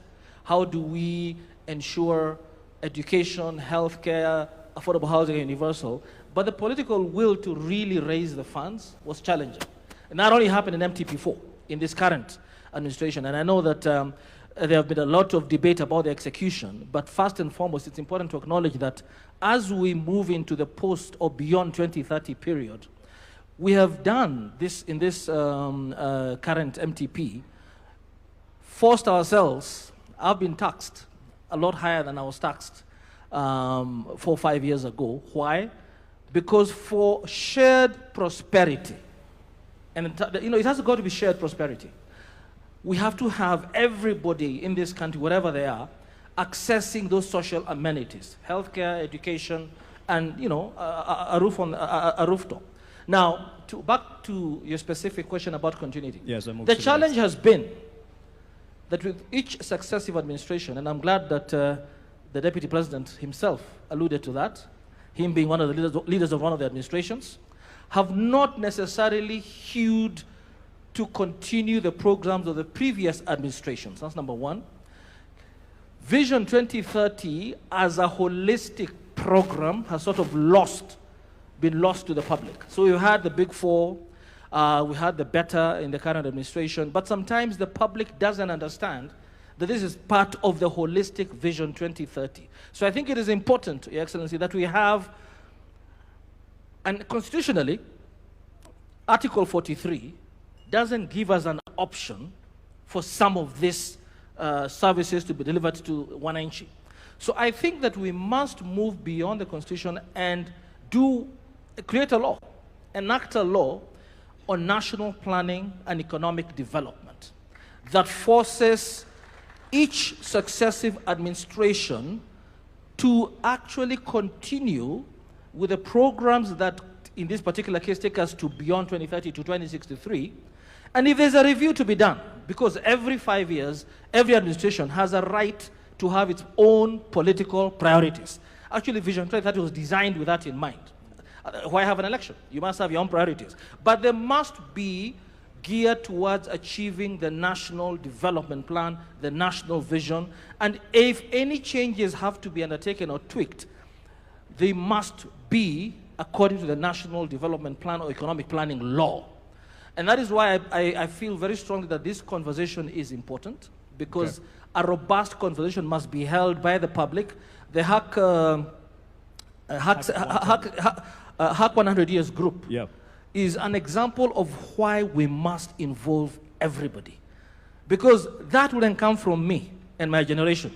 That comes from a younger crowd who know how to speak to the majority, the under 35, 75%. So allow me to interject on that point, and you could pass it then to Bina Maseno, the Executive Director of Badili Africa. You've ran for office earlier at 22, I believe, and so you've seen what has happened in successive governments. But in the same breath of making sure this reaches the people, because this is not just a conversation here, it's just starting. How do we ensure that this indeed is owned and bought in by the people, wananchi? And the president has committed and said, this is not a government project. We are facilitating, but it's not a government project. How do we take it to the people? They own it because they will take it beyond successive governments. Thank you very much. And thank you so much to the organizers of this particular session. Mark, I'd first of all like to point out two things that I haven't heard, but also appreciate the conversations that are happening. I think just going from what has been presented here in terms of development, I'd like us to interrogate further how we look at development from the traditional sense of it. And so as I sat behind there, of course, I heard about our plans when it comes to roads, when it comes to housing, when it comes to agriculture. I kept asking myself, how useful will that road be if as a young woman or just as a woman, I can't walk on it safely at night?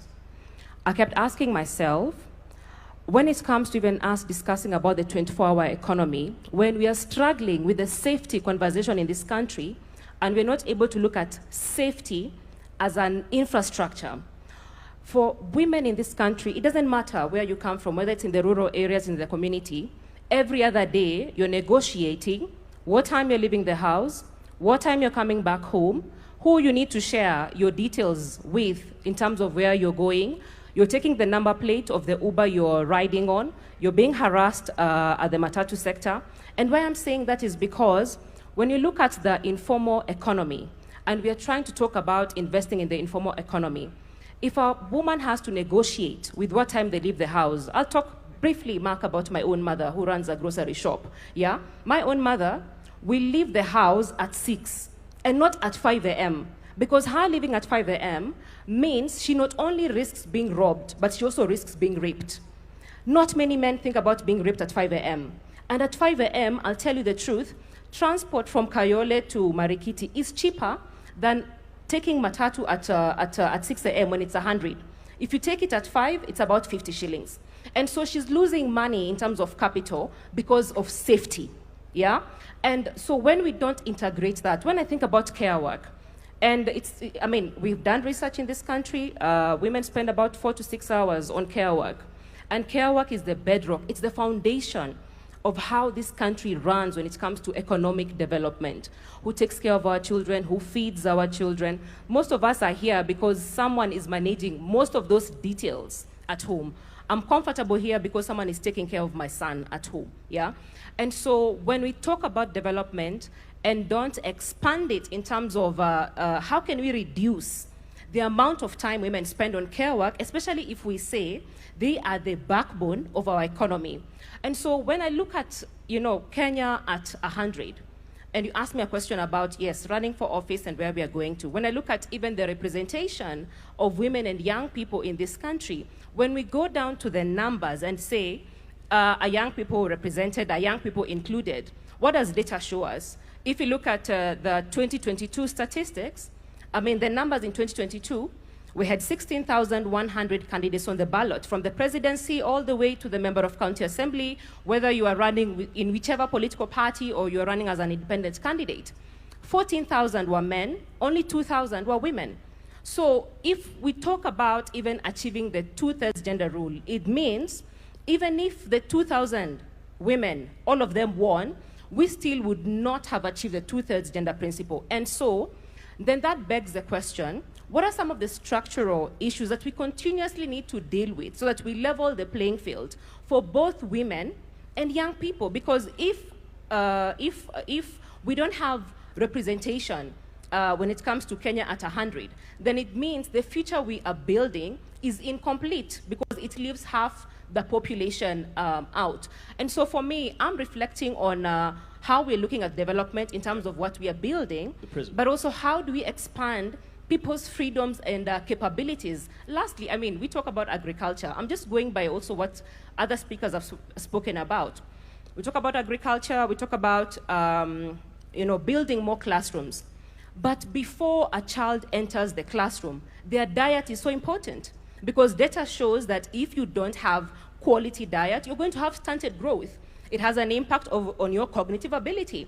And so even as we think about building other classes, how are we thinking about the nutrition of our citizens so that we can be better in terms of contributing to the solutions of this country, and you're not struggling with stunted growth because we're already at 18% of stunted growth when it comes to children under 5 years in this country. And so for me, I think it's just us expanding the definitions to just not include, yes, infrastructure, but also look at how these other aspects of our lives intersect with development. Thank you for that, Bina. Let's give her a hand for that holistic view and an expansion to the prism at which, and I'm passing it on to Marianne Musangi because she's kind of gone into what you would be looking at, and she's mentioned the aspect of a wider look and perspective of what we term as development. So it's not just the hardware, which 2030 has delivered, Vision 2030, the hardware, the infrastructure, but the holistic environment that brings safety into it. She's spoken to that. But for you, as the vice chairperson of the Association of Manufacturers, what does 2063 or 2060 look like to you, or at least what would you like it to look from the sector that you represent? Thank you, Mark. I think we're all here to fight for a space and a seat on the table. I think it's very clear that all of us do need to have a seat on this table as we develop this Vision 2060. A vision needs to be bold and audacious. And if it's not bold and audacious, the country just won't move forward.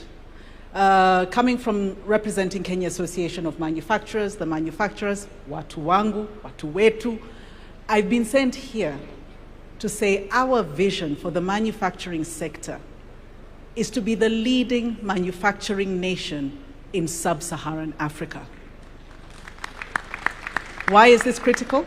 This is critical because currently today, the manufacturing sector has stabilized at the 7% mark contribution to GDP. Some may look at the glass half empty and say, oh, you're not growing. But you know what?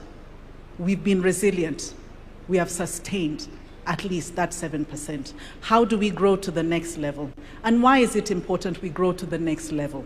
It's important because even though we only contribute 7% to GDP, we actually contribute 16% to revenue KRA collections in terms of industry. We are one of the largest contributors when it comes to taxes. Employment, manufacturing sector is the second largest employer after government in this nation. So you can see, if we were to move from the 7% mark to where Singapore or Vietnam is, which is the 20% mark of their GDP, we're talking about employment of, direct employment of over 2 million people, if not higher, on an indirect perspective, because indirectly we create traders in the field. We create the matatu industry because we're the ones manufacturing the matatus itself. We would be far larger with regards to employment. And what does development mean in terms of a nation building, industrialization?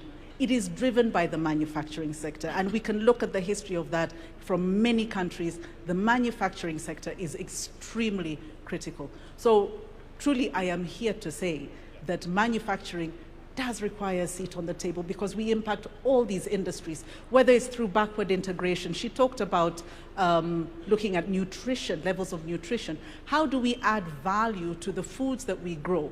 And not only that, how do we take that food and export it to China, export it to Spain, export it to the US? We have trade agreements with 70% of the world. Are we currently taking advantage of those trade agreements? No, we're not. Not even a third of that is being leveraged today. So what am I saying? The infrastructure is in place, but it just needs to be looked at. It needs to be prioritized from the top, from the leadership, that manufacturing must be developed. We must support the people who have been here since the 40s and the 50s. We have local families who have been here for a long time. How do we support those to show that this industry can thrive? Because when that situation looks beautiful, that's when others are attracted into it, right? And as it grows, it will also be able to pull in the small-scale enterprise workers, the small-scale, the mzee who's chonga ingado on the side of the road over there, the lady who in her kitchen is doing personal care and beauty products. They will then be included in the full economy and the industry to grow this nation. Thank you.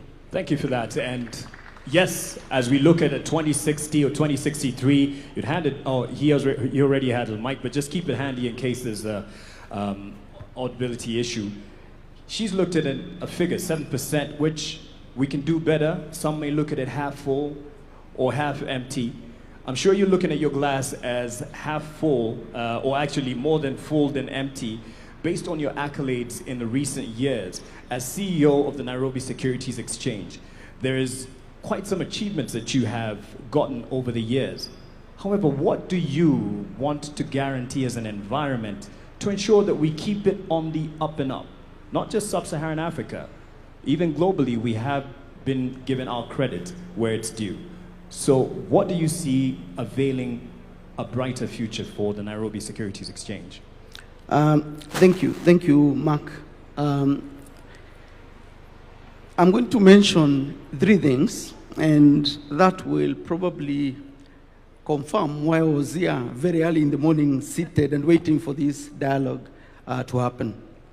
But I will start by confirming that, in fact, the Nairobi Securities Exchange, as part of the larger capital markets ecosystem, has benefited quite a lot, both from Vision 2030, as well as the current administration led by His Excellency.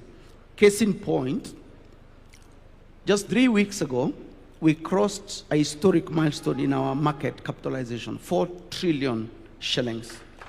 Okay? Earlier this year, as at end of June, the NSE was ranked number 4 in the world, ahead of the likes of Singapore that we aspire to. The only African country that was ahead of us was Nigeria. Otherwise, the people we are competing with is now Japan and Taiwan. On top of that, the previous year, 2025, the NSE was second best performing behind Egypt in Africa. The year before, 2024, we were the top performing exchange in the continent in dollar terms. Now, there's something that is important to actually share with people that they may not know about matters capital. You will know that capital likes return, capital likes dividends, capital likes profit. What people sometimes forget is capital is actually a coward. Capital is a coward. Part of my role leading the exchange is to go out there and speak to investors. There are 3 things that usually happen when you go to interface with serious investors. Think about the likes of BlackRock, Vanguard, Fidelity. These are big boys managing trillions of dollars, bigger than economies of Africa combined. They give you 1 hour, only 1 hour. In that 1 hour, 30 minutes of that 1 hour is spent understanding the roadmap and the vision of the country. Because if they don't buy into it, forget it. It doesn't matter whether you're printing money. They're not interested. 30 minutes are spent unpacking the vision of the country. The next 15 minutes are spent unpacking the macroeconomic environment, which is why for us as a capital markets, we've benefited a lot from the stable macroeconomic environment that the current government has underscored. The next 15 minutes are spent really confirming whether there is listed companies that they are interested in coming into. So for me, the reason I was here very early in the morning is because I know the dialogue we're having today and the vision we'll craft as a country will tell capital whether to invest here or to invest in a neighboring country. And interestingly, that's not just capital out there. Even local capital here, pension funds, insurance companies, Mugo's money, your money, if you think that you believe the neighboring country has a better vision and a better roadmap, that's where you'll deploy capital. So why do I say capital is a coward? Because the minute capital thinks you don't have a plan, or you're unstable, or you're undecided, it votes with its feet and it goes. Number 2, we are here to craft 2060. But today at probably 2 p.m., when we finish, His Excellency the President will stand up, we will also stand up, and we'll sing the national anthem. Pay attention to the last sentence of the first stanza of our national anthem. For those of you who are aware, it says, "Plenty be found within our borders." The more you interrogate our national anthem, the more you understand that's actually the original vision of this country. This republic every day stands up and sings that national anthem, which actually speaks to the vision we have. Of course, the question now is, as capital markets, what do we want? What we want is, instead of saying, "Plenty be found within our borders," we wanted to say, "Plenty be owned within our borders." What we want is to move people from stakeholders to shareholders. Our market understands ownership. And so Vision 2060 should also be about ownership. We need you and everyone else to have a stake in the country. Our capital markets support that. So I was here at 6 in the morning because it's relevant to the sector that I'm supporting. Thank you. Thank you for that perspective. And it will be a perfect segue, because Jean, you'll have the last word on this in terms of where we're going. The national anthem is in many ways a prayer. As bishop, you lead many in prayer. As you pray for this nation as well, but you lead others in praying for the nation. And he's spoken about ownership, which is what he looks more forward to, shareholding. And this national conversation goes nowhere if it doesn't have ownership with the mwananchi. In your view, since you're used to preaching the gospel, getting to our hearts, and I believe by the true gospel, Bishop, how do we get it to the corners of this country and preach that gospel of this national conversation and get more converts? Thank you very much, Mark, my namesake. This is a very important conversation, because they told me that the strength and the height of any building is dependent on the foundation. So if the foundation is not right, the building will eventually crack. And this conversation is taking us to our vision. Vision is so important that the scriptures have said that where there is no vision, people perish. So if we don't have a vision as a nation, we will perish. Now, so that we get to our foundation, what do we need to do, or what is our foundation? You will agree with me that many people don't know how to think beyond their lifetime. We just think about this moment when we are here. So even when we are talking about Vision 2060, 63, or beyond 2030, we are thinking about ourselves.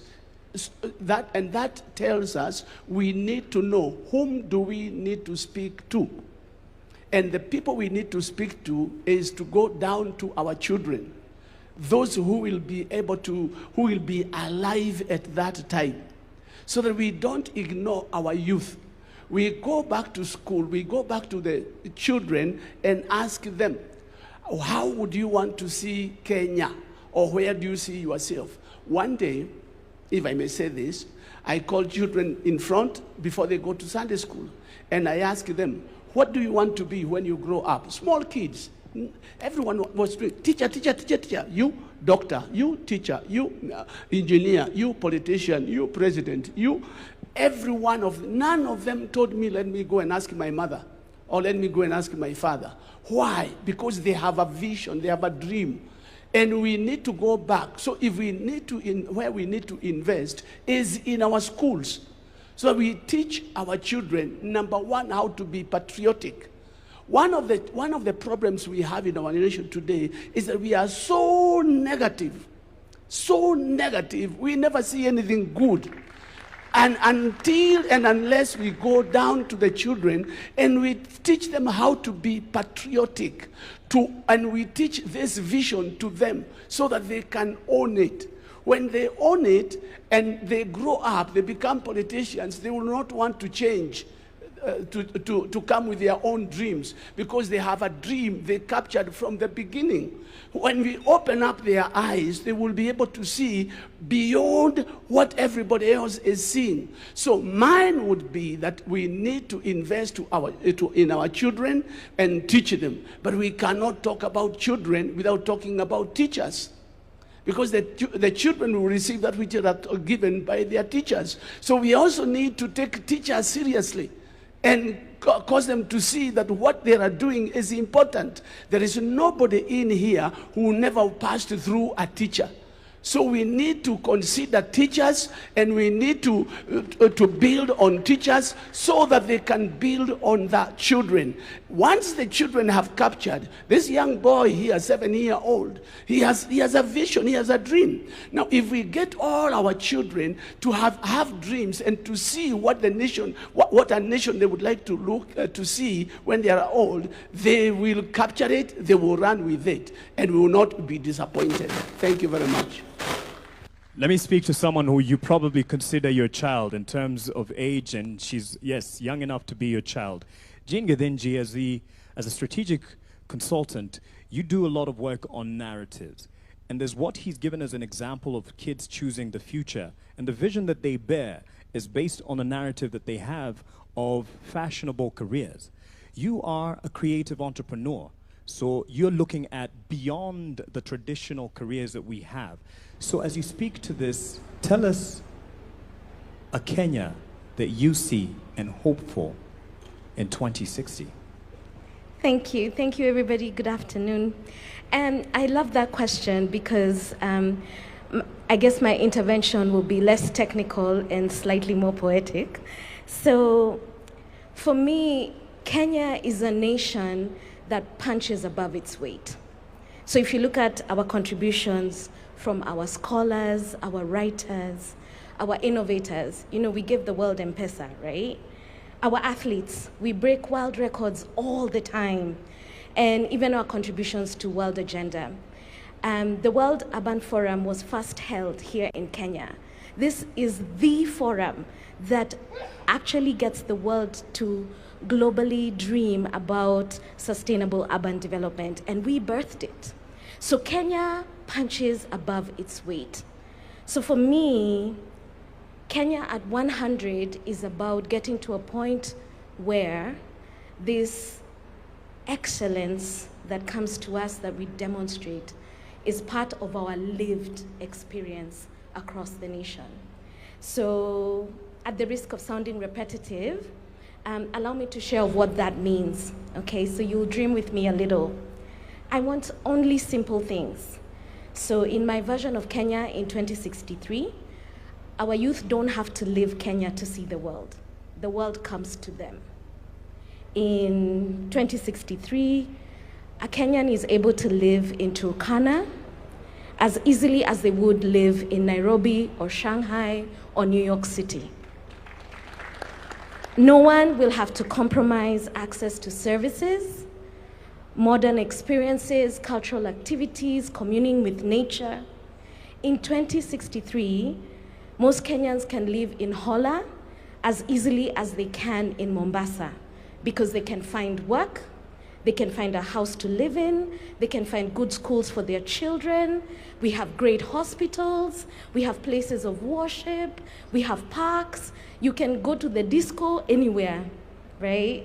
So the simple dream is that our informal settlements will all be called Old Town, and we will only preserve them for tourism and documentaries, right? So our cities in 2063 are so well planned that we can navigate streets on Google Maps without referencing landmarks like take a left at the green Mama Ali's kiosk, you know?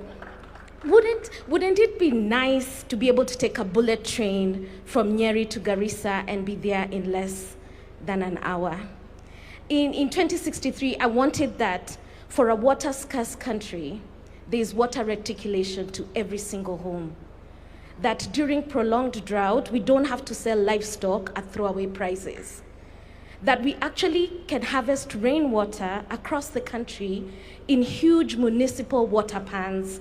And during rainy season in Nairobi, Malindi doesn't have brown ocean waters from silt deposits. At 100 years, my hope is that Kenyan youth don't have to choose between paying for electricity tokens and eating nyama for lunch. Wouldn't it be nice not to be afraid of AI taking young creatives' space, but we have the conversation about optimizing it?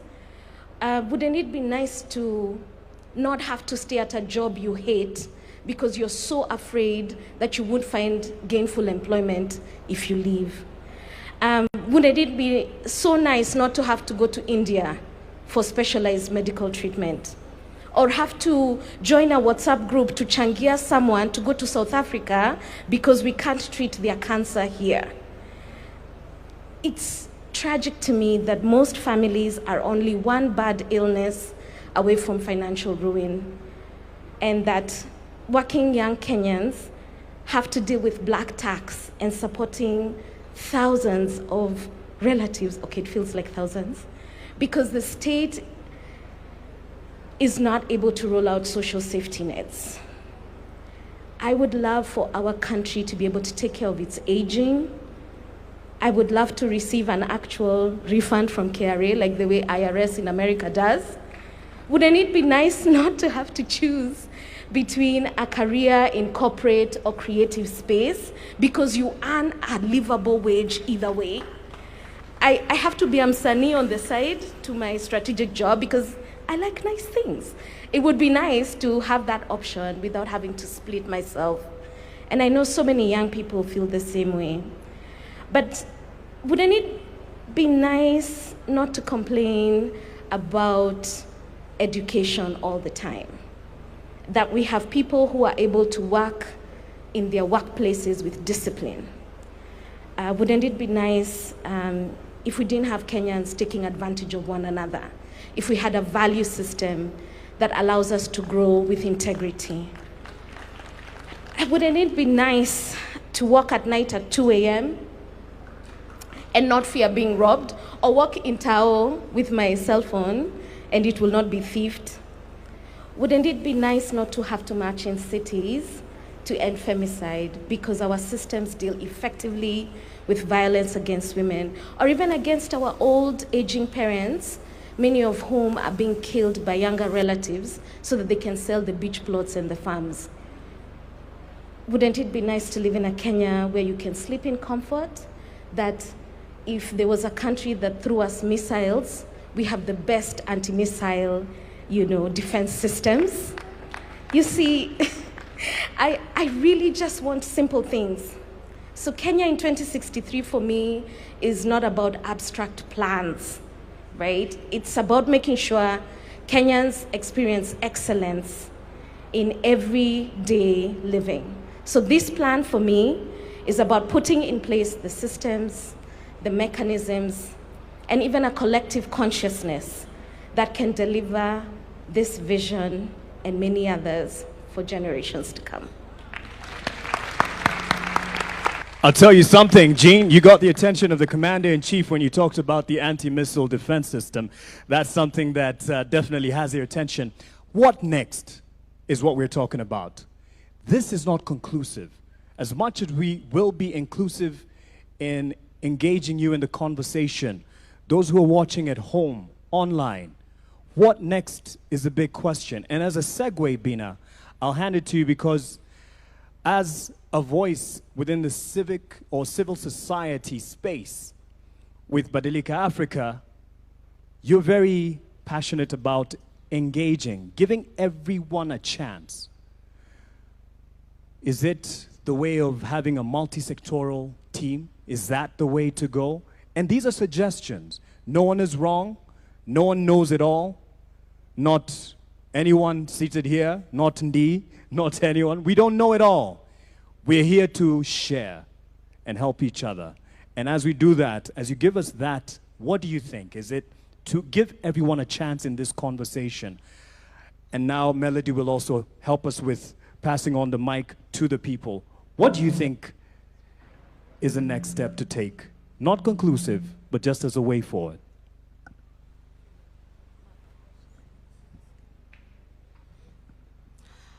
Thank you so much. Thank you. Is it okay? Thank you so much once again. So 2 things that I'm reflecting on as you ask that question is that first, even as we look at taking these conversations to the counties, it's just not about decentralizing the conversation to the counties, but democratizing to yes, that word at the county, to ensure that the conversations we're having at the county, how inclusive are they? Who are we missing in the room? Who barely attends conferences?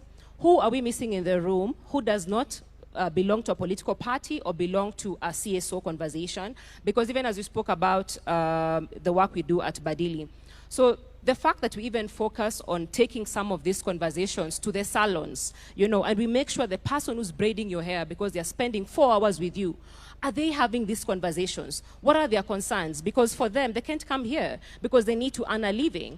In the spaces where we spend our time, at the barber shops, the person who shaves your hair, because they always say men are so faithful to their barbers than even their own partners. But do they understand this particular conversation? Because you guys do a lot of banter, political banter in those spaces. So how are we bringing them in? Or how are we taking those conversations there so that we can actually harvest information on what they really, really want, you know? When it comes to young people, and of course, I'm very happy that, you know, we have students in the room today, like we have young people in the room. We just have people picked from different sectors, which is very, very important. So who convenes at the county? Or who convince this gathering is important, who sets the agenda here is important, who even gathers the thoughts and notes and ensures some of the points end up on the national agenda is very, very important.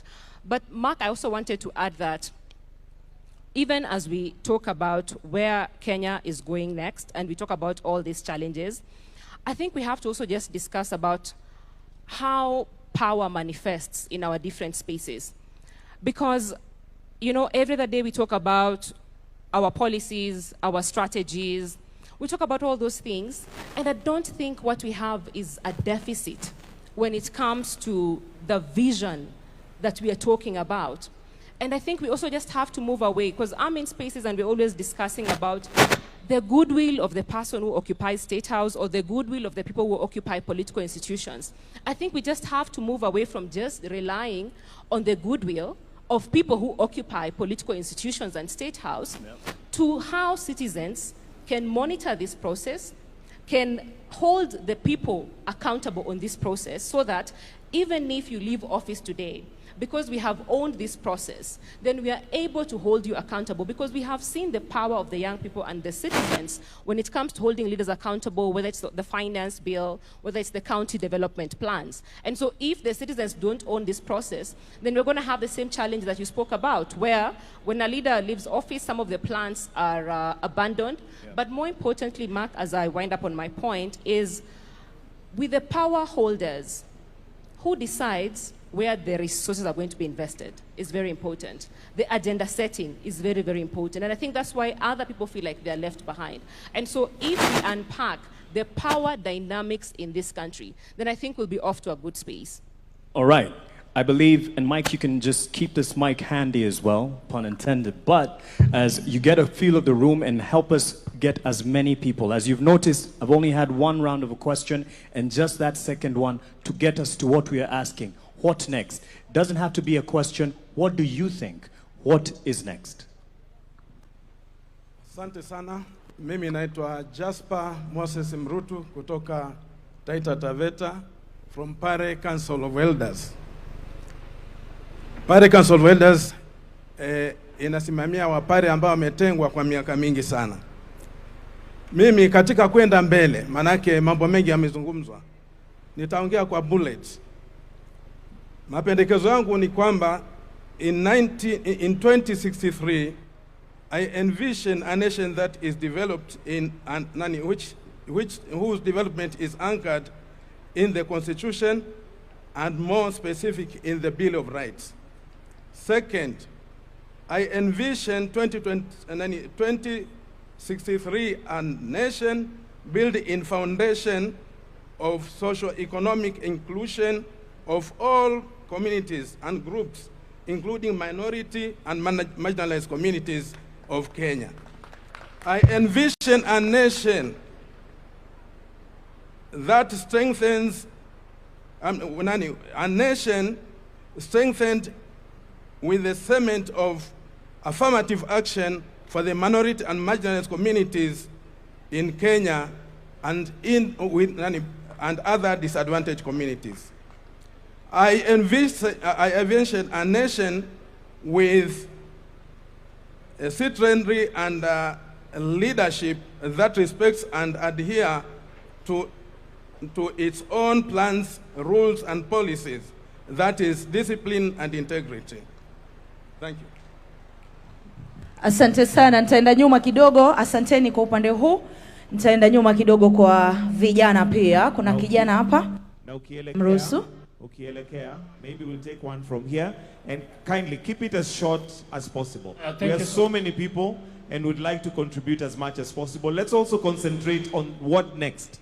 What do you see as the next step? Thank you so much. Kwa majina naitwa Mwanza, son of Mwanza. Mimi ni kijana wa Mukuru. Wengi wameongea Kizungu, mimi nitaongea Sheng. Nakwambia rais, mimi kama kijana wa Mukuru affordable estate nimekuwa nikiishi kwa streets. Sasa hii umenitransform na kaa kutoka affordable house. Hiyo ndio Kenya ambayo ninataka kuona 2060.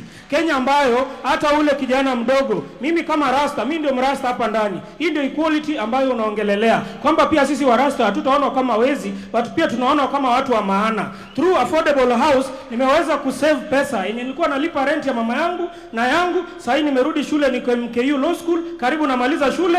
Nikuwe wakili kama mtu wa wengine. Mimi kama mtu wa streets ambayo nilikuwa naibia watu hii town, sasa hivi ninakaa affordable. Sasa hivi vijana wangu wanafanya kazi Bomas, Talanta Stadium na wengine hata huko Maurironi wako napata kichele. Sasa hivi hatuna reason ya kuibia watu, lakini tunapata pesa na tutapeleka Kenya mbele. So kwa hivyo rais, kwa hayo mengi na machache, nasema tutakusupport, na sisi kama vijana wale ambao wanapata affordable hostel wote tutakusupport tuweze kupeleka Kenya mbele ili tuweze kufika 2060. Asanteni sana na Mungu aibariki Kenya.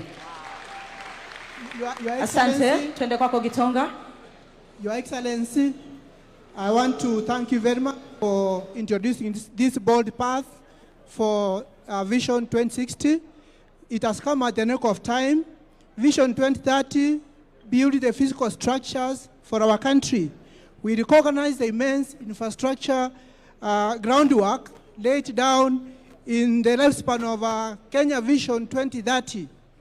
As we approach now the new dispensation of Vision 2060, our national conversation must start drifting from building physical assets to maximizing technology and technological production, so that we are able to open up more openings for jobs for the youth and other people.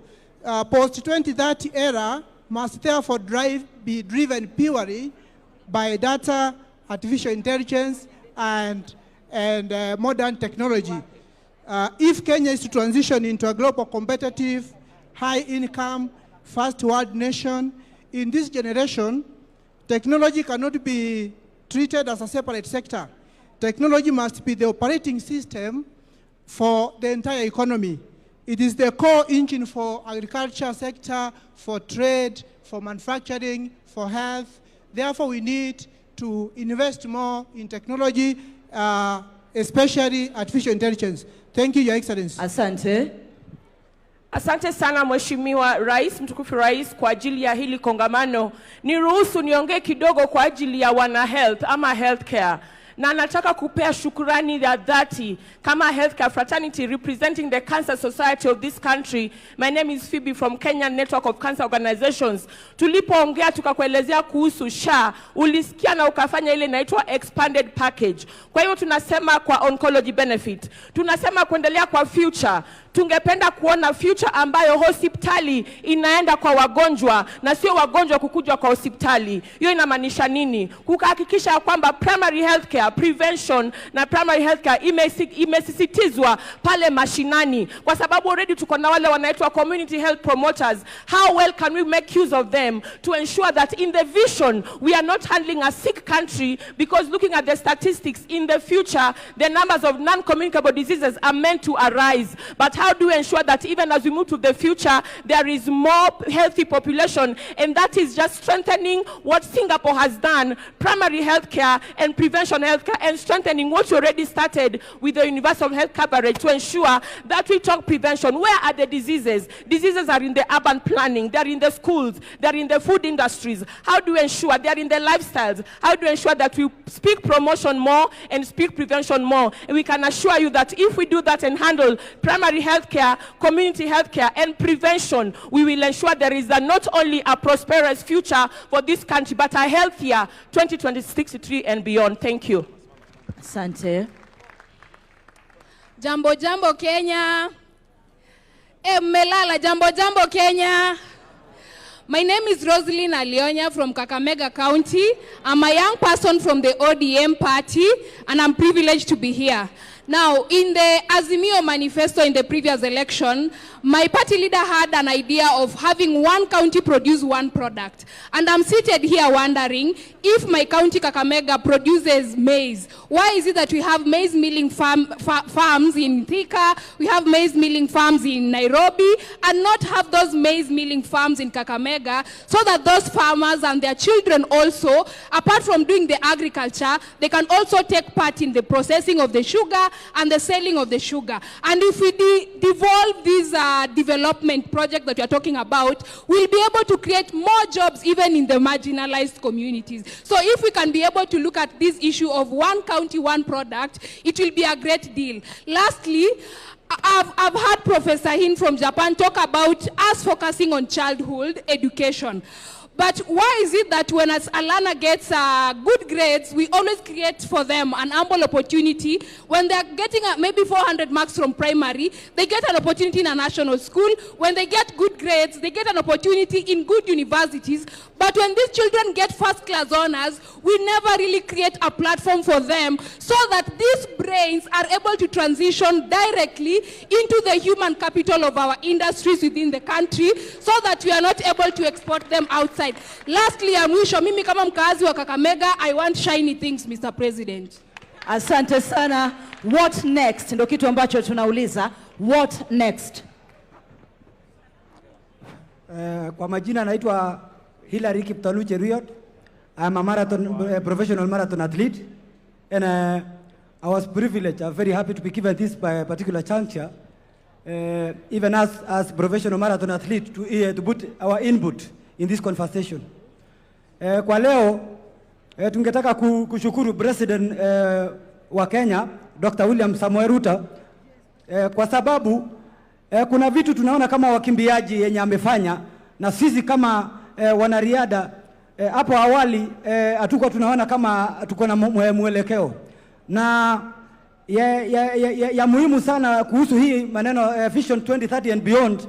Sisi kama wanariadha tungetaka kusaidia wa Kenya kwa vile mnatuelewa, sisi kama wanariadha tumeweka Kenya kwa picha mzuri pale duniani na kwa hivyo sisi kama wanariadha tungetaka tena tupewe chance ya kuweza kumarket tuwekwe front kwa hii Vision 2030 and beyond, tuweze kama wanariadha kusaidia wa Kenya na kusaidia president kushika mkono kwa hii vision. Alafu ya pili, kama mwanariadha tuko na agenda kama wanariadha tuweze kuchukua Kenya, tusaidia wa Kenya, tusaidie Kenya kuchukua Kenya ielekee Singapore. Tuko na mipango ya kukimbia, kutumia hii talanta yetu yenye Mungu ametusaidia, tukimbia hata tunapokimbia dunia, tuweze kuonyesha Kenya sisi tuko na agenda ya kuchukua Kenya to Singapore and beyond. Within Vision 2030 tunataka kupewa forum ama platform kama wanariadha, tuweze kuketi na president, tuweke mipangilio yetu kwa meza kama wanariadha, ndio tukue considered pia sisi. Asante. Basi, please pick 2 more questions from that side. We'll pick from this side. Naona hapo ndio mambo iko moto kabisa. Kisha tuanze sasa kumalizia. So 2 questions from that side as we also get 2 questions from this side as we get closer to winding up. Thank you. Please allow me to use the stage so that everyone can see me.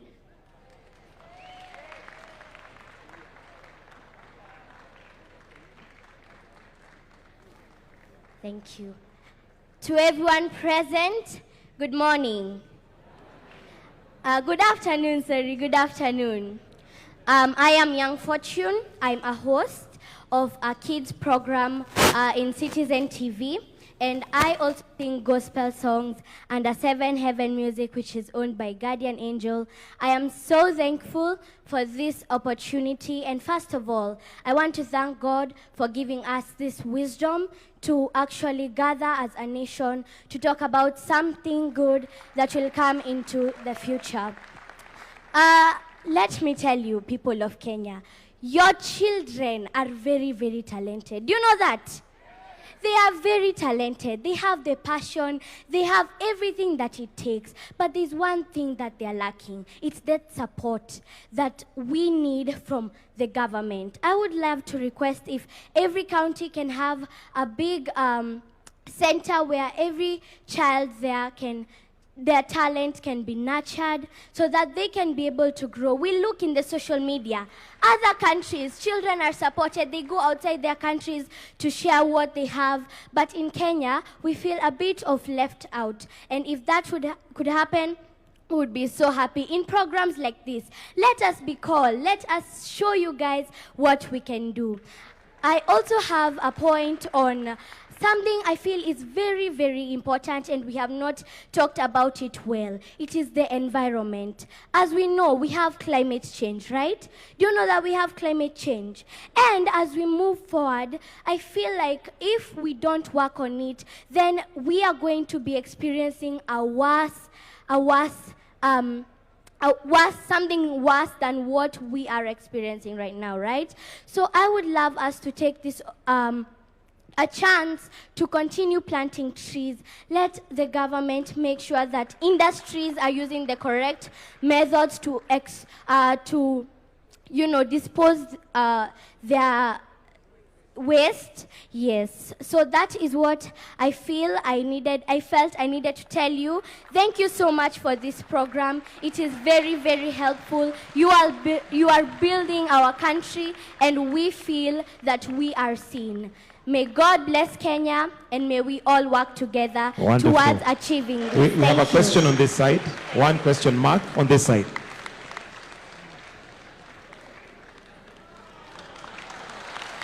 Asante.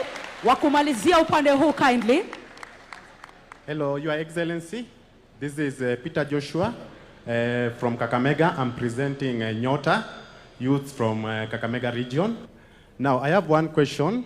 As you know, many youths have got difficulty in accessing financing. In your government, you said something to do with AGPO. AGPO, access to government procurement opportunities for youths. You said that 30% belongs to youths. Now, sometimes we get those chances, yes, but financing, after getting LPO from the national government, to finance that LPO is very hard for us. So how can this government help us to finance those LPOs as we proceed with supplying new products with national government? Recently, I secured national government LPO worth 600,000 that was to supply 100 bags of maize, but it was turned down due to lack of enough finances. Now, how can this government help us in Vision 2060 to be able to accommodate the youth in accessing the national government funds without requesting for collateral securities? That is logbook and what we call title deeds, which many of youth under 25 doesn't have any of those, Your Excellency. Thank you, sir. Good afternoon, Mr. President. My name is Diana Mwansia, a student leader from JKUAT, a school rep, School of Communication and Development Studies. My question is, we have had the conversation about the national conversation about beyond 2030 vision. My question is, after this, what's next? Yes, what's the step after this? Yes, thank you. Thank you so much, Mark Masai. Asante sana. What next? And perhaps you've read my notes because that is the last question. 30 seconds to all of us. What next? The question has been posed to the president, and he will answer it as a citizen as well when we invite him not to conclude, but to invite the start of this national conversation. Asanteni sana for the passion that you have shown to speak and to weigh in on this. It's not the last day. It's just the first of a journey we've started. A journey he has walked. So in 30 seconds, what next? Mogo. Thank you. Very quickly, 2 quick points on the way forward. Learning from the lessons of Vision 2030, the challenge of continuity. I want to reiterate the notion that we do need a national law that entrenches Vision 2063. And for that to happen, because you can't ring-fence budgets and performance management to specific flagship projects without that. That's a lesson that we've learned. We need to do that. But for that to happen, we need a robust conversation, a robust national conversation across the entire country. And hopefully, just to take Professor Hino's suggestion of a committee of experts, that committee of experts must be properly constituted, credible, independent, be able to elevate the discourse about politics, and most importantly, engage the public through different mediums or media. The younger generation, as demonstrated by the Hack Kenya 63 group that came here, is an example of many ways of engaging the public. So the committee of experts will have to find a way to engage that type of a public as well, and those diverse media, and be able also to carry the conversation to differentiate between the long-term objectives of Vision 2063 and what is immediate, because what's clearly emerging is that we've got immediate needs that must be addressed, but at the same time, we must think about the future of this country. Thank you. Thank you very much. I think for me is to say that Kenya at 2063 does not just look at housing in terms of building more homes, but how safe are we in those homes? Not just more roads, but how safe are we when it comes to using those roads? How inclusive are those roads when it comes to even people with disability accessing those roads? Not just bora kazi, but what is the quality of the work that people are doing? Access to dignified lives, meaningful work, and also reducing the underemployment so that you can match your skills to the work that you wanted to do after school. Kenya at 2063 is able to redistribute care work, is able to reduce the amount of time our caregivers are spending on care work, and they're able to take that time when it comes to development. Kenya at 2063 does not treat violence and femicide as just a gender issue or a women's issue, but it treats femicide and violence as a national security issue that is actually a threat to our development. Kenya at 2063 is just not looking at building more classrooms, but also the quality of education that our children are accessing when it comes to those classrooms, the quality of diet our children are accessing before they even enter that classroom. And lastly, Kenya at 2063 is representative when it comes to women and youth being represented in political institutions, so that we're not talking about a country where the median age is 19, but then the median age of a politician in the continent is 63, and you can get to see that gap. So a country where the majority of the citizens in this country are able to see themselves, not just at the table, but they are also able to shape the conversations on that particular table. Thank you very much. Thank you. So I think this is on. So I think what next is demonstrated by our open mic session. People need to be heard. So we need to convene these forums where people speak their heart, speak their vision, and then we need to listen. And then our committee of experts can craft those into plans that can deliver a lived experience that reflects the aspiration, the dreams of Kenyan people. Thank you. Thank you. 3 things. I think the first one is, for us from a capital markets perspective, we would love that the capital markets is embedded in Vision 2060. What does that mean? What that means is that every Kenyan, if you have a business, if you have a project, you are able to actually come to our market and raise capital seamlessly without friction. We need to make that possible. Number 2, we need to be able to democratize wealth. Why? You know, I keep going back to our national anthem because I truly, truly do believe it's our regional vision. The national anthem talks about farm may we stand to defend. People will only defend something they own. In order for us to be able to defend the vision in terms of its crafting and implementation, we need people to own both the vision as well as the underlying resources that go to making the vision a reality.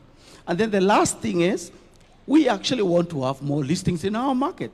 We want to have more privatizations. And the government has done a fantastic job of enabling that to happen. Case in point, the Kenya pipeline. But we want to have more of these homegrown businesses listed on the exchange. That way, every Kenyan has a stake. Once Kenyans have a stake, it's much easier and better for them to defend the vision and actually carry it through, whether there's change of government or not, whether there's political ebb or flow, but then the vision stays. Lastly, Mark, we need the vision embedded in law. There needs to be a legal framework that captures the vision and embeds it in law. Number 2, the implementation of the vision needs to be institutionalized. We can't leave it to chance. Number 3, it needs to be audited periodically so that we course correct when we are off the vision. Not just at the tail end. Marianne. Thank you. I think what is important, every bus needs a driver to move the bus forward. So what needs to be identified is who is the driver. Who will this committee report to? Is it Adrian? And I'm very willing to vote for Adrian to be the leader of this. Because there must be accountability. So identifying that for me, I think, is most critical. Excuse me. The other thing I want, the enablers must also be looked at in the process. It's my voice. Thank you. Oh, sorry. The enablers are very critical. Policy must support strategy and not the other way around. When we develop policies, it's in order for the strategy to work so that we can achieve the objectives. Sometimes we forget. We develop policy and then the elephants on the ground are struggling to determine where do we go. Thank you. Foundations. Building the foundation. We need to build the foundation of this vision, and we build it right. Once the foundation has been built and the committee of experts comes up, then we sell the vision. Sell the vision to the right people. And the right people, let's not ignore our children. Let's not ignore our youth. That way, we will be able to have a continuity in whatever we do. So the foundation is very important. Selling the vision is very important. Let's get influencers and know that the church is a great place of influence. Don't forget the church. Let's get to the pastors so we can get the Sunday school, and this will be established in their lives, and Kenya will move forward. Thank you very much. Yes, a round of applause. And the president, I think, is giving you a standing ovation. Thank you very much. As he comes to give also his reflections. Diana Mwanzia has asked me a very direct question. What next? And I have ideas on what next. But I would rather we agree on what next together. And I would want what next to come from us. Because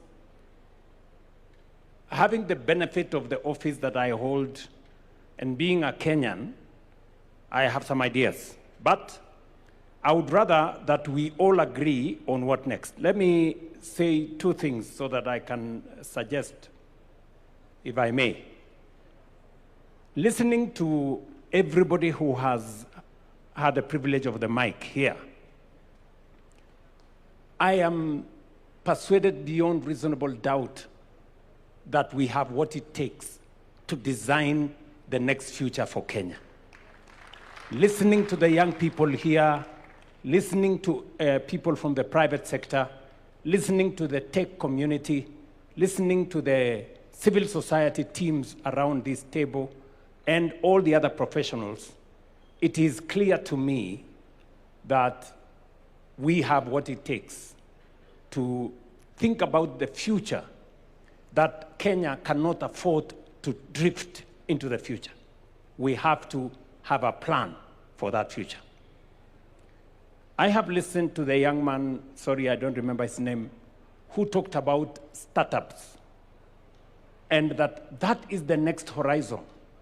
That is the place where we'll create more jobs, the tech space. And he has even suggested that there should be some compulsory learning around technology because that is how the future is going to look like. Maybe we may not go all the way to make it compulsory, but we provide sufficient incentives to make sure that there are more people in that space. And all the other suggestions that have been made around this forum. My suggestion is that, as I said earlier, this should not be a government project. Government should facilitate this conversation. Article 3 of the Constitution obligates each and every Kenyan individually to protect and defend the Constitution. We are discussing in this conversation how we are going to actualize some of our constitutional rights, whether it is access to health, whether it is, as has been said here very ably, whether it is access to education, the best quality education, whether it is how we are going to deliver on making sure there is no hunger, every Kenyan has something to eat, and not just something to eat. We have been told here nutrition is very good for our children. How do we make sure that that is available? All the way to every other constitutional right that has been provided for by our Constitution. How do we do that together? So my suggestion is that we put together a multi-sectoral team chosen by the different sectors. The religious sector can give us people, private sector can give us some people, knowledgeable. Civil society can suggest to us who they want. All the other sectors can suggest to us who they want in this team. Because learning from what we have done in the past, and I have been part of those processes, whether it is the constitution-making process or all the other processes, we've always done it together as Kenyans. Not by government appointing people, but by citizens suggesting leaders who can lead this process into the future. So my suggestion, and it is not, it's just a suggestion, is maybe we ask different sectors to suggest people who can lead this process into the future, people they trust, people they believe in, so that they can lead us in this process. And then maybe that group of multi-sectoral committee or leaders can then give us a roadmap. If we need a body of experts to help us think through and to consolidate all our thoughts, My suggestion would be, whatever it is that we do, they should not go and dictate to citizens what they think. They should go and listen to citizens, for citizens themselves to tell us how they want this to go into the future. I also agree that part of the challenge we had with Vision 2030 was that it wasn't underpinned by any law. It was a mere suggestion. And therefore, different administrations decided what to do. They were not obligated in any way to implement the national vision. So others came, reversed this, others came, tried to push that, and it wasn't coherent. If we do not have a coherent plan, then we drift. And therefore, it is important that we also agree on legislation that is going to guardrail Kenya into where we all want it to go. So that whoever is in office, whoever the president is, they cannot sabotage our collective progress, or they cannot interfere with where we want to go as a nation. It becomes the responsibility of every leader who has an opportunity to take us faster into the destination we agree as Kenyans. So that would be my suggestion on how we take this forward. I am sure there are many suggestions around this table, and we must agree, or let me request that we agree, that if my suggestion is good, I must be willing to give way to a better suggestion by somebody else. And if that somebody else's suggestion is better, they must also be willing to give up to the best suggestion so that we can all move forward together. So that would be my suggestion. Maybe other people can also have an idea of how we take this forward. Because I think one thing is a given, that we are here, it is now upon us, Article 3 of the Constitution, that we are obligated to think about how we move. And each one of us has as much obligation as I do as a citizen for us to give our input of where we want Kenya to be. I deliberately avoided in my statement 2060 or 2063 or 20... That should be also a suggestion by Kenyans. Beyond 2030, what do we want to call it? How do we want to frame that future? And we want to do it together. Finally, I want to ask those of us who are here. We have student leaders, we have religious leaders, we have business leaders, we have political leaders. We must not abscond duty. We must not run away from responsibility. I know there is a temptation. We have civil society leaders. All of us have a stake in Kenya. So sometimes people want somebody else to do. You know, but you know, that somebody else could as well be yourself. So each and every one of us must take ownership, and we must not escape responsibility or run away from our obligation as leaders. And that is why I'm asking all the leaders to work together so that we can facilitate all the citizens to participate in this process. I can just say from a government standpoint that we are available to make all resources available for this process to be truly people-centered, citizen-driven, future-looking. We are ready for that. Thank you very much. Maybe just so that we can benefit from some wisdom, we have one of us, an elder in this room, Dr. Oburu Oginga. He should also And as he comes, we may have our seats. Asante sana.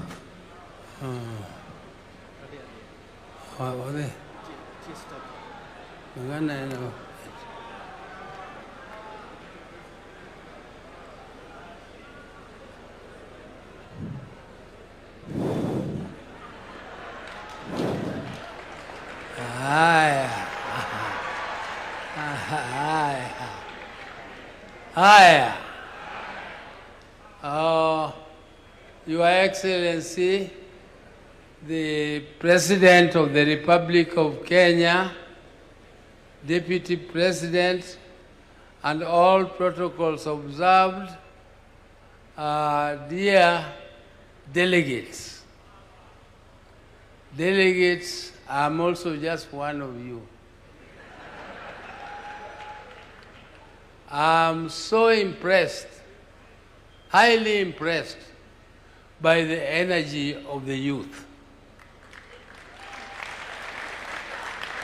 The youth has so much energy, and I'm happy that our country has a future.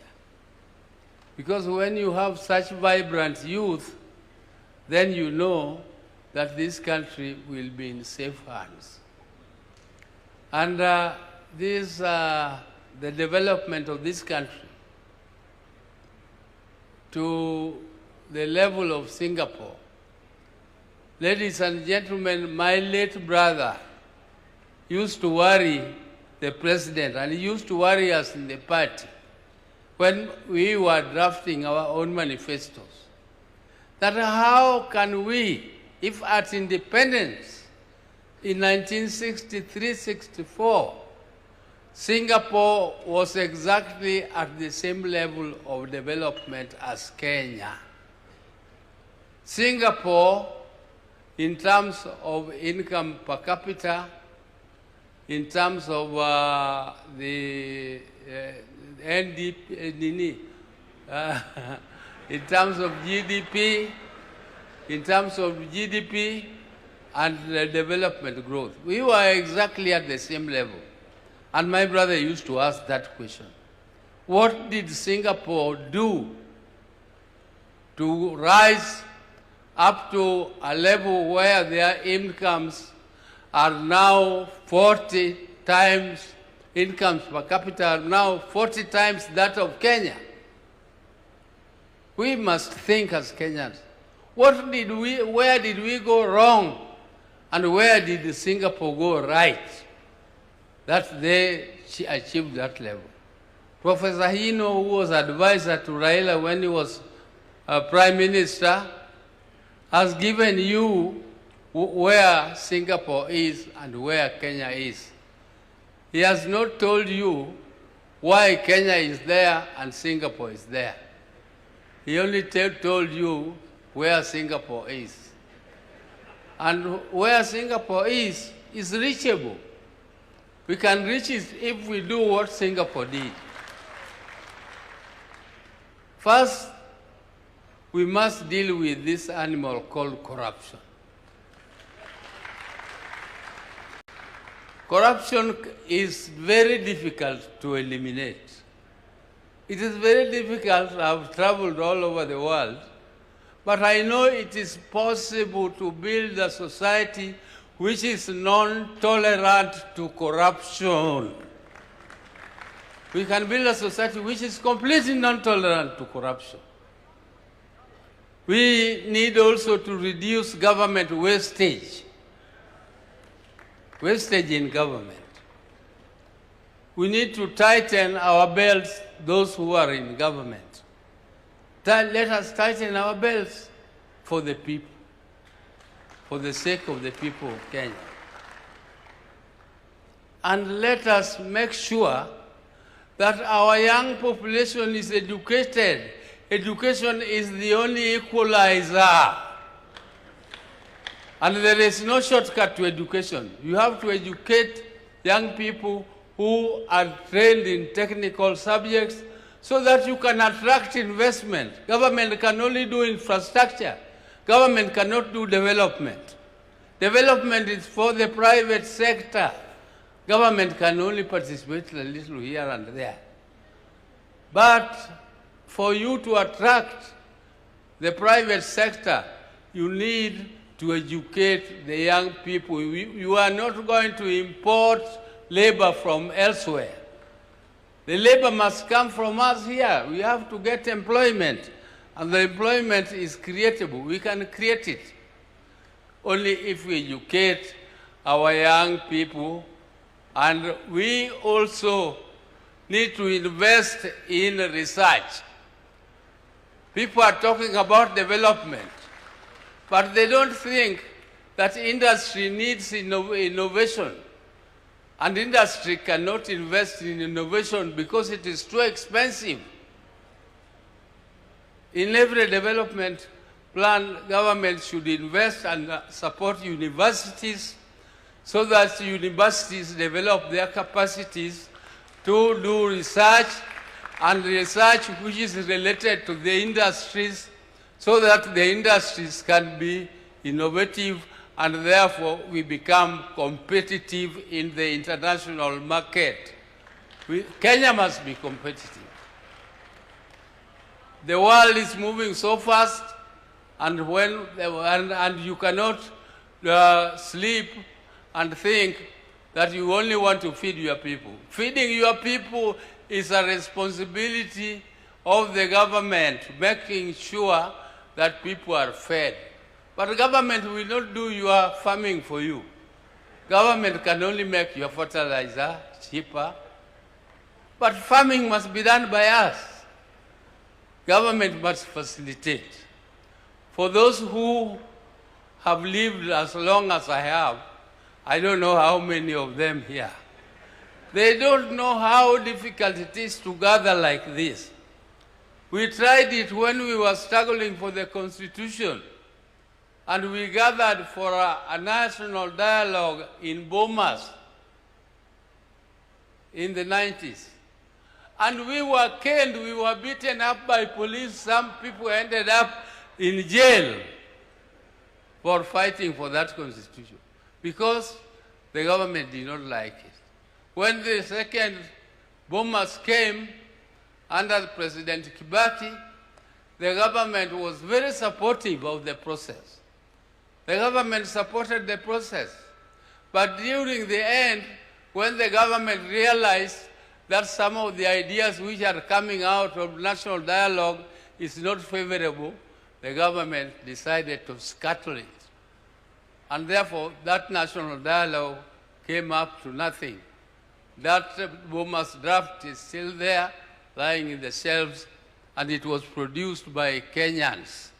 So when you have a supportive president who has paid, who is ready to pay for this forum to continue, those of our colleagues who are missing here are missing an opportunity. And an opportunity comes only but once, it never comes again. If you miss it, you will never find it again. Because you will not find another President Ruto. Maybe another president comes with some other ideas and we will not like the ideas. I like the experts here. They are very good. They are very, very good. But you can be so good if you don't have a supportive president. You can have good ideas, but they will lie in the shelves for good. So take this opportunity and make your ideas catapult into fruition, and let us make sure that this forum comes out with a good vision which will guide Kenya up to 2060. 2060. Some of us will not be there. But we are so happy that Kenyans are thinking about it, and I'm so happy. Thank you very much. And I want to thank you. Power is there, and power is supporting you. Asante sana. Asante sana. Thank you very much. Thank you. Yeah. A round of applause for Powerman. Thank you very much, Mzee. Thank you very much. I think by way of winding up, I want one governor to speak on behalf of the governors who are here to tell us what are their thoughts on how do we take this process forward. Also, to a representative from the National Assembly and Senate, for them to give us suggestions on how they think this should go forward so that we can agree. I think they have done a lot of listening, and I think it is time for them also to give us suggestions on whether we need a legal framework to establish and to facilitate this process, or whether we need, and whether if we go to Parliament, they will allocate the resources to facilitate this national conversation. I also have listened to the young people. Already, they have worked on a platform, the Hackathon 100. And they have said they will use that platform to collect and to process suggestions from young people and on the digital space. I would suggest that we facilitate that process so that we can collate and collect those views in that manner. Do we have a member of parliament who wants to, or a governor who wants to make a suggestion? The Council of Governors Chair, my good brother, please take the floor.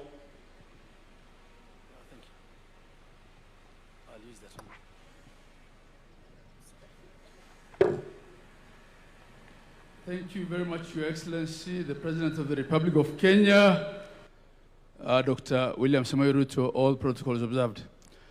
Your Excellency, I think in my mother tongue, we usually say, or in our setting, don't speak because you've not spoken if there is nothing additional to say. I've had everyone here. I've seen all the energy. I was conversing with Dr. Ndi there, that the first person to have thanked God for giving us the opportunity to be here and to have this conversation was the young girl. And that tells you how smart our kids are.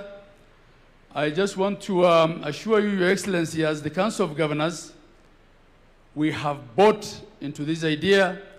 It is timely. I think it is not wise for our politicians to suggest that we postpone this just because we'll have elections next year.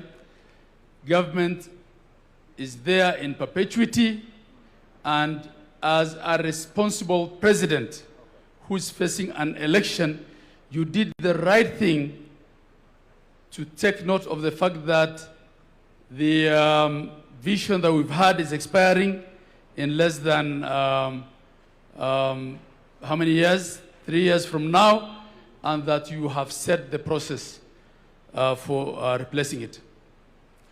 Your Excellency, we have so much going right for Kenya.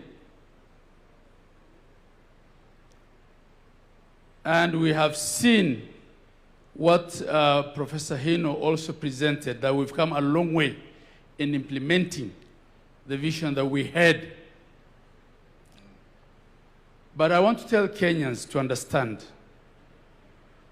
that the tone at the top, having the right people in the right places, will also determine whether whatever vision we craft will see the light of day. There are countries, even in the developed world, that have gotten their governance so wrong, their politics so wrong. They have had 7 prime ministers in 5 years, and they are declining. If we don't get governance right, if we don't get politics right, we will have the right, we will not have the right tone at the top, and whatever we're doing here will not be properly implemented. So much as we've been reminded that we're facing elections in 1 year, the Kenyans who are going to elect a president and are going to elect governors and I will not be one of those governors because I'm already serving my second term, are seated here and are watching. The decisions that you make will determine whether whatever we are crafting here will actually be implemented in the manner that we've seen visions implemented. Your Excellency, as we now cascade this down to the counties, on behalf of the Council of Governors, we want to assure you that we will support it, that the concern by one of the ladies in the panel here, that the contributions and the views will be inclusive. Everyone representing every sector, every part of the community will have an opportunity to contribute. Last but not least, Your Excellency, this is the first vision that's been implemented under the new constitution while counties are in existence and are functional and operational. We have seen what standardization of thought and standardization of implementation can do to equalize this country. Today, affordable housing is happening in Mandera, it's happening in Nairobi, it's happening in Bungoma, it's happening everywhere. This vision that we're crafting now not ought to be one of two Kenyas, the Kenya with potential and the Kenya without. It ought to be one for all of Kenya. Professor Hino was sitting next to me, told me how when he went to Turkana, they were asking him, as you came here, have you come through Kenya? Right? They knew he was from Japan, but to find out whether he's been through Nairobi, walikuwa wanamuuliza ulipitia Kenya. That story is now gone. We are all in Kenya. Whether you are the Mandera border or at Raskamboni border with, in Lamu, or you are in the border to Tanzania, at the border at the Tanzania border. We have one country, Your Excellency, under your leadership. We are seeing development across the whole of Kenya, and Vision 2063 will help us move faster to attain equality and inclusivity. God bless you all. Thank you, Mr. President. Okay. Can we have somebody from Parliament, representing Parliament, to come and say something? Please give him the mic. Please, if you can, speak to how do we make this an exercise in public participation as is envisaged by the Constitution. Thank you, Your Excellency. And Your Excellency, in fact, with the consent of the leader of majority in the Senate, he was telling me that actually what we are doing here today is what Parliament should be doing. We have today constituted ourselves as a People's Constituent Assembly to start that journey of even anchoring this process into law, as you say. And I want to say that we support. And indeed, Your Excellency, you remember on Monday in our meeting in Naivasha, I did suggest that probably it's time that when we have a national vision like this, we not only anchor it in law, but we also find a way where within the governance structures of our political parties, we ensure that even at a time as this, when we are looking at elections and we're looking at people crafting their election manifestos, that all political parties and elective leaders who are looking for elective positions speak to that greater national vision so that we hold you to account when you get elected as to what you are doing within your manifesto in actualizing that dream, that greater dream of the Kenyan nation. Your Excellency, Senate Majority Leader is telling me that I should say that since we craft laws or we have legislative proposals that we draft into bills and then take those bills back to the people for public participation, what we've actually done today is begun with public participation. And we must look at a way where from this process, we then culminate in a legislative proposal in terms of a bill that will now anchor this process of a national vision into law, so that we obligate all future leaders to the time we are 100 years as a nation and beyond in law, and make sure that nobody ever takes us backward in terms of what we want to aspire to get to as a nation. Lastly, Your Excellency, in the interest of time, Mheshimiwa Esther Pasaris, the county women rep for Nairobi, reminds me and told me I must say this if I get that opportunity, and she doesn't get, that when Singapore aspired to be what it is today, they had a consideration on their population growth and family planning. And she tells me and reminds me that President Mwai Kibaki, in around 2008 when we were doing Vision 2030, did speak to us on the need to look at our population growth and how we plan for that population growth. Your Excellency, is food for thought, because you've also told us that by the year, you say 2050, a quarter of the population, world population, will be in Africa.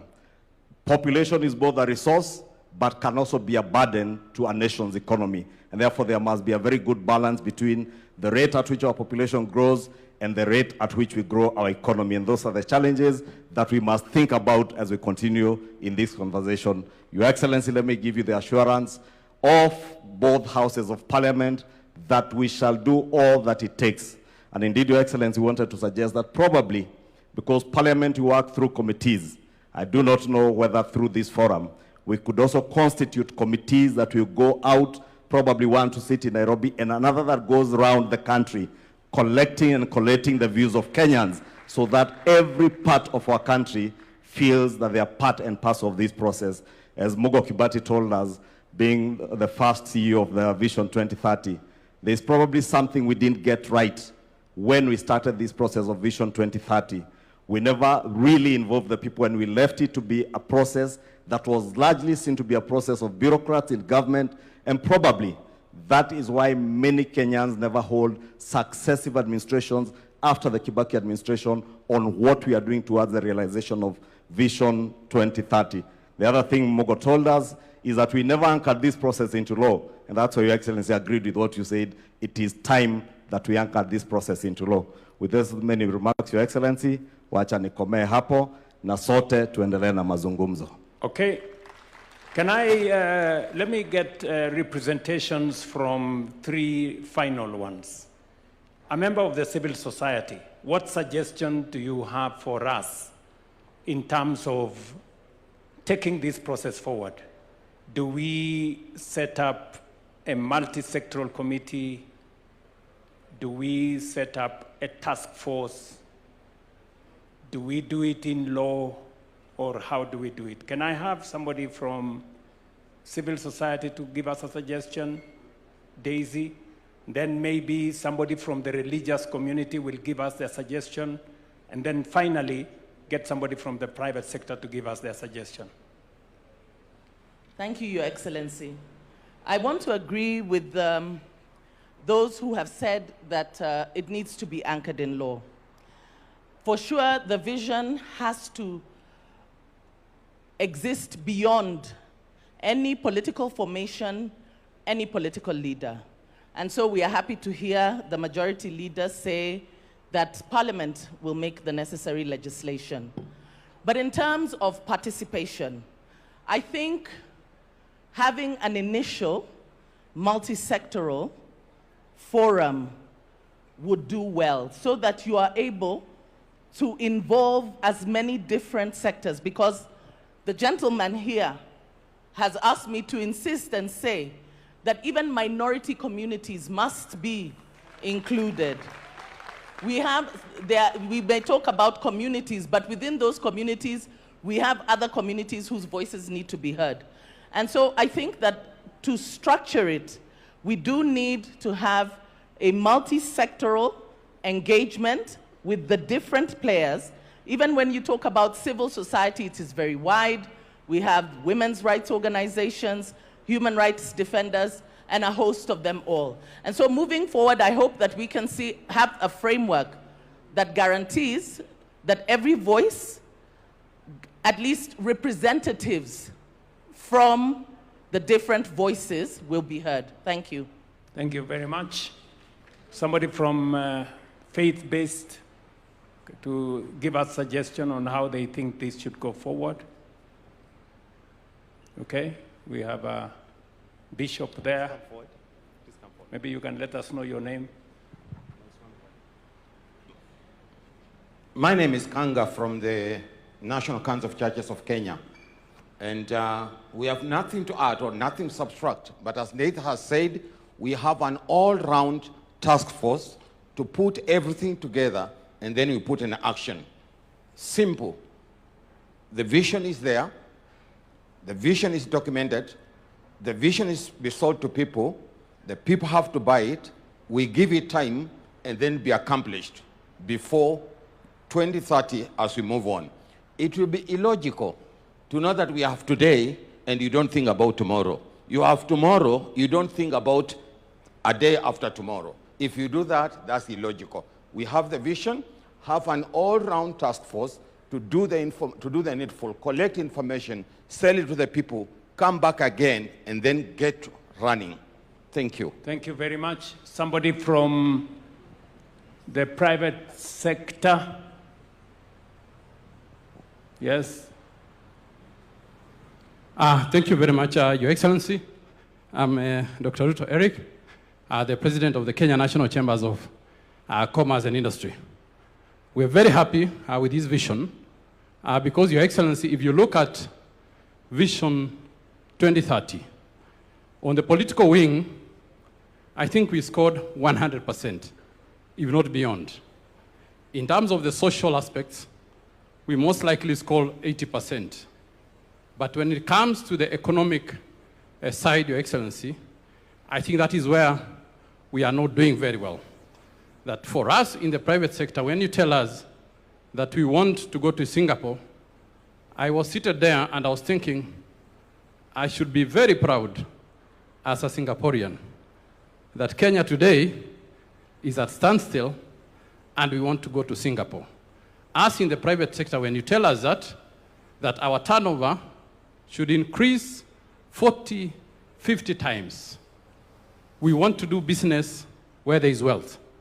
And Your Excellency, we are 100% in support as the Kenya National Chambers of Commerce that we represent all sizes of businesses from across the country, as far as Mandera, as far as Lamu. I was there 2 weeks ago, that we welcome your idea that this become a citizen-driven and multi-stakeholder-driven, and with the private sector, we want to assure Kenyans and Your Excellency that we will be in support and we will be in each and every village in this country so that we can collect their views and bring it here so that we can be able to see that Kenya.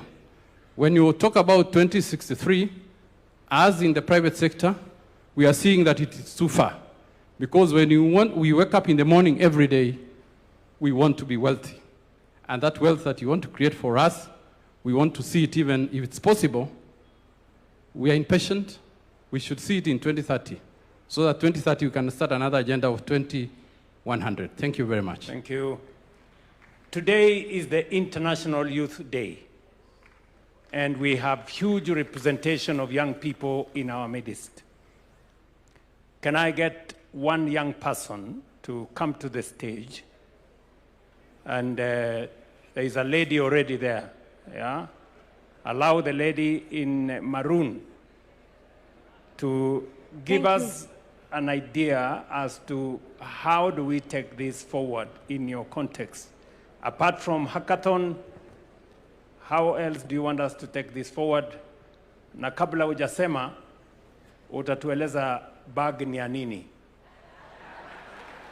Thank you so much, Mr. President. They do say, power is done what? Is grabbed. Sindio? So I came for my chance. My name is Ruth Kemto Ziko. I come from Bomecho University. I'm the school president. Nilinua mkono huko sana lakini hawakunipea. So nimeamua kuikujia mwenyewe. So Mr. President, before maybe I give on the way forward, I had some good agendas that I wanted to give on this vision beyond 2030. 2030 is for the youths, is for the children that were here. So whatever that the parliament, the people sitting here will be doing is for us. It's for the coming generation. So give us the voice. Give us time, we give you our grievances. Number one, let's talk about, you are talking about Singapore. Singapore sahi haina deni. So as we think on going to beyond 2030, let's think on how can we get away with all the debts that Kenya is having for any country. Number two, I'm talking about constitutional implementation. Women, we are the majority in Kenya, right? Why can't we implement the constitution to have the president, if it's a man, let the deputy be a lady, right?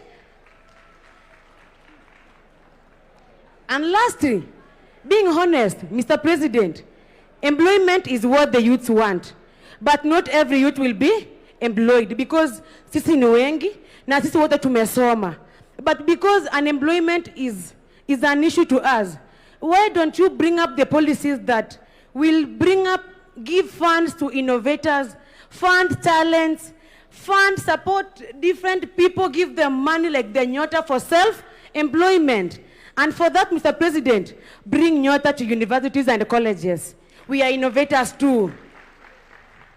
And lastly, it's about the help, scholarship, and funding in different universities and TVETs. As we think of beyond 2030, let's make education free for every Kenyan child, from primary, secondary to high school. Let no child cry because eti akwenda university juu akwana pesa, si ndio? Make it free. And lastly, me being a teacher of special needs education, as that young man said, factor in these special needs people. They are being left behind in our society. For the first time, with the government, bring them in. Otherwise, Mr. President, you are doing a good job. For all the president who tumejua hapa nyuma before tuzaliwe na wengine wamekuwa uko number 1 for now. And kwa yote, you called me to give on what the way forward. Yes. One of the way forward, include these university students in that. Bring research everywhere.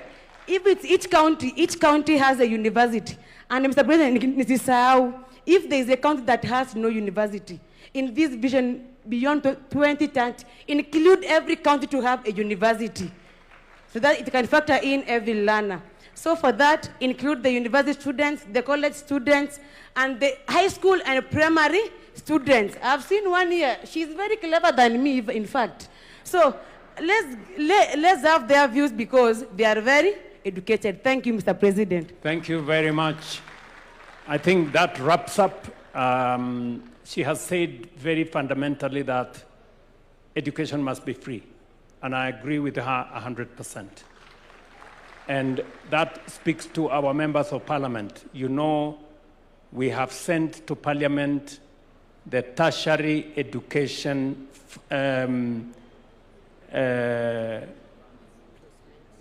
placement and funding bill. Tertiary education funding, placement and funding bill. We want that bill as soon as possible to get out of parliament so that we can implement a program that every child that is placed in a learning institution, in a TVET, in a Kenya Medical Training College, or in a university, all of them get funding for their education without exception. And that learning and education is not pegged on the ability of the parent. It is pegged on the intellectual capacity of every student. You do the course for which you are suited and you have applied for. And government of Kenya must make sure that funding is available. That is already in the works. And you have told us we should include young people, we should include universities in this process. and therefore I think we are set. Thank you very much. Hand it over to the people running the program. All right, and at this point I'd like to say, let us all just give a warm clap to ourselves, appreciating the fact that when history is written, your name will be written as one of those who sat through the process that changed the trajectory of this country. Another loud clap for yourselves, please. Your Excellency, with your permission, that brings us to the end of this session. I'll request that we all be upstanding. We shall finish with the national anthem as our prayer, which we all know, so let us have the national anthem as our closing prayer. The anthem.